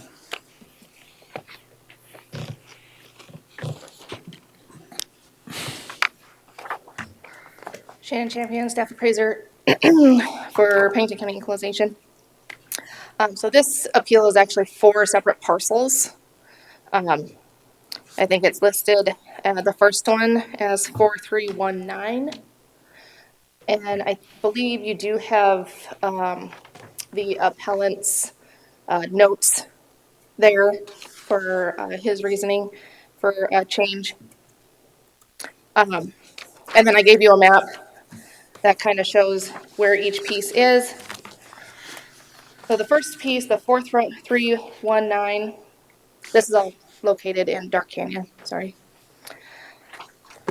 That is valued at 222,300. And there are comps there for that piece in Dark Canyon. That is, if you look at his, Mr. Schmidt's notes, he has a property that's directly across the road. That's about 3 acres that does have a much lower land value. That is because that has limited to no buildability and access problems, so there is a large adjustment put on that, so that's why there's a drastic difference between those two properties. Let's see, and you guys can ask questions as we go along because I'm just gonna kind of flow through these. The next parcel in the back is a 37.3 acre parcel, tax ID 10809. This one we sent out at 630,500. There was a structure on this one. Oh, I take it back. The structure was on the other one. I removed that. This one is a bare land piece at 37 acres. I did put a land adjustment on that for access and some topography issues. And that value goes down to 567,400. For the next parcel behind that is a 10-acre piece, tax ID 70633, valued at 180,700. There was no change on that one. The parcel behind it is the 105 acre parcel, tax ID 70635. We sent out at 806,600. And if you want to look at the comps that I provided, it's on the last page of those. I did make an adjustment for that to go down to 525,000. That puts it at 5,000 per acre. Chair. Ms. Haggard, So you got 4319 at 225, 100 still? 300. No, sorry. 222,300. I did remove the structure. Okay, and then you have 567, 400 on 10809. Correct. 70633, 180, 700. Correct. And 70635, you've got at 525. Yes. Mr. Chair. My motion. Mr. Chair. We got a motion to approve those at the recommendation of Shannon. Is there a second? Second. And there's a second. Mr. Chair. I got What's that grand total? Sorry, Chair. With those numbers changed. It's 1,495,400. Yep. How much? For which, I'm sorry, which one? For a grand total of? For all four properties? 1,495,400. Okay, did you get that, Geraldine? Okay, I had Ron next, and I'll go to Lester. So the whole all of these sold as one parcel? They did. And so now they're being assessed as individual parcels? Well, they have always been separate parcels. He just bought them all as a whole. So do they all have access? So the first two, the 4319 and the 10809, do have access. Though if 10809 were sold by itself, it would have to have a different access from where it's at. So there is an access and a topography adjustment applied to that. But the ID 70633, can that be accessed? And Standalone parcel? so that one also has an access adjustment already applied to it. And the 70635 also has an adjustment on it. You have access. So that 70633 already had it applied before I looked into it. All the rest of them I did add the adjustment to it. I'm trying to get an idea where this is located at. Okay, so this is at the back end of Dark Canyon. His property butts up against Forest Service and then also up against the Celador Range properties. West of Canyon Lake. So is it zone non-ag or ag? Zone, I don't know. No, not zone, but I assume it's zoned ag, but is it classified as ag or non-ag? It is non-ag. Okay. Yeah, I just wondered access if we're using comparable cells that have similar access, that's all. And I did, a lot of these are a combination of some residential properties that sold and some of the ag properties that have sold around it with the similar topography. And so obviously did they appeal this? And if they did appeal it, what do they think it's worth? And he didn't really give me a solid number on what he thought the end number should be. He just thought it was too high. He paid 1.2 million for it, I believe. Yeah, 1,250,000 in 2020 for the thing as a whole. And so when we sent out, it was at the 1,000,008. I did make some of those adjustments for some of the concerns he brought up and was able to make that adjustment to the 1,495,000. Yeah. Mr. So Lester. you reduced it by about 350,000 from what you originally had. Yeah. Mr. Lester. Maybe I'm missing something, but the 2023 value, how come it was so low? So it was ag before, and then I did reappraisal, and with the paperwork and the application, it was denied. So, and I think in one of his first emails, he does say that he has not done anything with the property since he bought it. So he is currently working on trying to get egg status put back, Gotcha. but there's been no use, so. Okay, any further questions? Do you have a motion on the floor? All in favor indicate by saying aye. Aye. Opposed, motion carries. Okay, so let's work our way down through the holiday stations.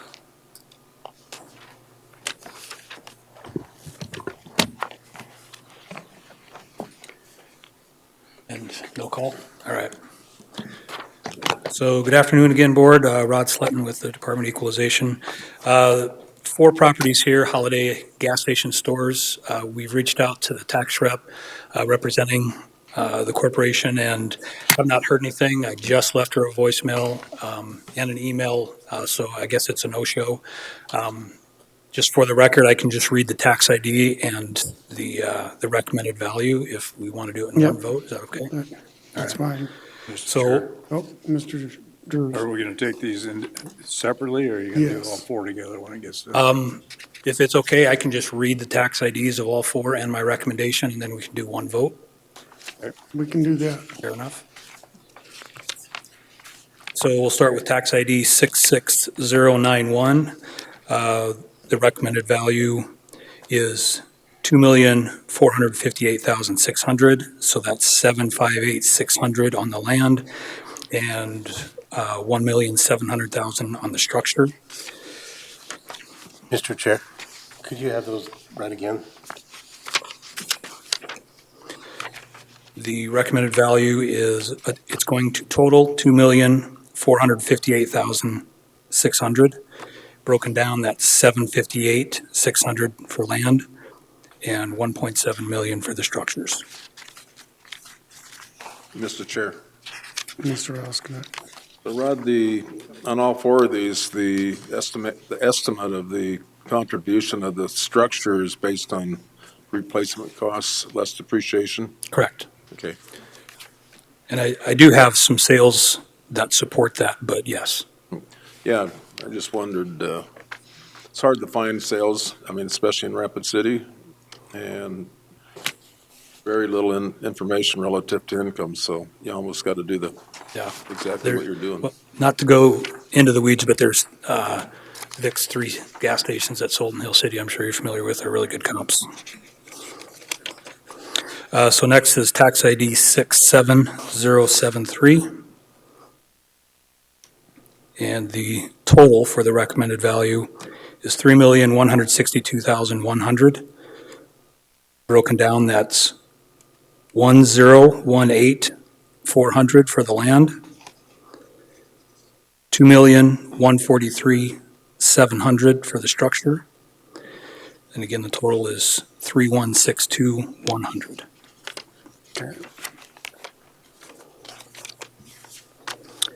Next is tax ID 67796. The total value is $2,852,000.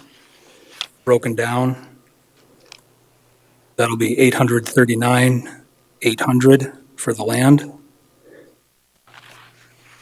$2,012,200 for the structure, and again, the total is $2,852,000.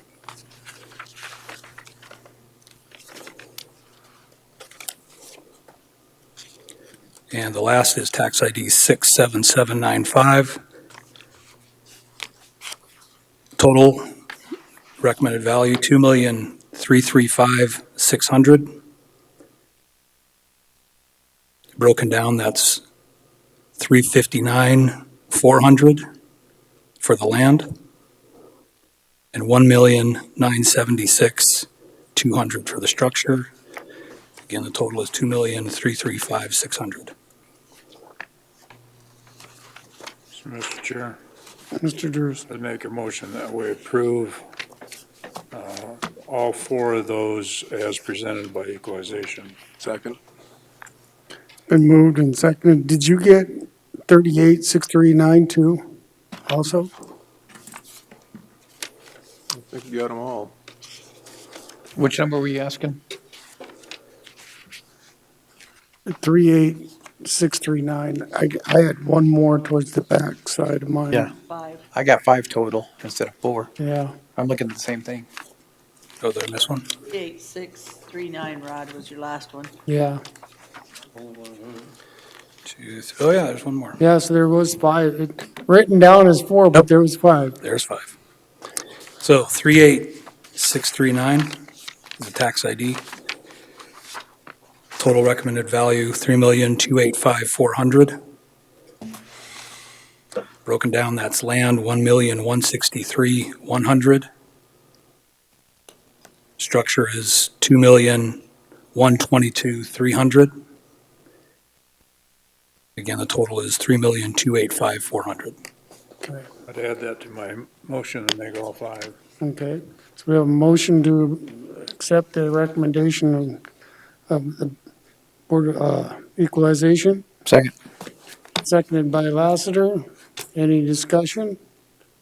Hearing none, all in favor indicate by saying aye. Aye. Opposed, motion carries. So do we have a tab in the binder for this? No. Okay. Oh. We have one, Joe just as well talk about it. He found an error in the minutes and we want to go back and correct the numbers.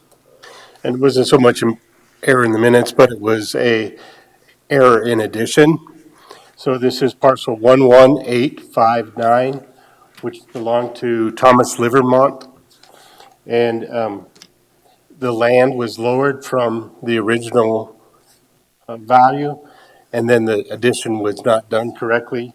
So the land should now be 84,400, and then the structures are 248,500 for a total of 332,900. So the board has already acted on this. Wasn't the total correct? The total was not correct. The system maintained the original assessed value, so when the land was lowered, the structures went up. And that shouldn't have happened. So the land should be lowered and the structures should have remained at what they were when the assessment went out, which was the 248.5. So what was that number again, the tax number? 11859. So we need a motion to bring this back, take this back up and correct? I don't know how you do it. Have to reconsider, I presume. And reconsider, yeah, that's what I. We wanted to make sure that what we got in the minutes and what the auditor mails out to the property owner has the right numbers. And as Joe said, the math was incorrect. So we're just trying to, So what was the total number we approved? Not breaking it out, just the total. 342,300. And the new number is what? 332,900. Not quite $10,000. Who was that on? Robert? Thomas Livermont. So I'd look for a motion to reconsider tax ID 11859 from Thomas Livermont. So move. Second. Moved by Lassiter, seconded by Drews. All in favor indicate by saying aye. Aye. Aye. Opposed? Next, I'd look for a motion to give the correct numbers, which I believe, correct me if I'm wrong, 245,500 for structure. That was 84,400 for the land, Okay, 248,500 for the structures, for a total of 332,900. okay. I'll make that as a motion. Second. Moved by Drews, seconded by Lassiter. Any further discussion? Hearing none, all in favor indicate by saying aye. Aye. Opposed? Motion carries. What tab was that? 62. That had to have been from last week. it was from earlier. We don't have it in tab 62. It goes back a couple of days ago. Okay. So Livermont, though, if you look at it on our schedule, was the one that was at 5. And yeah, Joe just put it in there just to make sure we did it. Oh, okay, so we don't have no 445 then? No, no, that, let's do the no change in stip list, but that Livermont at the end, that was, he just put that on the schedule to make sure we did it. Reschedule, great, great. Yeah, we're not breaking and then coming back at 4:45. So we're done? No change No list? pennies, right? We get, yeah, we got, I'm waiting for Huffman to walk in and so I can say that. No let- change on the, Let's do those lists, yes. Which one you want to do first, the no change list? I don't care, okay, so let's do no change. Again, we've been doing these all along. These are property owners that our appraisers have talked to, had contact with.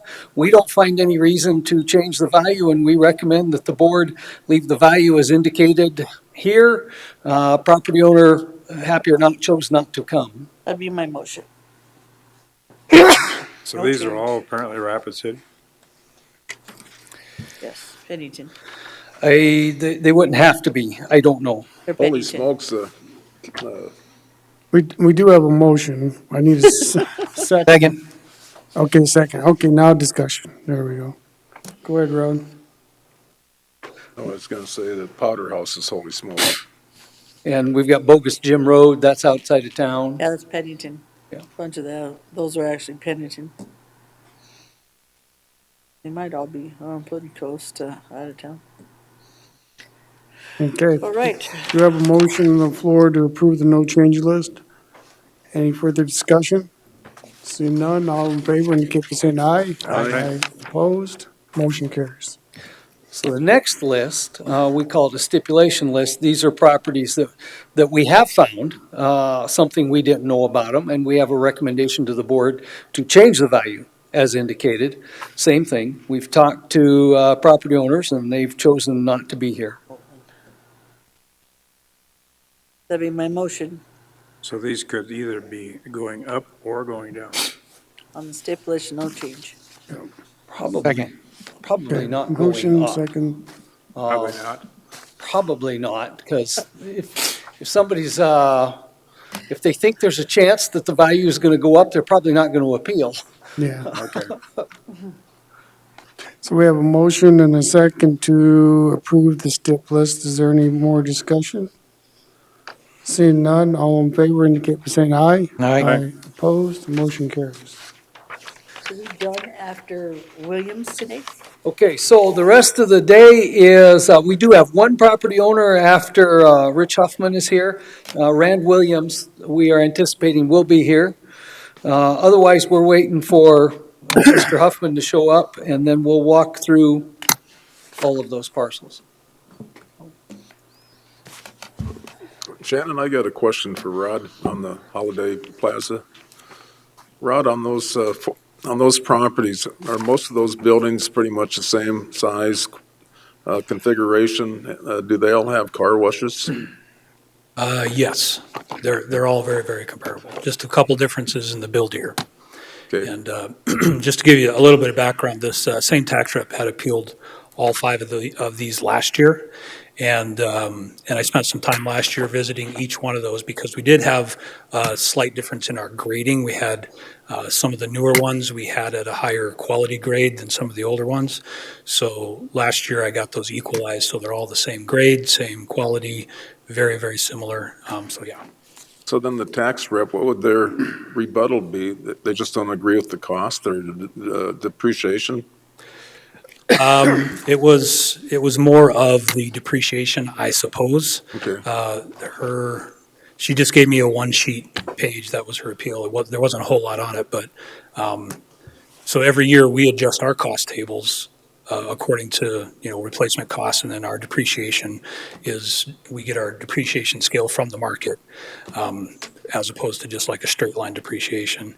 And so, with her analytics year over year, she did not make any changes to the replacement cost and just added another year of depreciation. So I assume her argument would have just been depreciation. No big concerns with the value of the land on those 5 properties? No, she didn't We got indicate. probably plenty of land sales to support that. Yeah, in fact, most of them are their own purchases. They Yeah. typically either bought something and knocked the building down or bought bare land. So the sales that I did have were basically their own purchases. Okay, thank you. And, Mr. Chair, didn't they just sell all those lands anyway?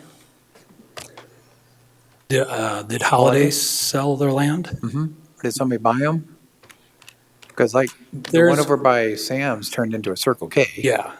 Yeah, that's not it. It's not, there probably was a transfer of ownership, but nothing that we would consider a sale of real estate. So we don't have any actual sales, just some ownership transfers. Okay, so Holiday doesn't own them anymore, another company owns them. I don't know 100% on that. As far as I know, Holiday still owns them and they're rebranded. Some of them are branded separately. Okay. But as far as what we would consider a real estate transaction, we don't have any. Gotcha. I'd like to make some comments following up with what Rod was talking about, tax reps. We're getting more and more out-of-state tax reps that represent properties, especially commercial properties. A tax rep works on a commission. They get a percentage of the tax savings that they save for the property owner for this year and maybe a couple of years. They can negotiate whatever they want. And these companies will sign a contract with a tax rep like that, and then the property here isn't even aware of the appeal. The tax rep will do it. We'll go out and we'll look at the property, and the store here doesn't even know what's going on. They've signed a contract with the tax rep. Tax reps will represent companies all over the country. They will appeal thousands of property assessments all over the United States. They don't come here because they're Kansas City or Chicago or something like that. They're not going to show up. They tend to have weak arguments. If there's a valid reason, then there's definitely a reason we need to change the assessment. But they're working on a commission. And a lot of times they don't know anything other than going to Rapid Map and zooming in on an aerial and looking at our property card and a picture of it. They've never been to the property. They don't intend to go. And if they spend some time talking to Rod and maybe come in or by Zoom appear before this board, it's all just invest a little bit of time, and if I win something, I win something. If I don't, I move on to the next one.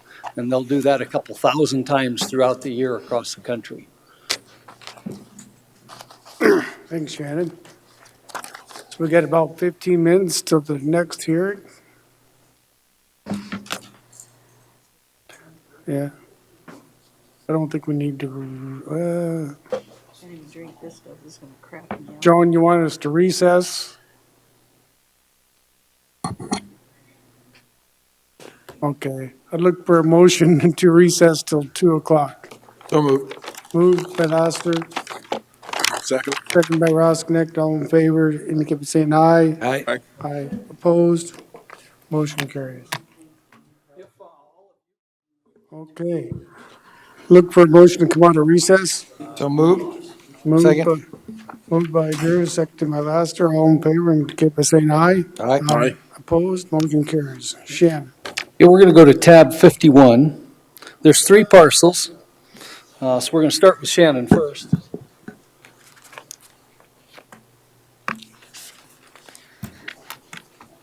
Shannon Champion, staff appraiser, Pennington County Equalization.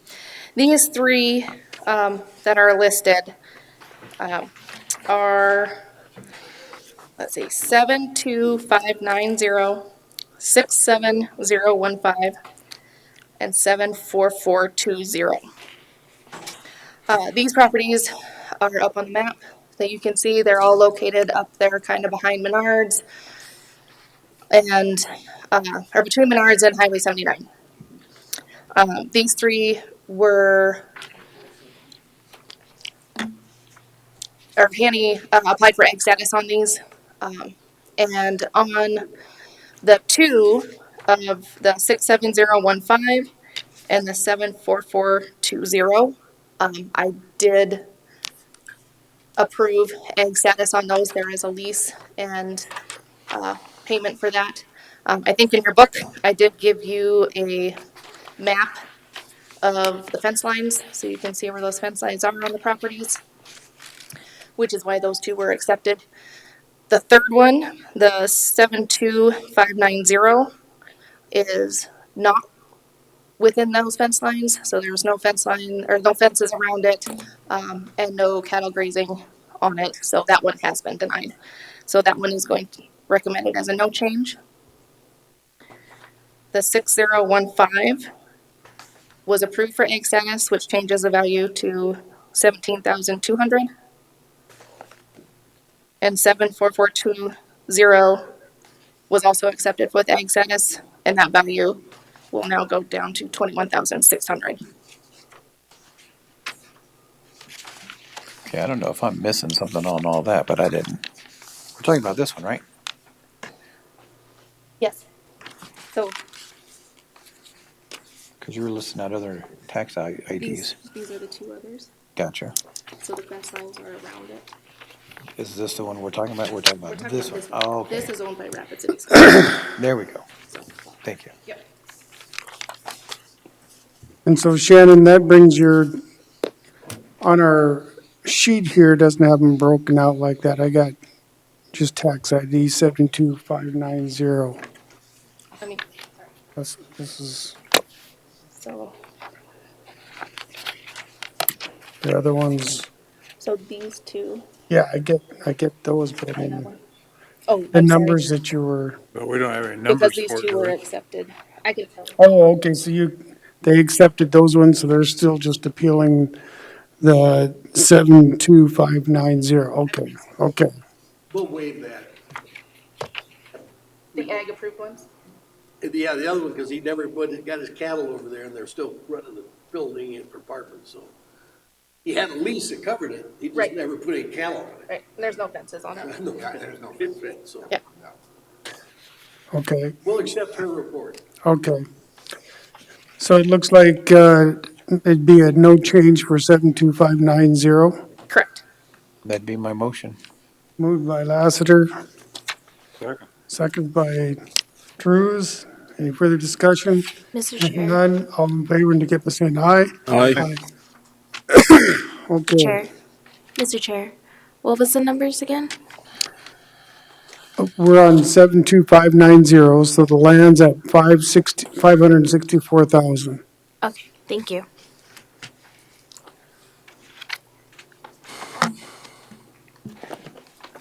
So now we're going to item number 52.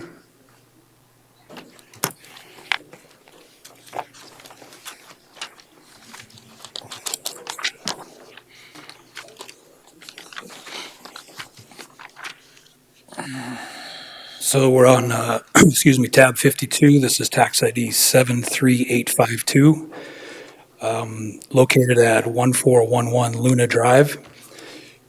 And also, Mine. We're taking Hanny's first, won't we? we did the ag first. Oh, okay. And then I thought we were gonna do the rest of Hanny's and then mine. He's got a meeting, I don't. I don't care, we can move. Okay. Which one would you prefer to do?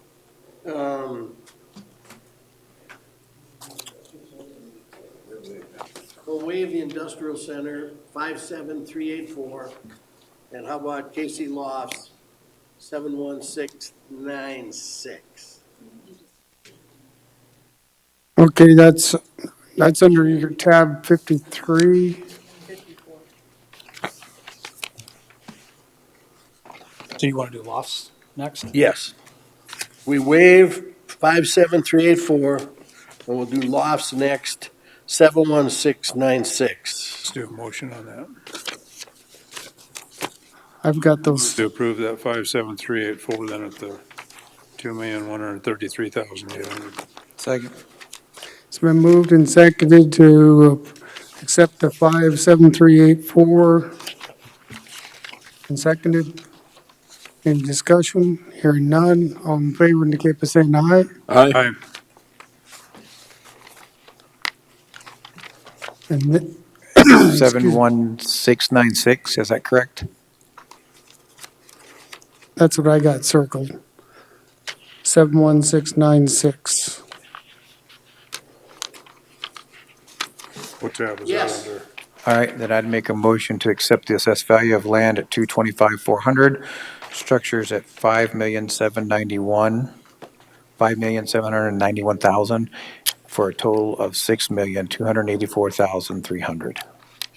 There actually is a correction on that one. So I just want to make sure Oh, good. we're doing the right thing here. Yeah, because we're, So Didn't see the 6,016,000 for the Casey Lofts, you're good with that?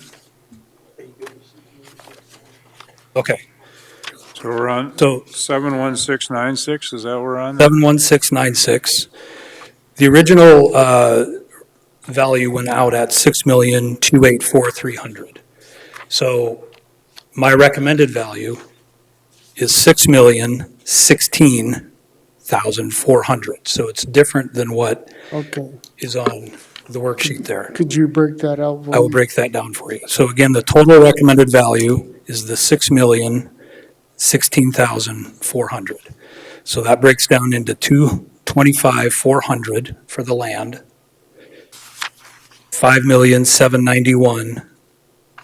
5,791,000 for the structure. Moved by Hadcock. Second. Second by Lassiter. Sherilyn, did you get those numbers? And the total on that one, what was that again, Rod? 5 million? 6,016,400. So 6,016,400. Okay, okay. So we have a motion and a second. All in favor indicate by saying aye. Aye. Opposed, motion carries. So now we go to 72590. Is that what we want to do? Did we do all the other four? Or three? I think we have an agreement on 71612, That's one we missed. On those four. community enhancement 7. Yes. We do have an agreement on that, so can we get that Okay, let's- page? Okay, I found that. So this would be on your tab 53 to 54. I'm not sure if they're combined, Yep. but the property is tax ID 71612, community enhancement. So I think we're all on the same page.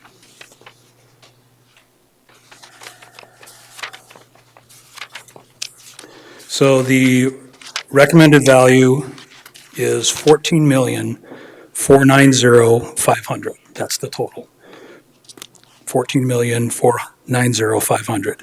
That breaks down into land of 1,675,800 and improvements of 12,814,700. That'd be my motion. Second. Moved and seconded. Any discussion? Hearing none, all in favor indicate by saying aye. Aye. Aye. Opposed, motion carries. Mr. Chair. Okay, numbers? Yes, please. Okay, total 14,490,500. Then land was 1,675,800. And structure 12,814,700. Thank you. We just have Huffman's to raise? We agree. Okay, now we need 70819. Oh, can we go to 74420? And Hanny says his meeting's more important than my work, so we'll accept what you have. Where do we find that? Sold out again. 74420, Is that in that same tab? Mr. Chair, 51 tab. that's the agricultural one that we already We already did those. acted on. Didn't we already do that one? No. Yes. We did that one, I think. Oh. This is the one I have the number 3. How about That's fine. 72590? We did that too, Joe? That's correct. No change. 7015. That's correct. That one went to ag. All right. That means What do we have 73852 and 853 still? Yes. Okay. How And- many, those are the ones you have as number 52, tab 52. Yeah, we have 70819. Yep. This one. And he didn't care.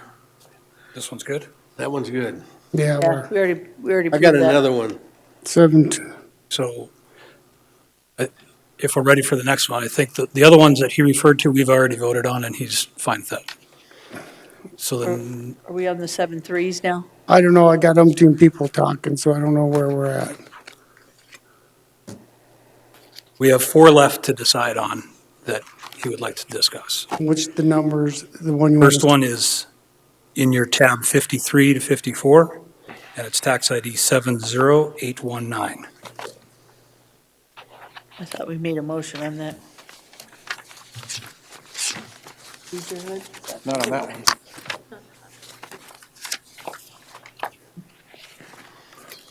Wait, Rod. Okay.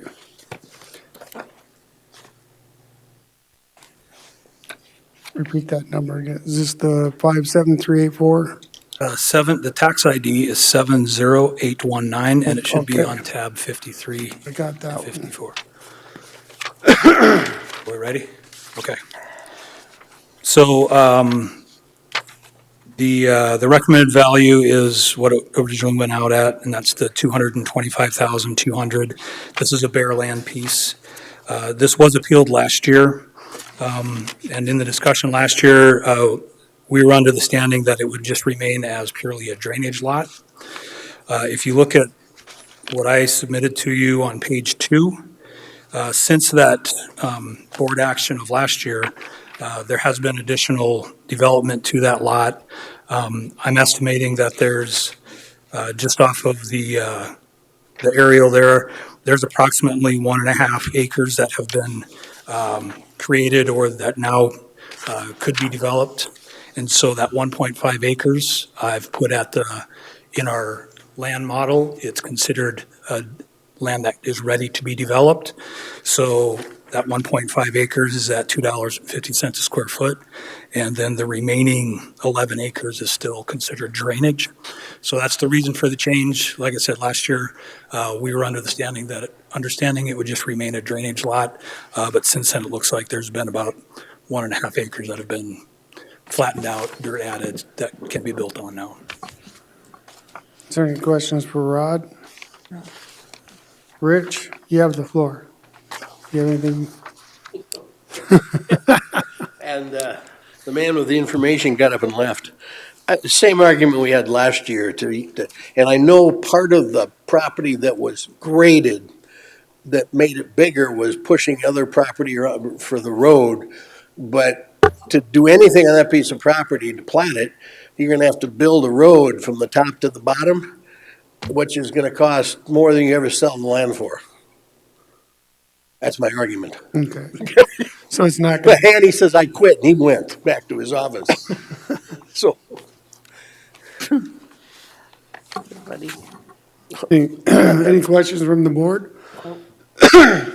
So the value last year was 70,300 Right, that was before any dirt because it work was was done. considered all drainage. Yep, and now you can see on that page 2 what I've estimated to be usable space now. And I did check with the city, and it can be built on now. They may want to put a road there at some point, but it can be developed now, from my understanding.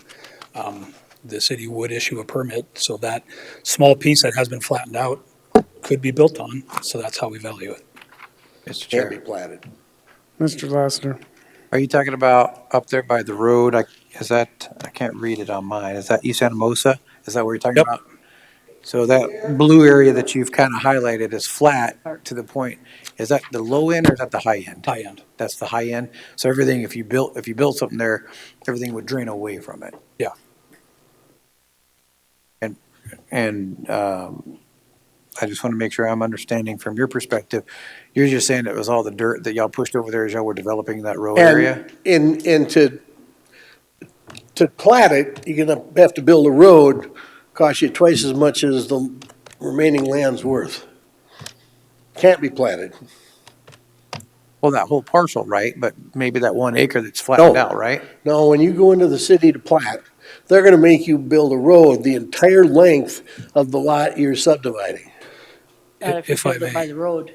Huh? Not if you build it by the road, Rich. They build it on the top where it's bigger right there. You won't have to, you just make a driveway. Hanny said he left, so that was his argument.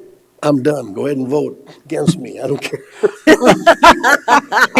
So it's a little hard to argue a case with the guy that thinks he knows what he's talking about and leaves the building. And if I may just say something, so he did say that it couldn't be platted, but we're dealing with can it be sold, and yes, it can be sold.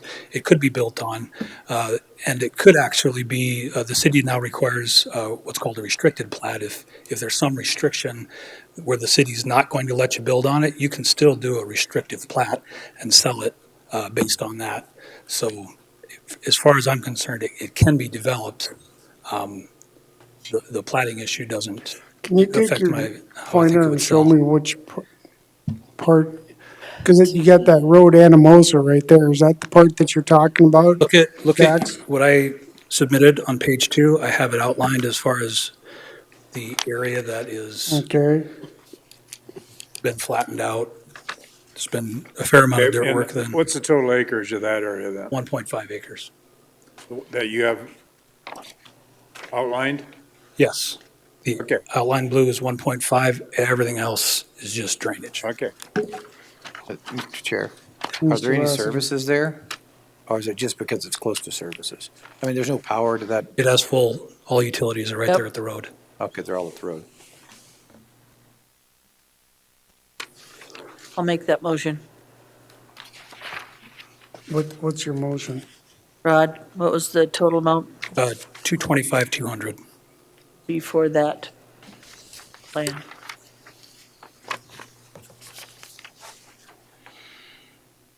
If it was, you mean the previous assessment?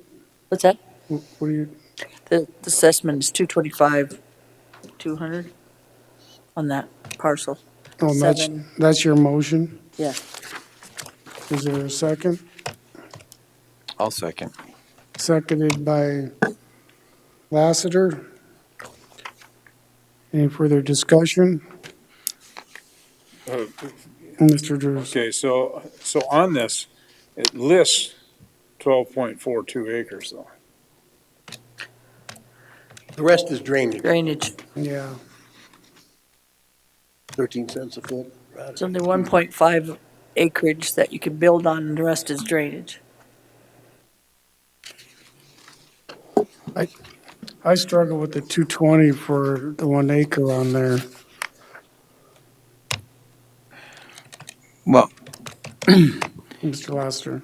Mr. Chair, unless I'm reading this wrong, and Rod, you can correct me, you've got a note on here, 1.5 acres at 250, which is equivalent to sale 1, which is at 268. I'm guessing that's $2.68 per foot. Is that what it is? I'm not sure what you're referring to. There's sheet number 3. Okay. Because you're showing it $1.50 for this for just 1.5 acres, not for the whole 12 acres. And then you've got cell number 1 showing 268, cell number 2 at 249, and cell number 3 at 208. Is that what I'm understanding? So the reason for this map is to show you what undeveloped land is selling for, to support my 250 a square foot. I have 1.5 acres at 250 a square foot, and the remaining 10.92 acres, I have that portion of it valued at 13 cents. So when you put those two things together, you have 12.42 acres valued at a total of 225,200. Right. I'm just making sure I'm looking at the 1.5 acres, which is what they were discussing, and you're saying that's equivalent to that sale 1, that, I don't know how big that parcel is, and sale 2 and sale 3, they're all like in that $2.49, $2.68 for that kind of land. Yep. Mr. Chair. Mr. Roskinek. So then, Rod, if the total's 225.2, I'm guessing if you take 1.5 acres times 2.5, that's 163,350? Just for the 1.5 acre piece? That sounds about right, yeah. And then if you take that from 225.2 and divide that by 10.92, which would be the residual, that comes out to 13 cents a Right. square foot Yep, That's for what he the said. drainage. for the drainage. Okay. Yes. I mean, it seems like that's the way the motion should read. That's what we said. Okay, yeah. It's still one parcel. If we put in the minutes, so much for this, so much for that, that'll be confusing, because it's one parcel. Rod is just looking at what has the best access, what has the best utilities, what has the best use. But you still need to act on the value of the whole parcel. Okay, we do have a motion on the floor. Any further discussion? Mr. Chair, Yes, I guess now that I'm getting a better grasp, I'm not trying to figure out if that excess land should have any value. And the reason why is it has no utility. It's just It does have. a burden to the owner to pay taxes on.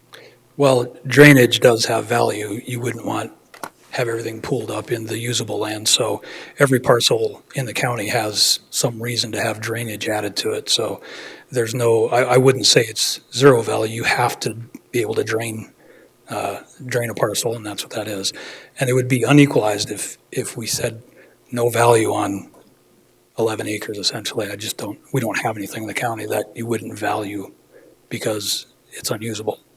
It's usable because it drains the water out. My concern would be, would the owner have to do any maintenance on that as far as mowing or upkeep, which would be more of a liability than an asset? No. Well, I mean, the end of the argument is it has value. So if where we're directing this is down to zero, then the answer is no. Chair. What'll happen is they'll build on it and then they'll let the rest go usually that are drainage. That's what they usually do and give it to the city or the county. They'll only take the parcel, the 1.25, and the rest will probably go back to the city. If Or it's in the stop city. paying taxes on it. Yes, that's what I mean. So and there's utilities on that 1.25. Or if you look out at, where's Joe live? Murphy Ranch. What's that? Murphy Ranch. Murphy Ranch. There's a drainage built right up next to the house on the south side. The drainage is right next to the berm is right next to the house, and they built a beautiful house on it. And it's closer to that drainage, that one right there. So someone will probably like it because they'll be by themselves, not having a backyard with anybody. Okay, we do have a motion on the floor. Any further discussion? Seeing none, all in favor indicate by saying aye. Aye. Opposed, motion carries. Which number are you going to? I was the one on the bottom. Industrial Center on 79? No, we're waiving that. Oh, you're good with that one? We got a deal to get rid of that, so we don't care. Okay. So then the stuff on Luna. Yes, sir. Okay. Start with 1225 Luna. So tab 52 in your booklet. And there's two parcels there. They're adjacent to each other. We'll start out with the tax ID 73853.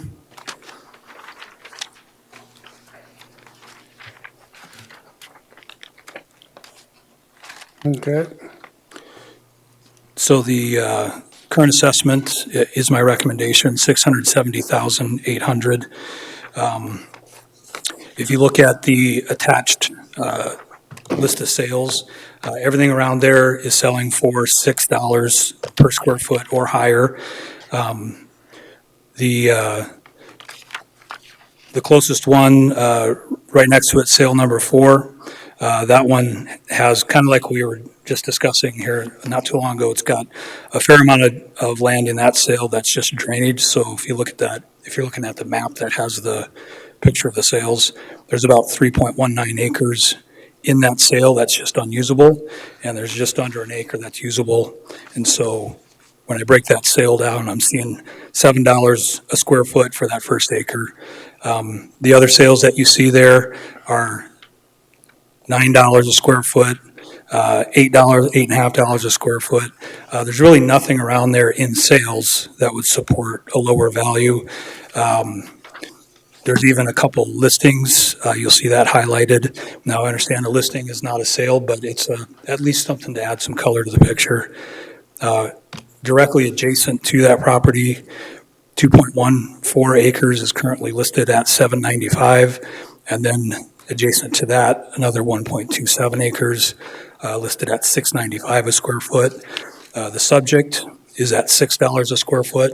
I just don't see anything that indicates that a lower value would be supported. Any questions for Rich say he was supportive of this? Rich? You guys are supportive of this, or you had not? Nope. No, Come on up. no. You have the floor. I don't know how many of you remember when I started arguing for the water slide when you guys had it at 2.5 million. And my argument at that time was it's going to cost $1.25 million to level it. And after 10 years of arguing it, we sold it for $1.25 million. They spent $1.25 million and they leveled it. I mean, this is a very similar situation. I don't know what your list of sales is, but I would say go straight across the street from the bottom one, and there's a triangular piece that I thought I had sold to a guy named Mike Ross, but he came back and he says, I gotta sell it. He said, I'll give you $300,000 for your parcel. And I'm like, well, and then he paid $300,000 for 4.12 acres right next to Lacrosse Estates, right across the street. Okay, and that sale was March of 22 on parcel 40323. That's sale number 4 in your spreadsheet. And that's it. And it's not 9, 6, 7, $8 a foot. It's at 322 a foot, isn't it? 167 a foot. It's hardly. There's, I'll wait till. No, go ahead. You have it. So that's the sale that I was just referring to. That only has about an acre, just under an acre of level land. And if you saw the picture of it, that's right by the railroad tracks there. It dips way down. Oh, yeah, So it's all drainage after that. Yeah. So to say that that whole parcel at the total acreage is about 4 acres, a little over 4 acres. So what he's essentially saying is take that 4 acres divided into the sale price to get whatever number you have. But we have to recognize that the majority of that is drainage. I'm estimating about 0.93 acres, just under an acre, that's buildable. And so when you look at that 1 acre and say, okay, everything else is drainage, 13 cents a square foot, the residual amount left over is $7 a square foot. So that's what that 1 acre, and if you look at that sale number 4, that's what we're talking about. It's the very corner, right where Luna intersects Anamosa. So the spot with the most visibility, the most traffic, the best access, all the utility is right there. There's a full acre of usable land. Everything else is drainage. So I am using that sale as a comp. It is a good comp, but you have to only consider that there's about an acre of usable land and everything else is drainage. Well, if I can, my conversations with the buyer is he's got a, what's the word? Bulldoze, whatever you do. He's got a plan to make about 80% of that totally usable. But so be it, okay? But I'm going to go with the sales. There has not been a sale on Luna other than that whole parcel, and he thinks he can use more of it, for over 8 years. Yeah. And I'll tell you what, I brought this with me. Last year when I was here arguing, the piece of property we owned was 2.01 acres on the bottom. And a group out of Delaware, a group came and offered us $605,000 for the 2.01 acres on September 9th, 2022. through 3 revisions, we ultimately had to increase that site lot to 2.2 acres, which is what it is now, at the same price, $605,000. And on December of last year, they walked away. Now, I don't know where, I had a buyer at 605, and they left. They wouldn't close. Well, I know he has these other figures up here, but there's no buyers. You know, ever since the pandemic, real estate houses have gone up, commercial land has gone down. There's just nobody buying on, there's no buyers there, especially at those prices. I did get another offer from a guy by the name of, where'd he go? Andre Solanas for that piece of property, and he offered me $400,000. Todd Gickling told him we'd seriously consider it, and he left. This was last year. I'm just saying, his numbers show different things, but what's really out there and the real value. That's my argument. Is there any questions from the commission? Let's just rehash everything that's just been talked about. So, are we talking about the highlighted piece up there? Yeah. Yes. No? Yeah, the That's- corner lot. And how many acres is that? That is 2.20. 2.20. And you're saying $7 a square foot? $7 a square foot. And Rich, what do you think it's worth? Hell, we'd probably take $450 a square foot to get rid of it. I mean, we've been quoting it at 5. We've been quoting the top parcel at 5, and man, no one's calling. Rod, tell us what you're thinking. Well, just some thoughts. You mentioned that there's been no land sales along Luna. What they own actually takes up over half of Luna by itself, because the next one we'll be arguing is adjacent to the north there, so it's their land. So the sales that we do have, you can see in 2023, sale number 2, $1,750 a square foot. Sale number 3 in 2021, $939 a square foot. Sale number 1, 2020, $855 a square foot. I've looked at some traffic patterns. The traffic counts are similar on all these sales, with the exception of sale number 1, which is closer to east-north, closer to Menards. That would justify why it's sell for $855 a square foot. So there are sales out there that do support at least $6 a square foot. I'm at 7 because it's a corner lot, and it has the best visibility, the best access, and there is also the sale that we've already talked about directly across the street. And when I allocate how much of that is buildable and say that portion is worth $7, how much of that is unbuildable, that's all at 13 cents a square foot. That is the sale price. It matches with what's actually selling. And again, I know he's been talking about some listings and things that fell through. The parcel was replatted after that, I believe after you tried to sell it. No, we replatted it, make it 10% bigger to sell it to the same people at the 605,000, and then they walked away. So, but the point is, we're talking about listings, not actual sales. So if listings is an argument, I have 2 listings that are literally adjacent. It's the only other 2 parcels on that street, the only other 2 left that they don't own.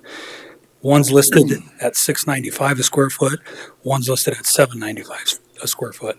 So I just don't see any evidence supporting a lower value. So that corner lot, is it currently listed for sale?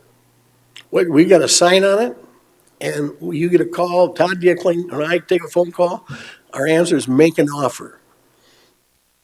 And what's it listed at? No, it's not listed. It's not listed. We just say, make us an offer. We figure we're in a better shape to get rid of it if we have them make offers than put it out listing. I sold all the land in there. These other parcels he's talking about are inside Rushmore Crossing or very close to Rushmore Crossing. I I just don't see it. I said, we had an offer of 450,000. We said we'd consider it and he disappeared. I don't know what more you want me to do.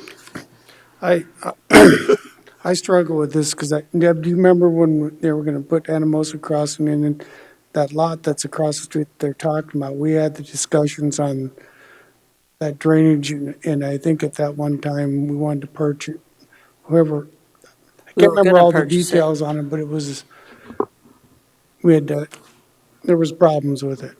Right, on that lot. So that one's across, there's a tough one right next to that bridge. I know what you're talking about. There's a big dip down in there and it runs off into drainage and it goes into the railroad track runoffs. But I haven't seen any activity out there and not only there, but even next to Cabela's. I have, of course, someone said that land's all sold now too, but I mean, I haven't seen Luna. The only reason why I know Pizza Ranch went down there and the other motel is because they couldn't get property up by Menards. And we sold it to him cheap. Yeah. But Rod lowered it to 7 for that reason. I'll never Am I get 7. correct? You're smoking dope if you think I'm gonna get anywhere near 7 on that. Mr. Chair, Mr. Lester. how long has it been on the market? 2008. I mean, I know I've seen for sale signs on it multiple times. I've seen them change a little bit. I've seen different signs Oh, yeah, out there. we said, You replatted under it or whatever. contract, then we erase it. I drive that way a lot, and I was just always wondered, I'm like, I wonder who's gonna buy this, what they're gonna put there. I don't know, that's just what I've just noticed when I drive by there. I do notice, because I've been looking for a commercial building for my nonprofit, and I notice a lot of the commercial buildings that are currently built, if you go look on the equalization, the office equalization value, they're trying to sell them higher than what the equalization has them valued at, which is kind of interesting as well. Well, then maybe you can buy Rich's land. He's gonna sell it to you cheap. He might sell it to me cheap. Aren't you, Rich? Let's see, what's $4 $4 a square foot times 6 acres? Call me. Yeah, I'm struggling with this one too. I've seen it there go back and forth on sale, for sale, trying to adjust the lot lines. And just to be fair, we're reacting to the sales. We do see lots of listings, some of them higher than we expect, some of them lower. So what I'm showing you are actual sales, and just to address how recent they are, sale number 2 sold in 2023, $1,750 a square foot. Where's that? Right there. Not in Rushmore Crossing. It's just as close as one of your parcels right here. Sale number 3 sold in 2021 for $939 a square foot, further away from Rushmore Crossing than the subject. So there are sales, there is activity there. Well, that's Rushmore Crossing right there. Right there. That's But that's the majority Well, of that's the for the traffic hotel. too. Yeah, but he lowered it because of it, because he said between 9 and 17 were the active ones, and the non-active with the drainage was 7 plus the 13 cents for the drainage.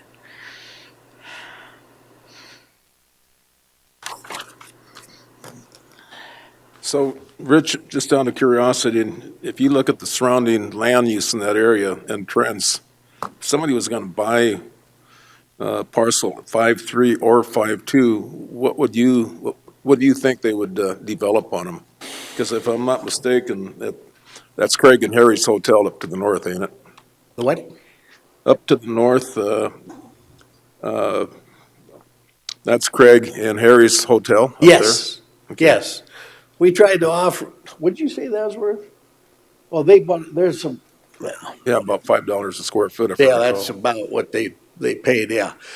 We tried to get them to take our land and Hilton wouldn't approve our land. How's that? So what I see there is just doesn't seem like it has the traffic flow of Mall Drive. I drive it all the time. Yeah, there are a lot of people driving it all the time, but no one's slowing down. Yep, they drive that all the time, I'd that whole corner. be good at 5. What's that? I'd be good at 5. Yeah. I can give you the traffic counts. I have those if you care to see them. Yes, who would, Rod? Yes. Yeah, because I know it's travel, because I use that road all the time and it's always busy. In fact, it's simpler than going in front of the frontage. Yeah, because we built the road correctly and the other developer didn't. I'm gonna agree with that part. So what I handed out is a 2022 traffic count map from the DOT. So the numbers that are circled, you'll see 1, 2, and 3, and 4. Those are the comps. Highlighted in green are the traffic counts. Pretty high.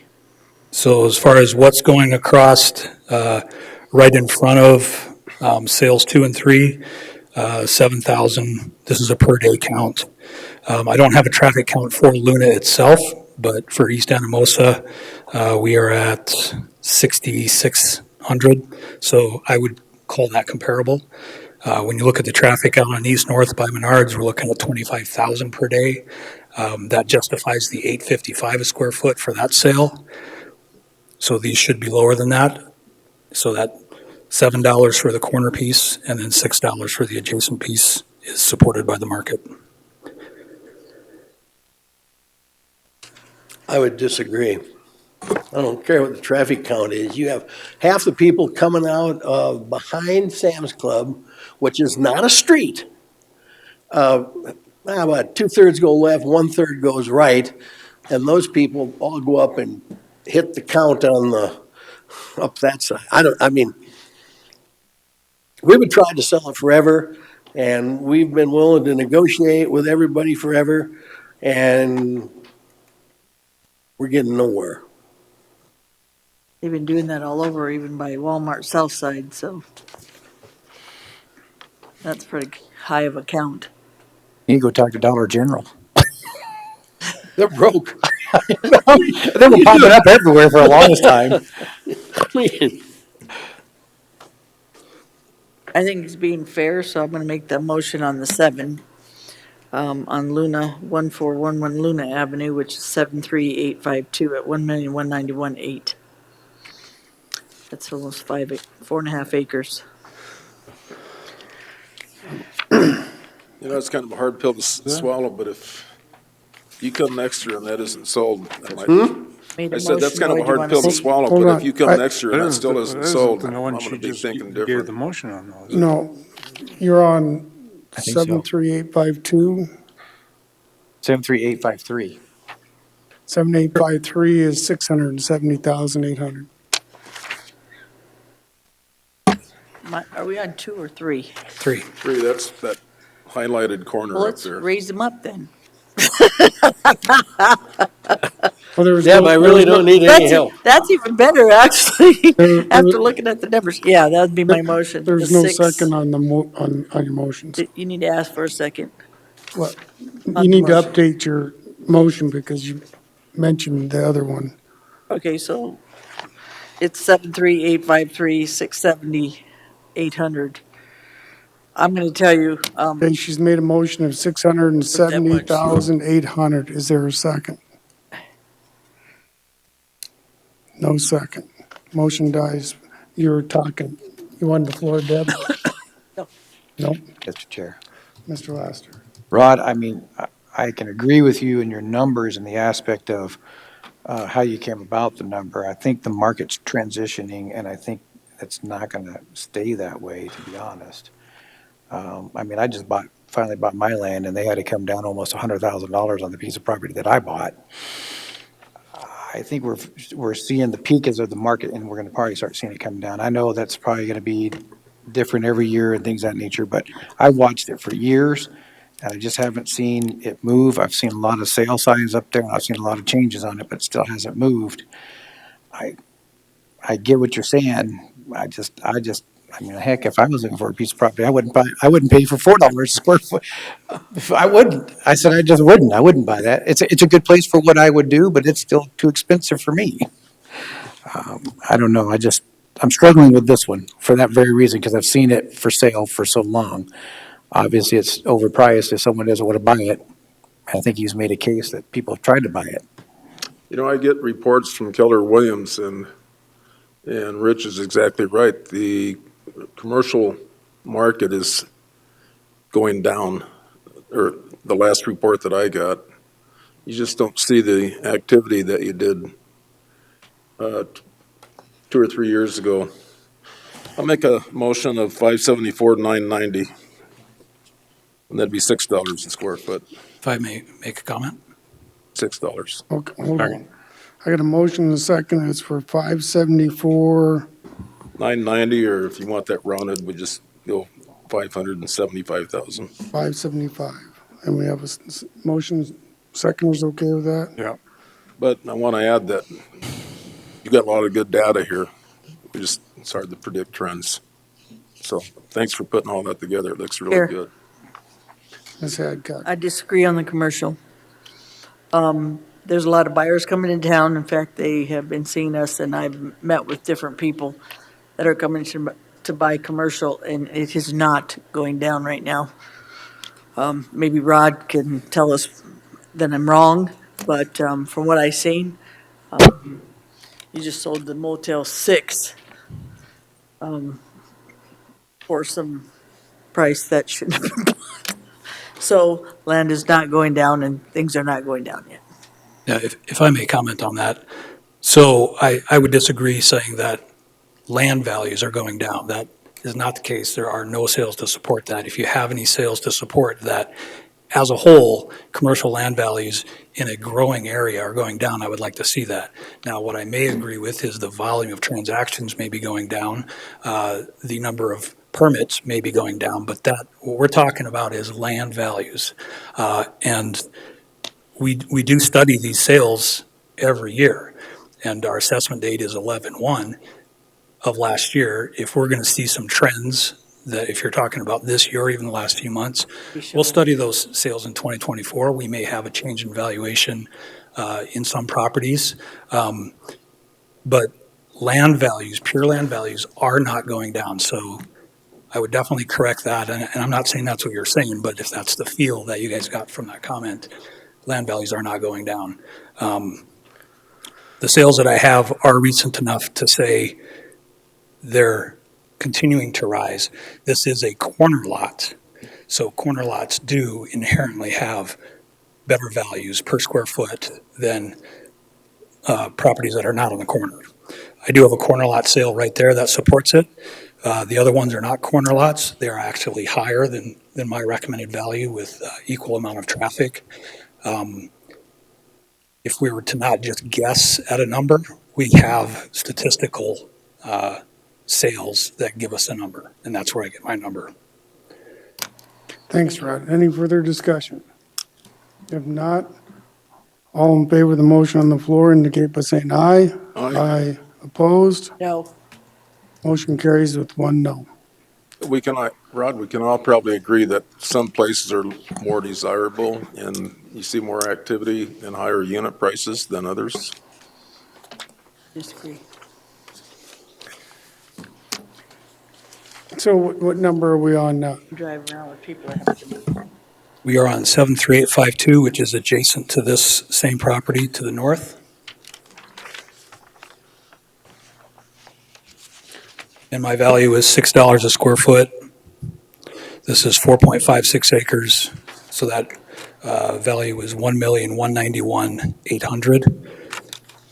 That's about the same as what we just did with the last one. Yeah, if you look at what I included in my packet there, it's the exact same sales. They're adjacent, obviously. I have a lower valuation on this one because it's not a corner lot. Mr. Huffman. This piece where the shaded area is in the middle is a drainage easement that comes through there and then angles over and comes out right on the hot. It's tough to figure out how to put a building on the lower part. I would say if it's whatever you did on the other parcel would be fine on this. I mean, I keep them the same and hopefully we can sell them and you guys can have a tax base that goes up. So that's based at 6, but That's the the same same thing as with the last one. I can't remember what he had. That's my recommendation, is $6 a square foot. That'd be my motion. Moved by Hadcock, seconded by Lassiter. Any further discussion? Hearing none, all in favor indicate by saying aye. Aye. Opposed? Nay? 1 no. Thank you. Have a great day. I'll be back next year. So we do have to vote on one more. You said you're good with the industrial center? Yep. Okay, but Which still, number is that? tax ID 57384. Be tab 5354. Before. 57384. Is that, yeah, okay. That's Black Hills Industrial Center. So the recommended value, this is 142 acres, 2,133,800. That's the same value that it was last year. We didn't make any changes to it, and that's still the recommendation. Mr. Chair, He's good with that. Moved by Drews, I'll second. seconded by Roskinek. Discussion? Hearing none, all in favor indicate by saying aye. Aye. Aye. Opposed? Motion carries. Okay. We have one more property left. It is tab 55, Mr. Rand Williams, and he is here.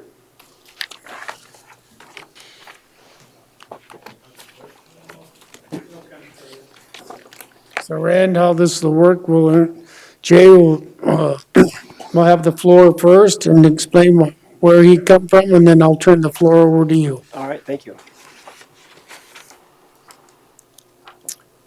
All right, the subject property is tax ID 45872, owned by Rand and Gayla Williams, located at 2023 Pendar Lane in Rapid City, east of Skyline and west of 8th Street.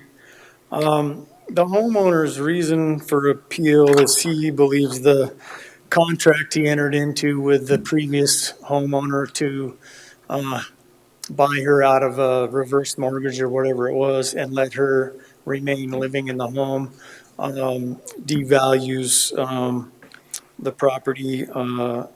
So this was not an open market transaction. But I did get to tour this home, interior, exterior, late last week. So I do have, because of some adjustments to finished square feet in the basement and some condition issues on the interior, I have a new recommended value that you don't have, but I'll go over that with you right now. 71,800 on land, so no change there. Structures at 528,900 for a total of $600,700.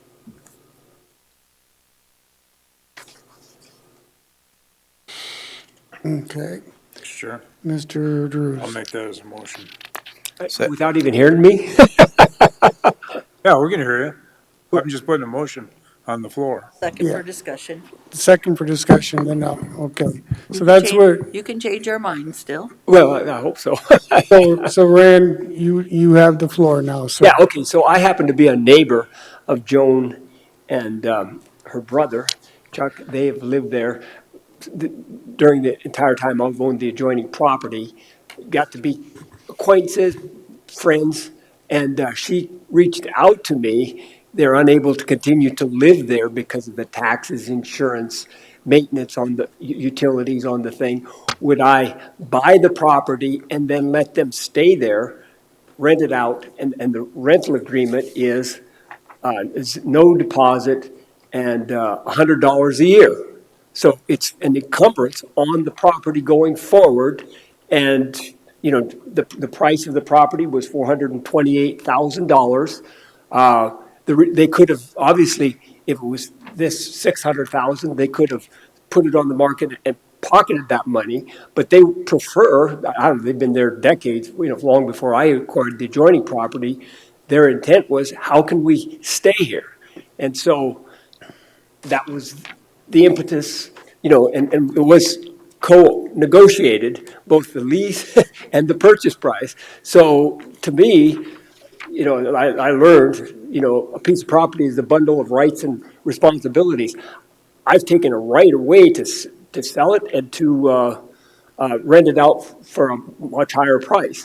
And so it's kind of it's a very unconventional arrangement, but I think, these people, even with their homeowner discount qualification, which they did, and will no longer be subject to that, I thought I can make it work. And so I entered into that agreement. I paid the 428, not the 600,000. And, he's on oxygen, she's 86, but they would like to live there. It's our mutual intent that would be the case. We've got the lease agreement, the purchase price, and that's what, I'm here to appeal. Thanks, Rand. Thanks for stepping up and doing something like that, but that doesn't devalue the property. When I don't know what you're renting it out to them. I imagine you're at least getting enough to make No, your payment. it's $100. It's right here. Oh, It's $100 a year. So that's not, you want to buy my house?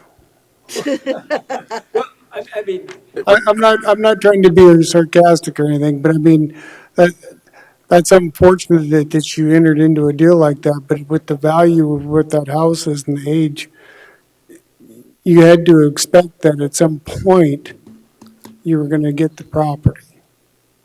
why would I expect to get the property? I guess I don't know where you're going on that. Excuse me. I don't mean to be. You're letting them pay $100 a month. No, a year. But at some point, at the price that you paid for it, you were going to get the property sooner or later. Well, I own the property now. No, Yeah. I agree with that. But the intent. But you know what I'm saying, that sooner or later, they may have to go into a nursing home or something along those lines. Of course, yeah. Then you would take full custody of the property, you'd be able to sell it and make your money back for the last 2 years. Well, the intent was, I'm just telling you, I deliberately encumbered it because the alternative for them would have been to put it on the open market, pocket the money, but they'd have to move, and this has been their home for many decades, I believe. I didn't check with that. But, it has an encumbrance on the property. That's one of the major expenses going forward. I would like to continue to, in good faith, allow them to live there at the $100 a year and take care of the insurance and the real estate taxes during that time. At the point they no longer able to live there, I would certainly agree. Then it's the trigger for that going up. But that's the purchase price, the encumbrance, and that's why I'm appealing it. Mr. Chair.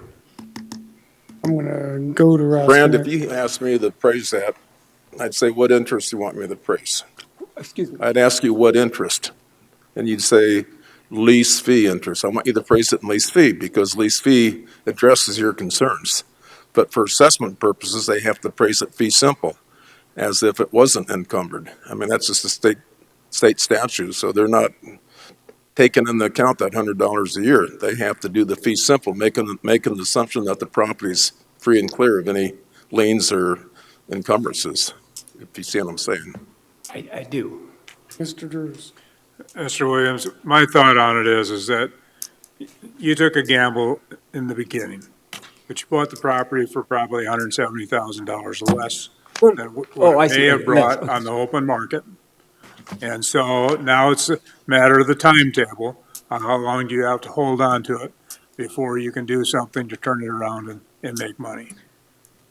So I think the 600,000 that they recommend, I think is a reasonable. Any last statements, Brad? I would like to be able to allow them to stay there, under those conditions, but this would make it much more challenging. Chair. Ms. Hadcock. Rand, we're getting that you're doing a nice thing for these people, but it doesn't make the value of the house go down. That's what they're trying to tell you. So if I let my family or whoever stay in one of my houses, the appraiser's not going to lower it because I don't charge them anything, or, you know what I mean? You're doing a really good thing. But the main thing when you buy a property or you do something like that, you got to make sure you get your return.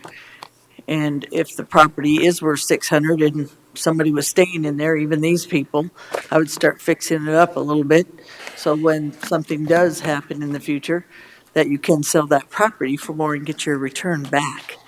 That would be my suggestion. I've done that with my family before, just in case, they decide not to buy the house in my case, or that I needed to sell it later. But it'd be in your best interest to fix it up and while they're staying there and then get more money out of it because that's a prime property right there. I do have a motion on the floor. Any further discussion? Hearing none, all in favor indicate by saying aye. Aye. Opposed? Motion carries. Well, thank you for your time. So, we done? Carolyn, we done? All right, we're done. Thank you. Chair. Look, Mr. Lassiter. We need a motion to adjourn. Yep. So move. Second. Moved by Roskinek, second by Lassiter.